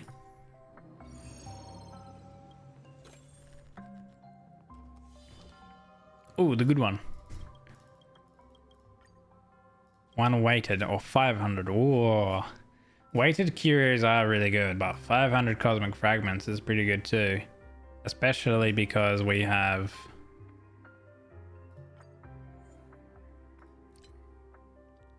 this. So let's get this. Cosmic fragments is good. Probably shouldn't really spend cosmic fragments. Let's go to a combat domain because we have dealing fatal damage to enemies will charge brain. Nice. Nice. And then we got another one. When a character deals crit damage, there is a 50% fixed chance to additionally deal crit. Okay, so now we need elation, but wait, is this the follow one? There's a 50% chance to additionally deal crit damage equal to a set amount, 1 to 100% of the original damage for 1 time. This damage is considered. Okay, so it's not a direct follow-up, but it is considered follow-up. Stream 4. Okay.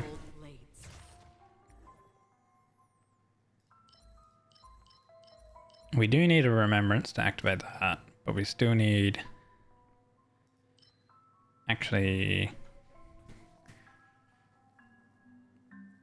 Erudition is already triggered. That's fine. So that would just go to 4. That's triggering, okay. that will activate. That will activate. So Scholar or Common Mortal? Which one's the Scholar one? Okay. Or Common Mortal. Common Mortal sounds better.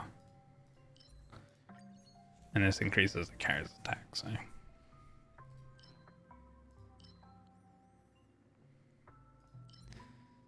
Oh, this will activate. Okay, yeah, we'll do this one. Agility. When a character breaks an enemy's weakness, deals break damage equal to 140% of the weakness break damage one time to enemies adjacent to it. Oh, so like AoE.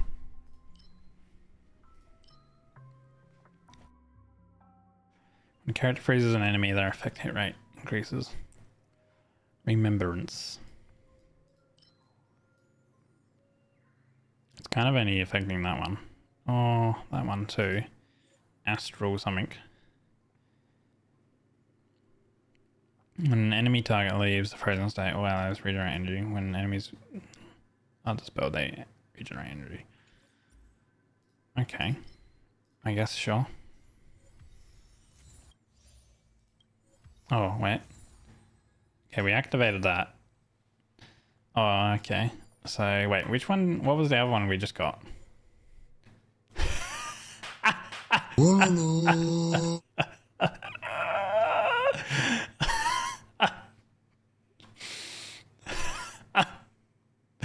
Created. Hold on, what? Created May 16, 2022. Okay. Okay, you renamed your alt account then.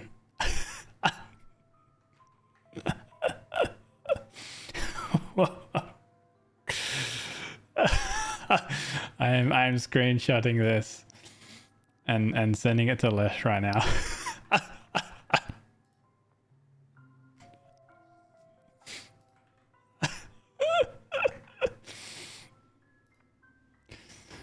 New chatter, Pog. Now I gotta figure out who you are. Thanks for the follow. Lesh loves eggs. Did you also know that Leshran loves feet? Who's Leshran, you may ask? It's this guy. Go give him a follow. The profile picture. Yeah. Fucking hell. Oh, good lord. Holy shit. Nice. Good work. Lesh loves segs, eggs, and defeat. Yeah. Hey, Loppy. How's the Star Rail? Wait, hold on. Anyway, how's Star Rail? Wait. Is that your alt, Loppy?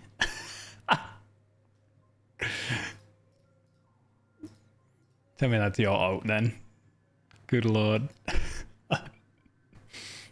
The star railing's going good, but we kind of spent 3.5 hours looking through my Steam library list beforehand.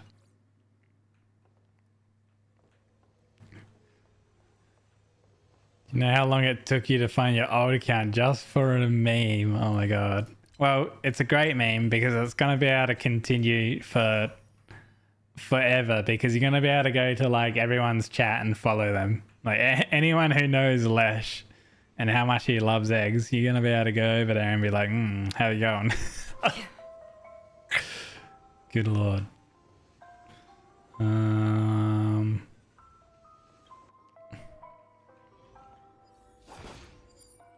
Pog, another one. After a character loses HP or heals themselves, the next time they attack, a weakness broken enemy converts the toughness reduction of the attack into one instance of... okay. Stream forth, gleam of old blades.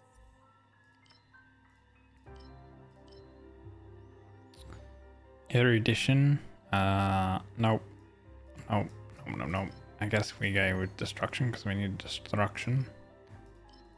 I guess we'll go with elation because we need elation. It broke Lita yesterday. Oh my god. Good times. Neverland. Time to say bye. Boom. Memories beneath That's funny. the waters lies an endless abyss. Cutting the net. Jeez. I weep for the departed. It too shall fall. It's funny because I was like, Lesh loves eggs. Okay. Already funny. And I'm like, wait, hold on. Are they a new account? But no. It's a very old account, like 2 years old, basically. So I was like, someone in the community's like, changed their name. Straight up.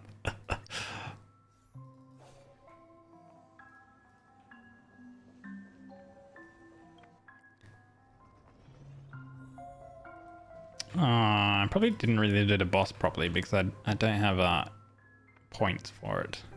Okay, do we want to overwrite any of these garbage ones? What's this one? That one's a good one to get. Every skill point carrots consumed, that's a good one. That's an okay one. That's good if we can activate it. It requires a lot of propagation. Hello, Apple. Oh, Lesh said, I don't know who made that account rename themselves, but they showed up in leaders yesterday. Shh. Your secret is safe with me.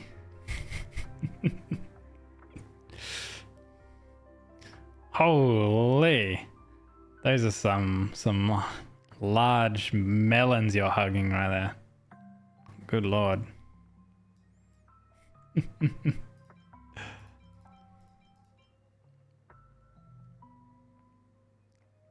I guess we're probably not going to re-roll any of these. What about overriding any bad ones? I guess we can rewrite these ones because we don't need them anymore. We do need Nihility. Propagation we also need too. I guess we'll go with a Nihility one first.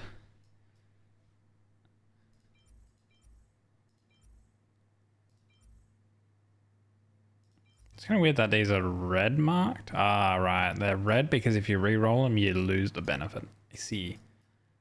Okay. Let's enhance something. Do that one. The Giga Nihility one. Get some more speed. Get some more crit damage.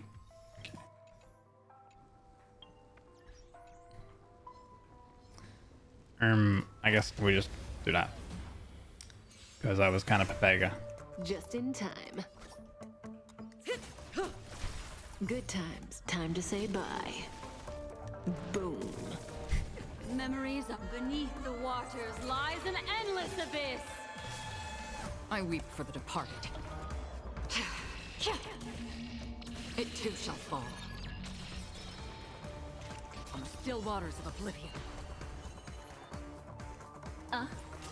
Relax.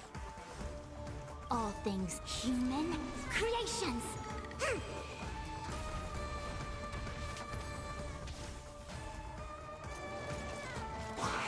Summon some dudes. Again. Last time you played this is when they gave us the free Dr. 5-star and all the new stuff. Overwhelmed you. If you like just went into the game at that point, I can understand getting a bit overwhelmed there. Stand still. I weep for the departed. This is like the best character in the game. Well, in my opinion. Acheron. It too shall fall. Oh, you did play it from the start. Ah, okay. Well, never mind then. I stand corrected. I weep for the departed. Oh, good then. There wasn't that much new stuff that came in, and from, like, if you're already experienced in the game. Suppress. Good times. Time to say bye. Boom. Unscathed. I weep for the departed. Bring back another victim. It too shall God.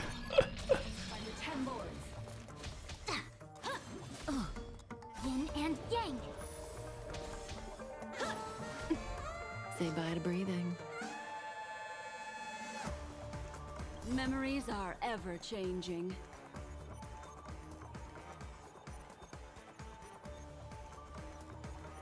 I guess we can probably go auto mode and it'll be fine. Human creation. Thinking maybe gaming it, but should be okay. Unscathed. Destined for oblivion. Ill tidings manifest. I weep for the departed. It too shall fall. Relax.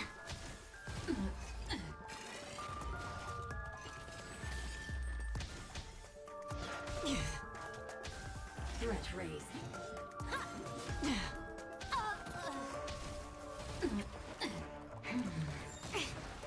Wheel of karma. Again. Yin and yang. Unscathed on the still waters of We're oblivion. taking a lot of damage. Stand still. Maybe I need to go with the go with Firefly with all the break stuff. I don't know. It too shall fall. I feel like this week's. It too shall fall. It looked like this week you could go with whatever you want, but you kind of still at the whim of whatever buffs you get, I guess. Wait, what are you doing? Playing Star Rail. Shabby. Hey Lukey, how you going? Guys, go follow Lukey. I play WoW, Warlock. And you finished Elden Ring, right? Yeah, you did. I remember. You finished it before me, I recall. Guys, go check out Jabby right now. She's streaming. She's back from her little break. She's going to be talking about Dokumi. Oh man, we didn't make 10k. Our team at the moment's pretty trash. I don't know what's going on. Character uses ultimate consume HP from my allies. Increase their damage dealt.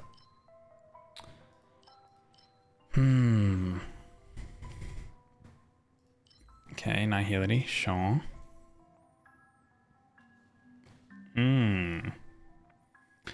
When characters receive healing from characters that follow the path of abundance, receive a stackable shield. Okay.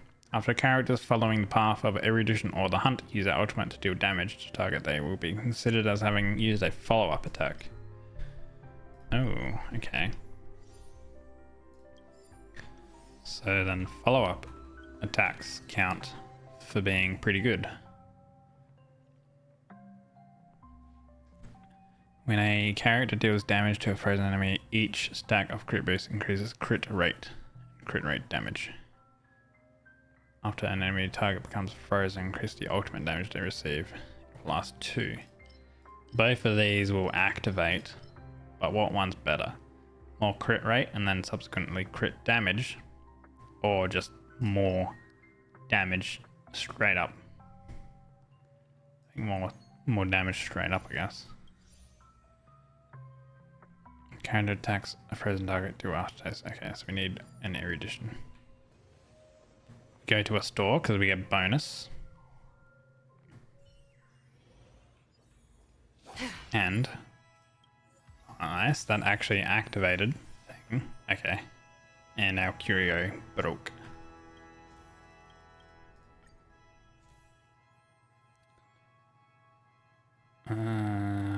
Propagation we need. For each skill point character consumes, all enemies will gain spore. That's good. Finally get spores stacking.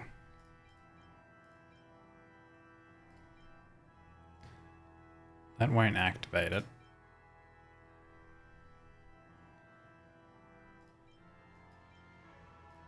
Could get the heal.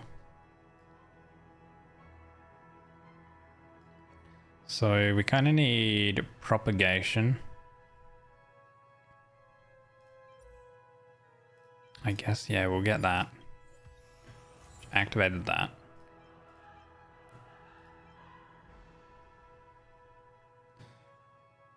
That would be 3 out of 5. This will go 3 to 4.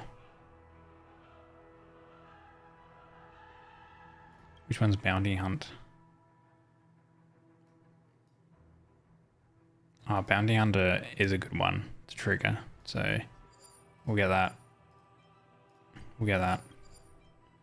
I don't think I'll go for this.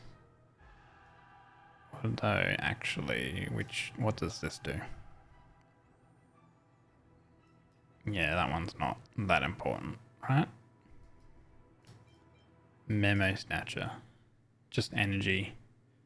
Oh wait, when a character uses an ultimate attack, that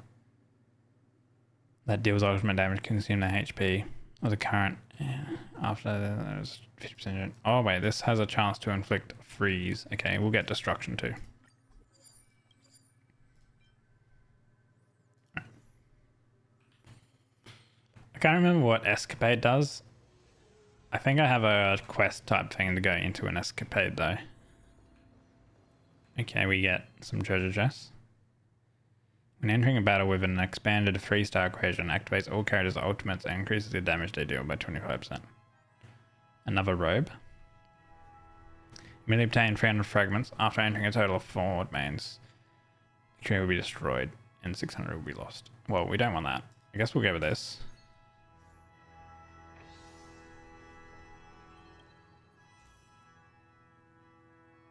Oh, we have another thing. After destroying a small characters lose HP. I guess we can go with this thing, I don't know.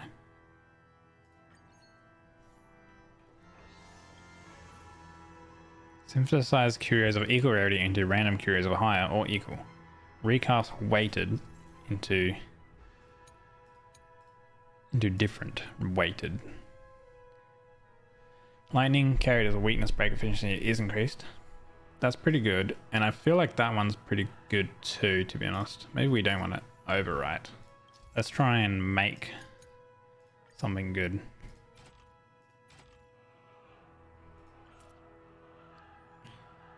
When entering battle with a expanded 3-star equation, where you can activate 2 3s, synthesize for a different one, because it would consume them, right? Or you can use broken ones. What's this one? After obtaining this curio immediately, gain 1 blessing of 1 star. Okay, let's get a 3-star then.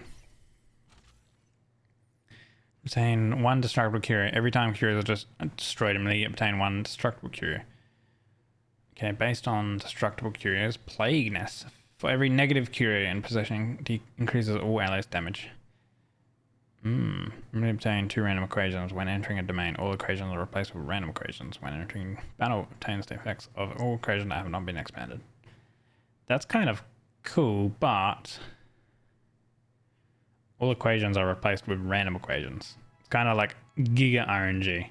They're all activated, but it's kind of Giga RNG. I think I have some broken curios. Wait, no, not anymore. You know what? Negative curios?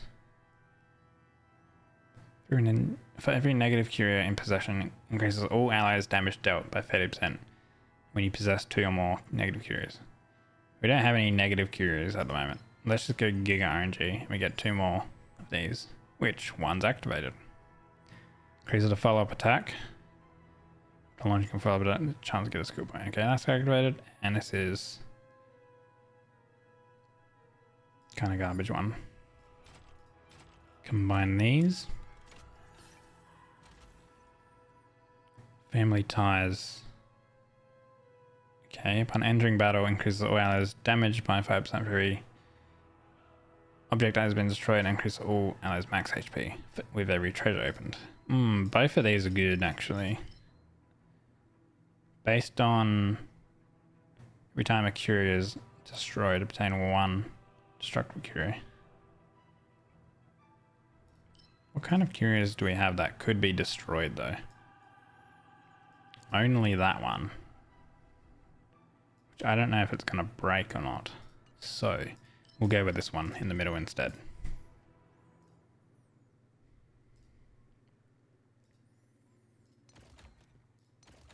Okay.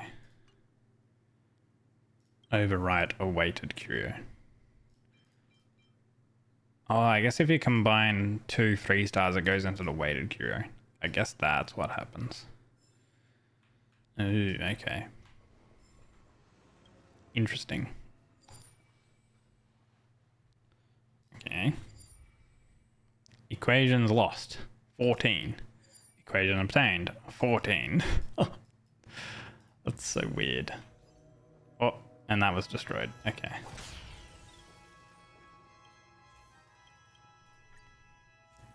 Blessings. Technically everything's activated, so we just want to get like stuff that's good. Which I guess... Hey Dan, rail those stars. I'm railing them alright. When attacking frozen enemies, there is a 100% chance to apply dissociation when characters break. Does break damage?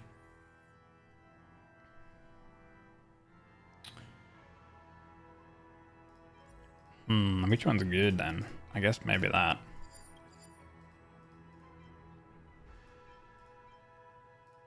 And I guess that's pretty good. I don't know.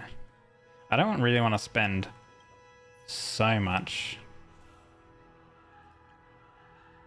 fragments because then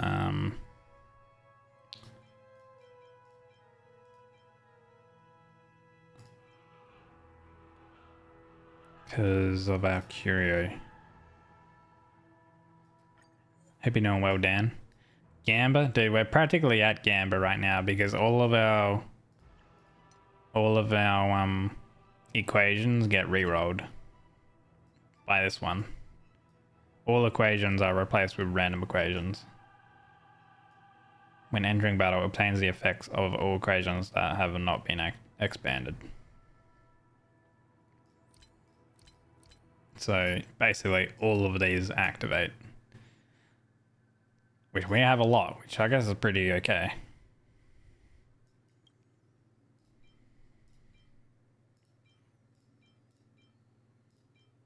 Which one's bad? I guess like this is pretty bad. It's defense. Restore energy for a follow-up. Which is defense of enemies with weakness broken. Okay, that's pretty alright.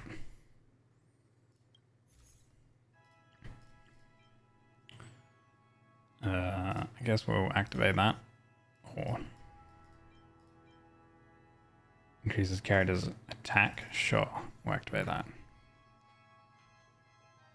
Alright. To the boss. Equations lost. Equations obtained. Character's dot can cause crit hit when dealing... Oh, that's actually a good one to get. Spores as well. Spore damage. Break. Ultimate. Skill points. Max health. Suspicion. Crit. Damn. Okay. Infallible. Stream 4. I don't know if our run's good. Lesh loves eggs. Ah, funny that you say that. And your Lesh does indeed love eggs. Beneath the waters Yes. lies an endless abyss. True. Time to say bye. We just let this run on auto mode and see how quick this is. I feel like this isn't a good run I though. weep for the departed. Alright. It too shall fall.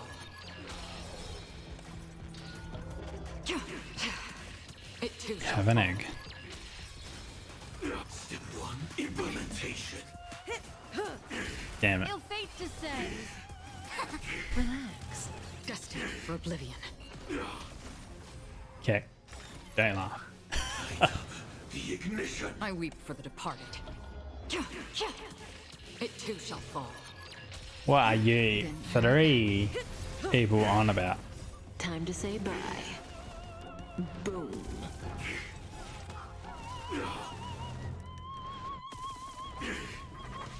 Stand still. Ill tidings manifest. Together as one. Human creations.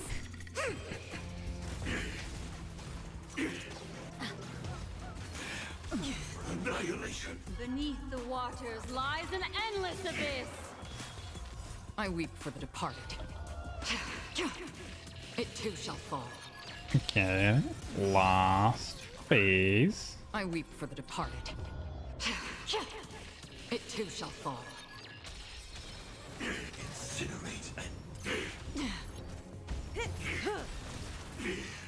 Time to say bye. Boom. Double ultimate. Nice. No matter. Oh, and activating an ultimate gives me a skill point back as well, which is pretty good. Again. Implementation. Still waters of oblivion. I weep for the departed. It too shall fall. Hell yeah. Easy. Another blood debt repaid. Okay, 2 in bonus.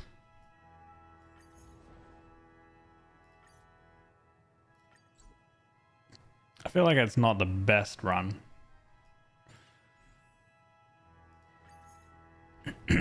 But I probably won't do another one.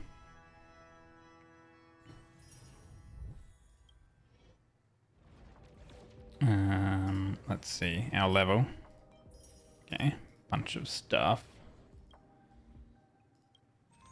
I guess we get some jades.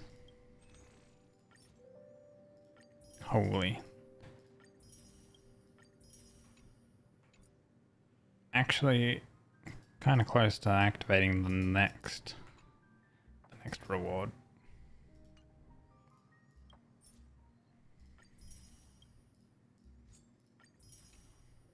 Overwrite 1 weighted, so I gotta do that for that quest.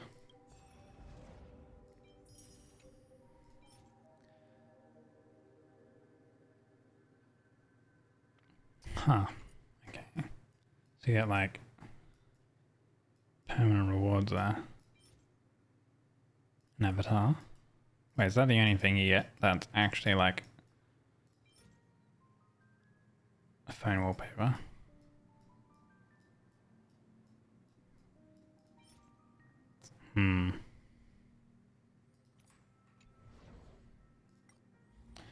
Alright, let's see. Activate this.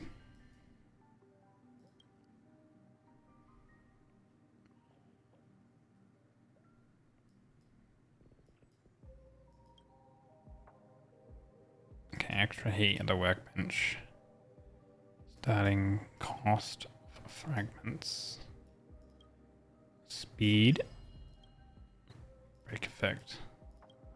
Break effect, break effect. It's a lot of break effect damage.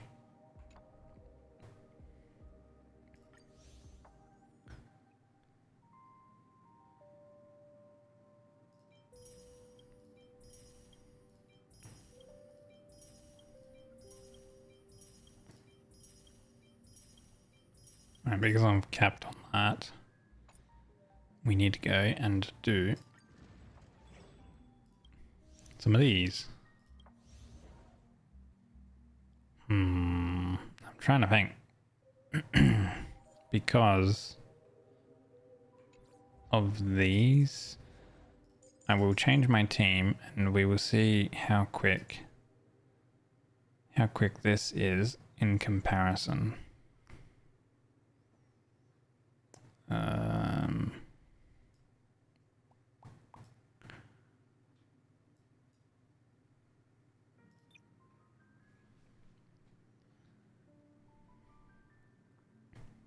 It's kind of weird that you can show characters buffed by with the weighted curios. Like,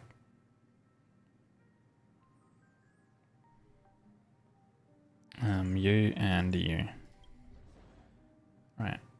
We will see how quick we can do this one. And then we will swap the teams Infallible. Make a wish. Stream to Firefly to see how quick that team is. Beneath the waters lies an endless abyss. Time to say bye. Boom. I weep for the departed. It too shall fall. Alright, Oh, phase one's pretty quick. Human creations. On the still waters of oblivion.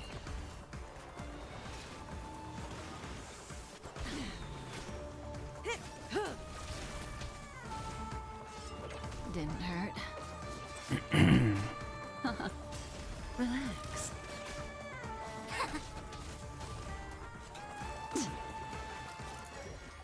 Again.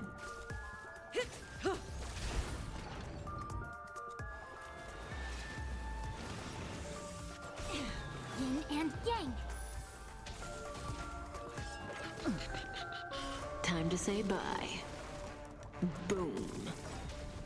Feels kind of slow. I feel like Firefly might be, the Firefly team might be quicker. Destined. We will give it a go. 1 minute 16.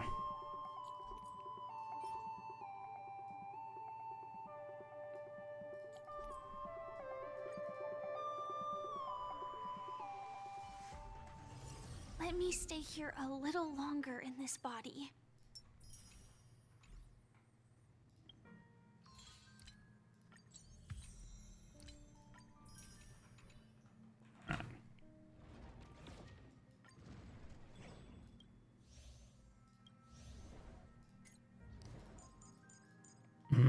Yep. Yep, and yep. Wait, we can do that.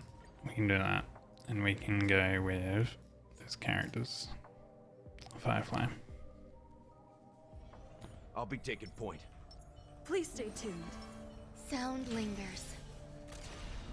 Firefly Type 4.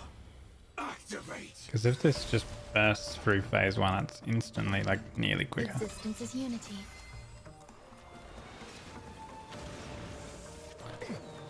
All will be swept away by the wind. Let the show begin. Until everything burns to ashes! My friends? Indulge yourselves!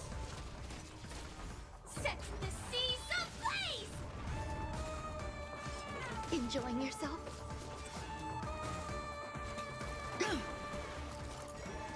Attack detected! Fight to live! Set the seas ablaze! Okay, phase two. Yeah, man, this feels a lot quicker.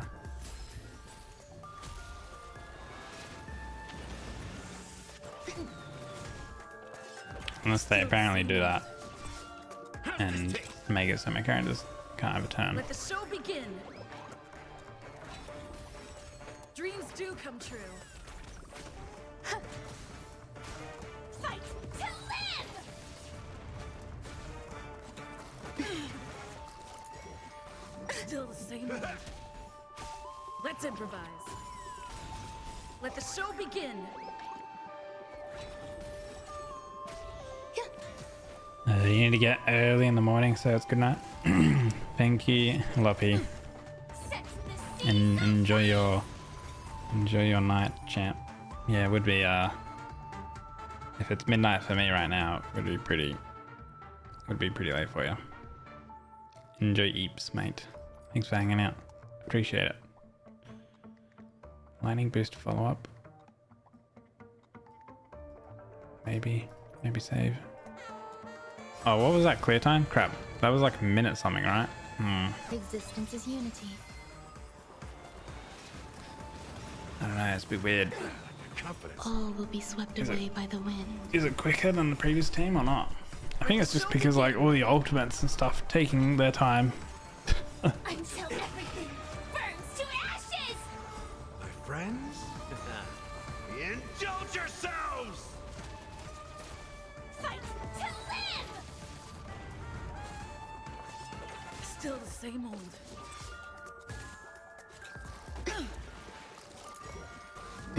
Dun, dun. Set the seas ablaze! Fight to live! Like how phase 2 just goes away like with Firefly. Actually insane on this boss.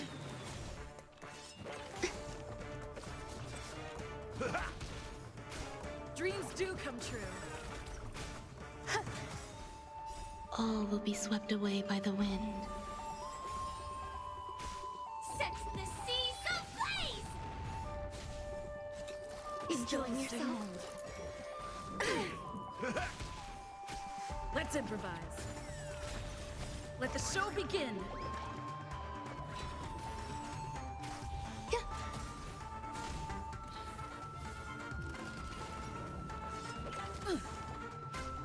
Time to mix things up. Man. Oh, wait. Okay. I don't know why the Firefly is getting like what do you call it? To ashes! CC'd so much. To live! I think that increases the time it takes. 1 minute 50 when the other one was like so much quicker.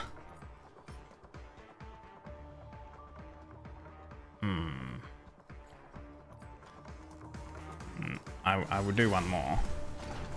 Maybe that one was just bad RNG because of all of the cases where they All got will be swept away CC'd. by the wind.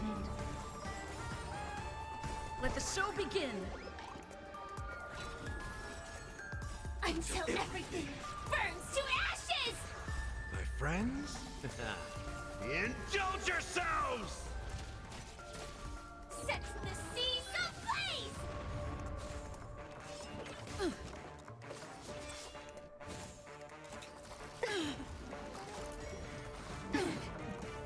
Fight to live! Set the seas ablaze!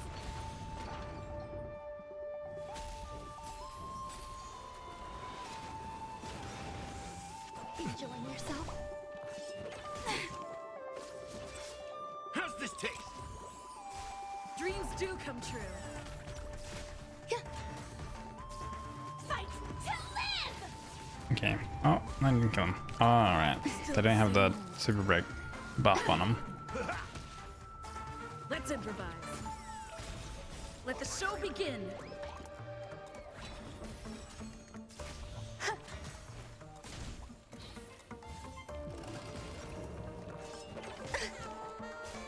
Set the seas ablaze! Fight to live! Now they did. Yeah, I think the other team's actually quicker than this team's slow. Fire damage with attack and attack. Okay, that could actually be okay. But getting speed would be better. Let me stay here a little longer in this body.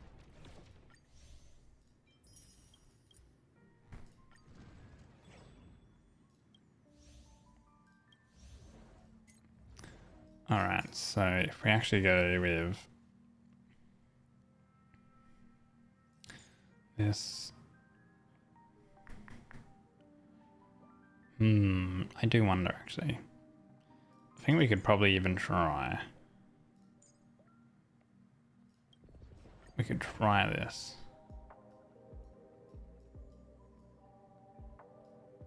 I'm trying to think who activates debuffs.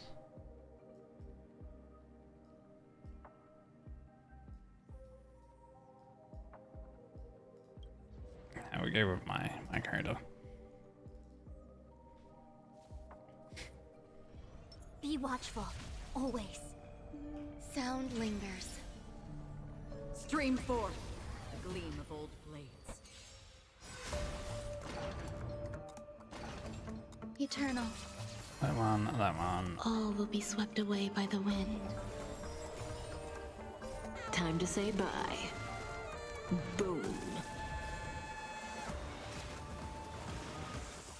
Get hurt. Human creations. Again. On the still waters of oblivion, I weep for the departed. It too shall wow. fall. Okay. I weep for the departed. What is that? It too shall Kill him. fall. Oh my god, really? 1% health left? Huh? Okay, they died from a dot, but that was way quicker. Okay, yeah. actually, I don't know. I guess we save it because it's double crit.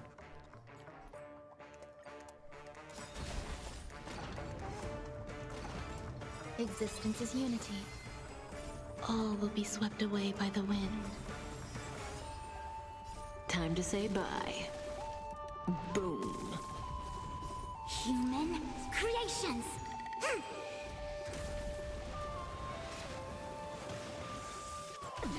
Yin and yang. Again. Destined for oblivion.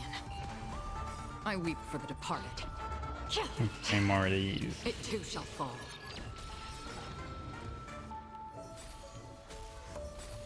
I weep for the departed. It too shall fall.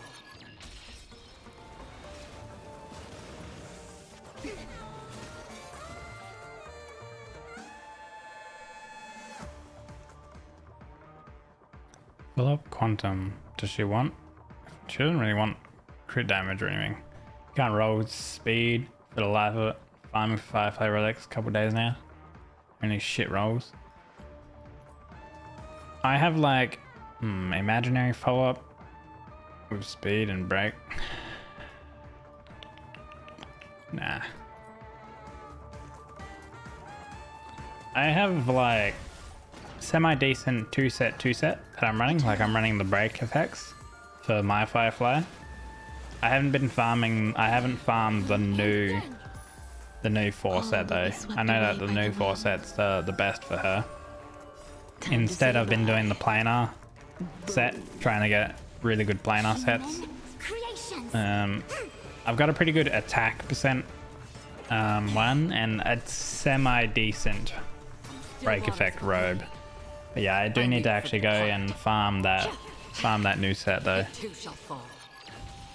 That I can't remember what it does, but it's basically tailor built for Firefly. You know what I mean? So. It too shall fall. Dude, it's always left on 1% life.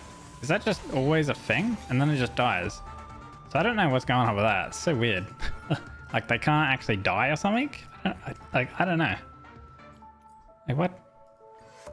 It happens all the time. They're just left on 1% life. Existence is unity. All will be swept away by the wind. Time to say bye. Boom. Human At least it's not creations. that bad of a rotation. Like once Acheron goes, Yin and yang. then Acheron gets her ultimate, Destined for defeats oblivion. phase I weep 1, for or sorry, phase 2, It too and shall then fall. she activates ultimate again. And I weep for phase the departed. 3 is finished. It too shall fall. Yeah, I guess, yeah, they permanently go to 1% and they die. They always need to activate their ability thing. I see. Nice follow-up, nothing. Eternal.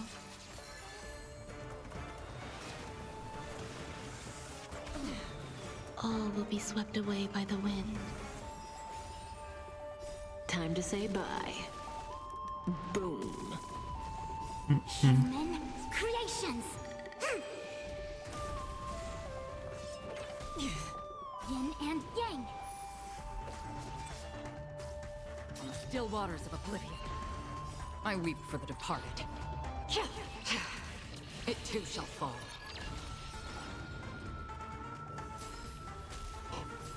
I weep for the departed. Jesus. It too shall fall. Enjoy yourself.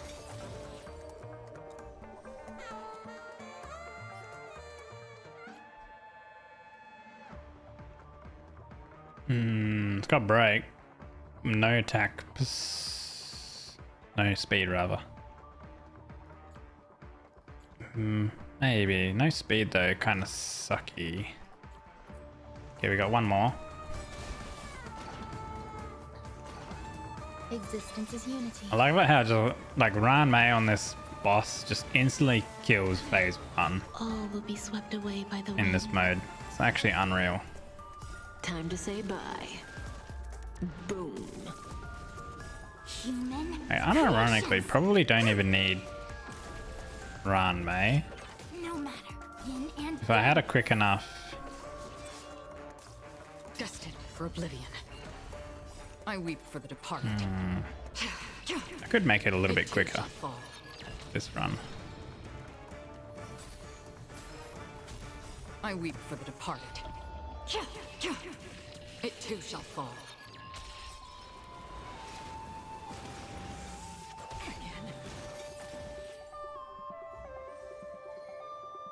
Okay, let's see. Ooh, oh wait, break on follow. Yeah, no. Okay. Let me stay here a little longer in this body. The nose. Let's see.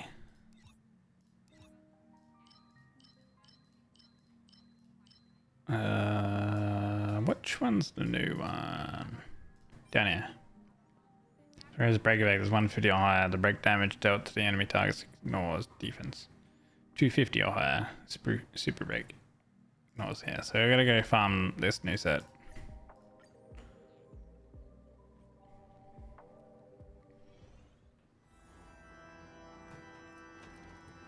Ooh. Drink.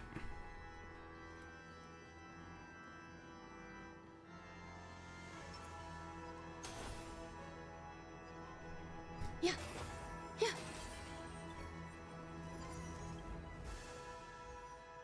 Allies break efficiency after the enemies increase damage to receive. Lining apart from that one. I guess we can just try with this.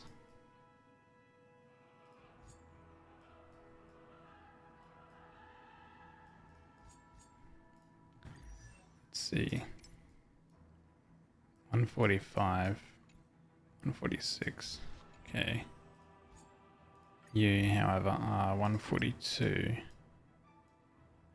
275. Man, you need a bit more speed. You need 150 speed and you would be amazing. Don't be nervous. Just Right. cooperate.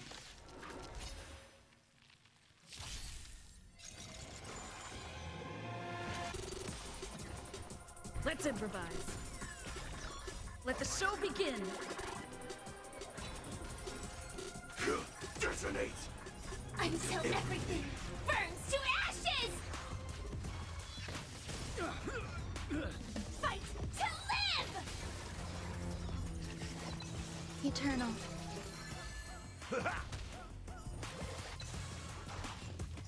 Okay, so it's 2 phases. Kinda okay. Set the seas ablaze! And okay, Firefly just kind of wrecks everything. Let the show begin.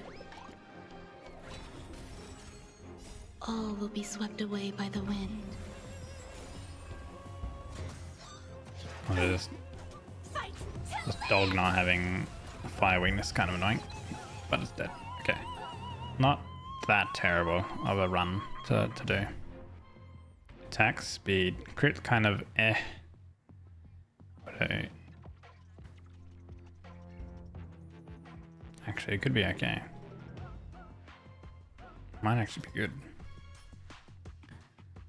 Right, break fair. I mean, it's got crit rate on it. I don't know.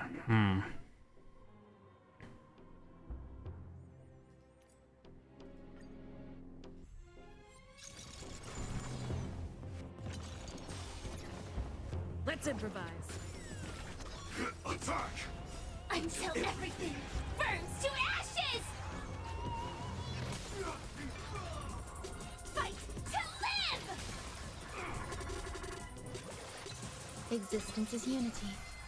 Set the seas ablaze! Let the show begin. Fight to live!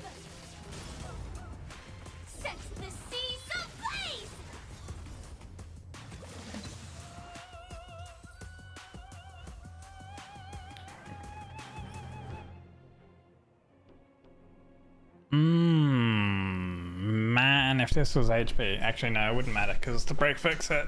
This is actually bad on break effect. Because if you go break, you don't want crit. That's actually unreal. What the hell?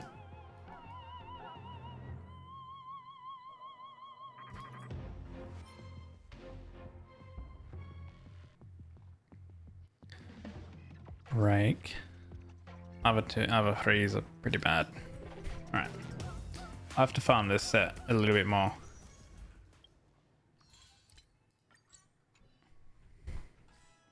But I think I'm gonna be done, lads. Oh. Woo. What a stream. Was that nearly 5 hours? It's actually a little bit longer than I intended to go. So there's that. Cool. Alright. I mean, it was 3.5 hours of going through and yapping about my bloody Steam library and figuring out what to play. But we got some stuff to I guess decide to play. So it kind of depends on what we do. I mean, I'll figure that out. So tomorrow, Tuesday, I won't be streaming, but Wednesday, etc. throughout the week. Obviously, I posted my streams. What do you call it? Schedule. In the Discord. I've already done that. So we have Wednesday, Thursday, Friday, maybe Saturday, maybe Sunday. Kind of depends. I might have some stuff going on, or I might not. So, yeah. But yeah, I'll I guess by Wednesday I'll figure out what I want to play, and we'll go through that. Might be just like drop in and out game, or it might be a longer story game. I kind of guess we'll figure that out. But yeah, thanks everyone for dropping by. It's been a couple of days, 3 days. So yeah.